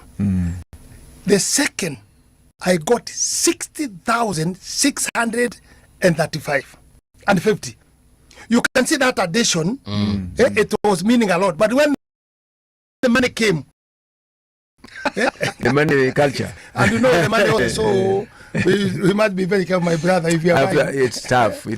Money culture is very tough. Because people expect when you just land, they are going to get something. But you see, this is the dichotomy. The Gen Z have spoken things that give us the impression that they are what you call their base and their understanding has to do with issues. When you tell us you're tribeless, leaderless, and so forth, you're telling us we don't want that politics. What we want is we want an issue-based what? Campaign. Now, if we are talking about the same group of people who then want money for them to act, then I'm afraid everything that they've been telling us, if we take it, then we cannot take it seriously. Yes. Because if they are issue-based, they will be challenging you on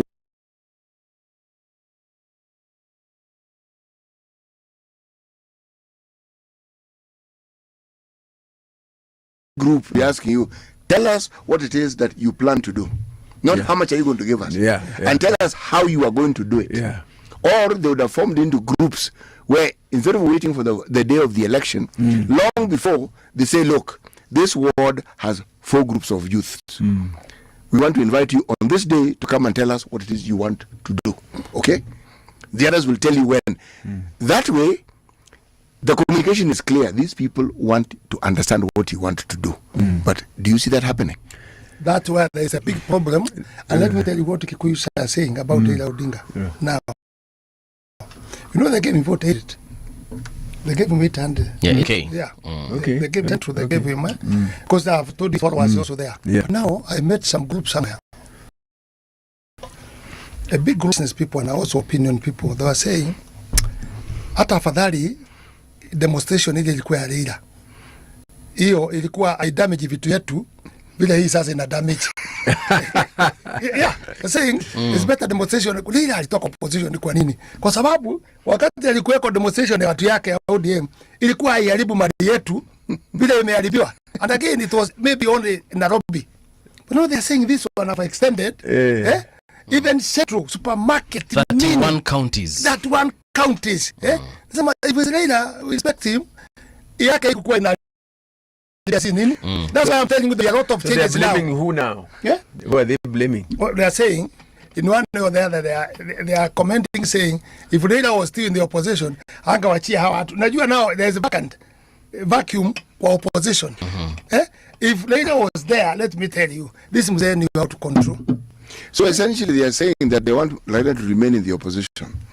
No, you see, to their thinking, they're not saying that way, but what they are saying, it was better. It was better. It was better because their property was not damaged. The thinking of the people is different. This one I have to ask you because you are a plain speaking man and you're an honest man.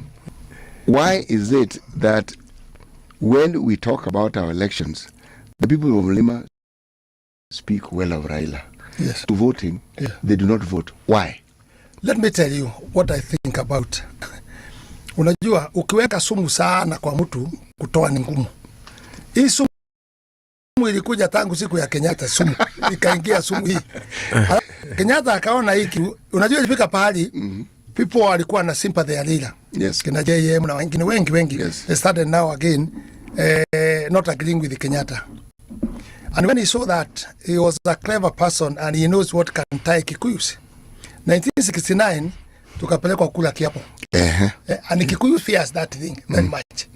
I was taking it there when I was young.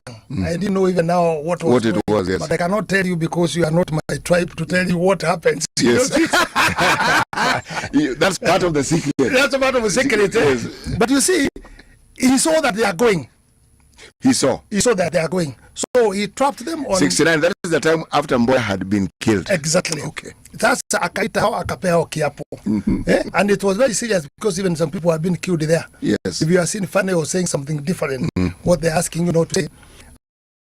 And there was some instructions which was been given. He saw Kikuyus also they were changed because of democratic rights. Yeah. And also they were bitter and they were supporting now also Raila Odinga because they were saying mashamba. It was Jaramogi then. Jaramogi. Yes. Jaramogi tulikubaliana and we support him mashamba iwe nini? Si ya kununua ni free. Yes. Lakini Kenyatta alipokuja hapo na Midland wakampea nafasi ya kwenda kuongea na wazungu. When they talked with wazungu inside there, they convinced him. Hii mashamba sasa unajua there's a way. Ukisema hii mashamba hii watu wachukue free.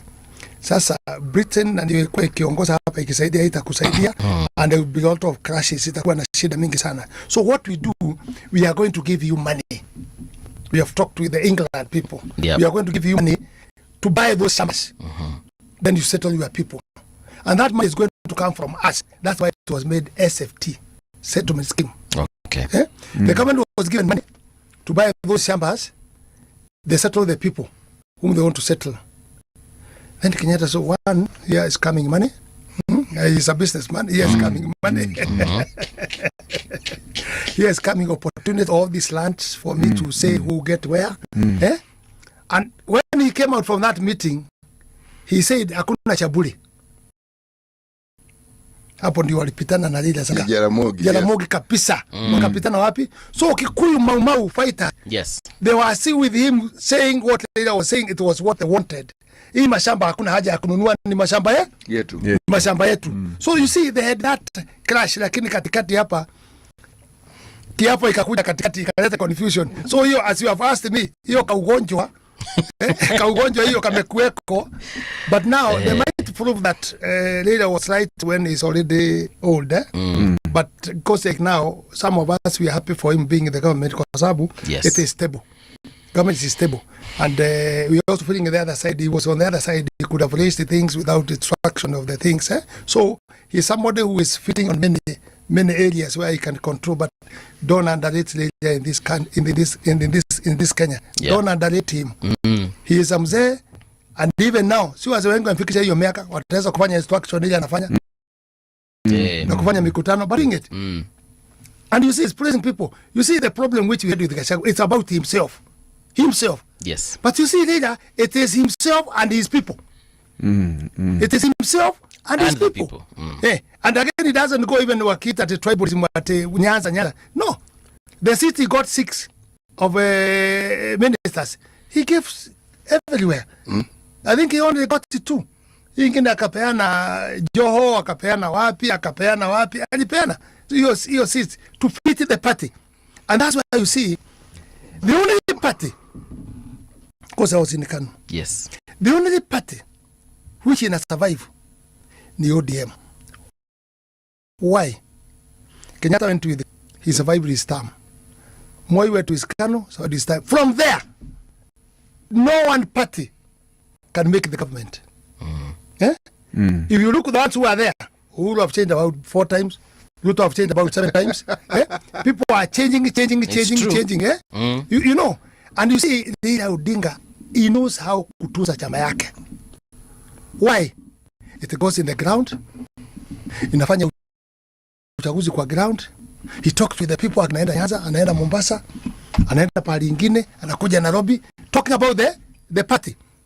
You see why we are having a lot of problem now with the government we have now. You know, you need people to defend you. And people to defend you, if you have strong party, people will be defending you through the structure of the party. But you see, you can see like now where we are, I left to UDA, many people, it is vague. It doesn't have the people kufanya nini. Yeah. Moi used to do this because I have a big experience with Moi. Ikikuta demonstration ama kuna shida nini mambo mingi na sumbua hidi na ma demonstration ananiita na kulu akikuja. Na anasema itafuta ngutili. Abana anapita tu kwa controller. Na hii kijana nani ameona sasa wanajua natakikana. Naenda anapita story mbali. Anakuambia sasa unaona walimu nini demonstration basi. Mkataa kuchunga nchi yenu. Hii county yako kataa kuchunga basi. He has just told you that not to do anything, but he have told you that. Na anapewa pesa. Sharif Nasir nafanya mna hiyo. Come the other person. Anarudi anaenda anashika media. He spend money anashika media kabisa. Sasa maybe it's that week, and we know after that week now we have to do the statement now on Friday or Saturday. That's what we used to do. So you organize the issue which was fighting with finance or something. Yes. Kimani Ngojili Nakuru said, Chairman of Kano. Sharif Nasiru said. Kamoto said, so and so said. Muli Motisia said. Are you seeing? Inafuatana kwa media. Inafuatana kwa media. So inaonekana chama inafanya nini? Inamtetea. The person who is left with that structure is Ona Raila Odinga. Okay. Because he maintains his party. Even I don't know, but maybe you can tell us. I don't know whether it's the truth. I was told, Sivuna, I think he was told when from rumors. I don't know. You can tell us. Yeah. And don't defend because you are on that side of as the truth. When the head neck was told, there are two things. You support both system or you resign. I don't know. But there was rumors. There was something like that. And also confirm if Baba buys the meat. You know, there was something like that, like Sifuna resigning. But you even had him the other day in, where was he? Was somewhere in Western, the other day saying that he will remain Secretary General. Yeah. But if ODM takes an official position that they are going to support Ruto in 2027, he will resign.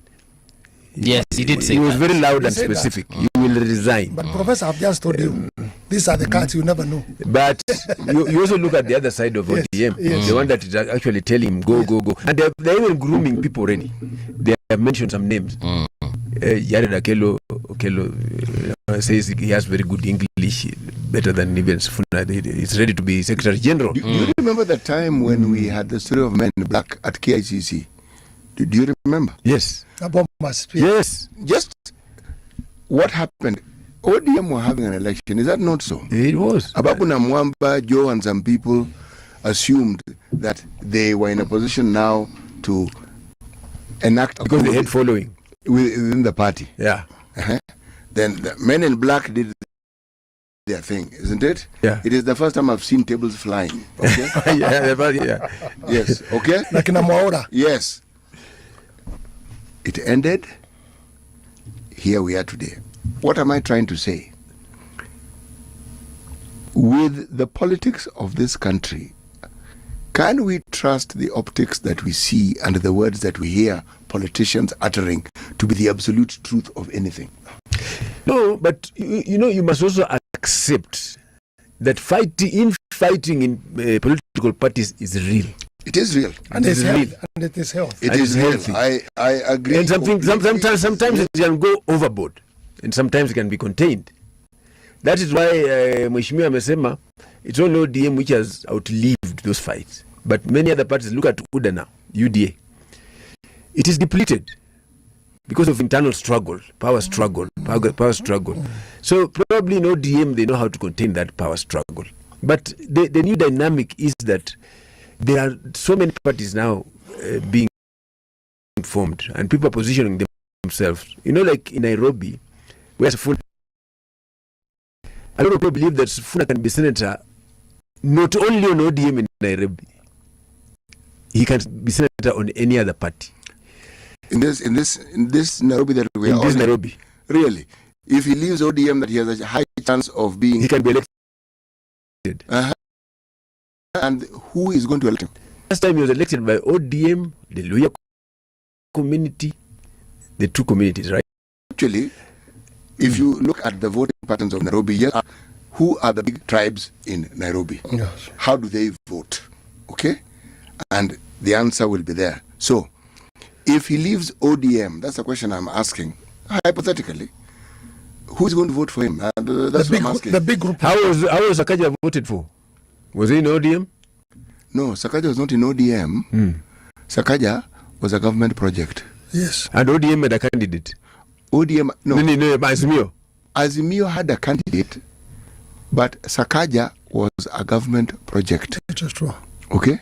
And when you're a government project in a place like Nairobi, the likelihood of you winning is very, very high. Because the very deals we're talking about, you don't know the negotiation that takes place as to let's do this and let's agree here. You may assume that an ODM candidate lost that particular seat or did not get the seat. The political negotiations that take place, when you look at the history of this country and you're told by people who are there of what actually happened, you hold your head and said, oh, so that's what actually happened. What you're seeing is not necessarily what happened. For instance, if you ask me, had Tim Wanyonyi stood,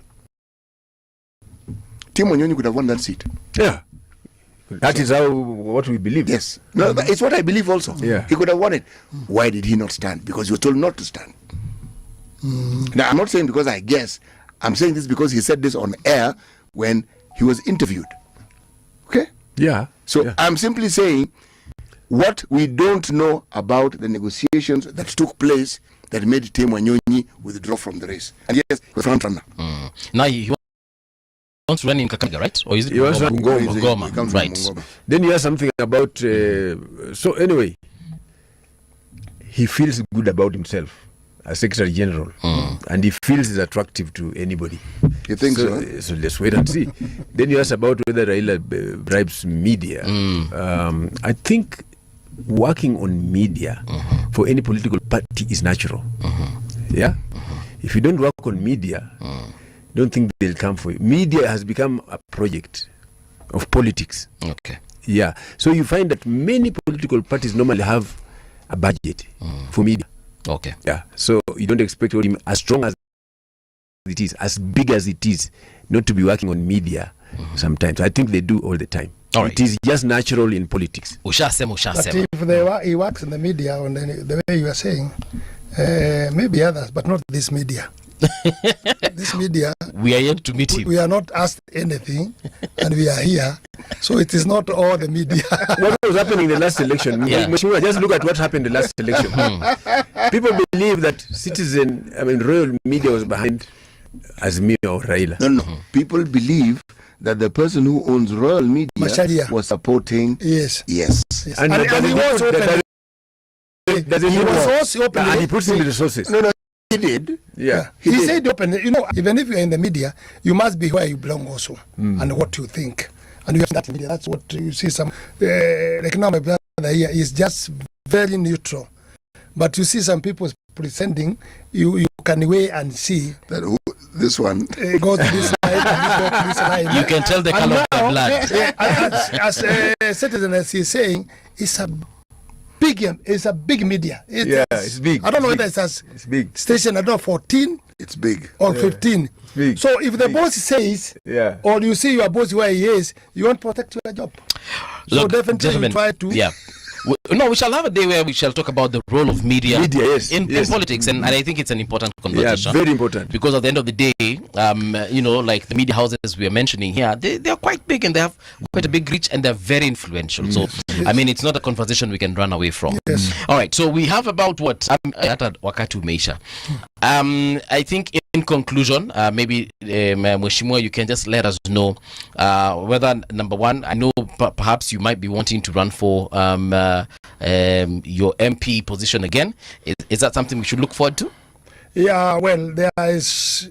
Well, I'm a bit stranded somewhere. Right. Because our people in the constituency really want me, and they want to prove that they don't know where their votes went. Okay. So they are saying they want to vote and stand for their vote.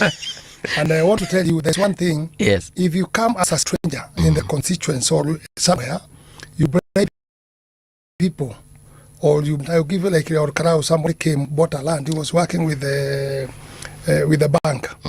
And when he bought land, a big land, I think he has stolen enough money, and he had put flowers, mingi. Hii nini inafanyagwa ya maua. Now, you know, maua inakuwa na workers wengi sana. Yeah. So the time of nomination, because that time was KANU. He told his workers, "You're not going to work today, but I'm going to pay you double. But all of you go for nomination to nominate me." Yeah. You see, he went and he succeeded that way. Yes. But later, people started thinking, "Hey, who is this person? He came with money. He's not from here. He made us elect him, and he's not from here." You know, the repercussion was very bad. Okay. Very bad for him. After people realized, even when you steal, when people realize you have stolen the vote, the reaction is very bad. So, and also people are pushing me in Nakuru so much, and maybe you can weigh and listen to the people. Right. Because of being that I preach peace, I've been putting the people together. I'm putting there. The Kenyan community and the other tribes are in the other end. We don't want you to go in the constituency because you always help us, all of us, for peace. We want you to go to the senator. Okay. To the Senate. So, I don't know, but my stand up to now, because you can lead from anywhere. And because I have a party called Future Party to work pamoja other people. All right. I would like to have less job and also maybe concentrate. Okay. With also selling my party. All right. You know, the work of Senate just Mheshimiwa nitanyongwa, time imeisha. But nashukuru for the first time. Yes. Kuja hapa. Okay. And this is not the last. Yes. No, we welcome you again. I've seen this guy can be a very good friend. We can advise him. I'm also buying, so. All right. So, gentlemen, buying. Unfortunately, that's it. Yeah, Festo, tafadhali kuja utupatie manifesto sasa yako ya kule. Umesema ni which north? Mumias West. Yeah. Sawa sawa. Yeah. Thank you, Mheshimiwa, for coming through. Thank you, Daktari, for coming through.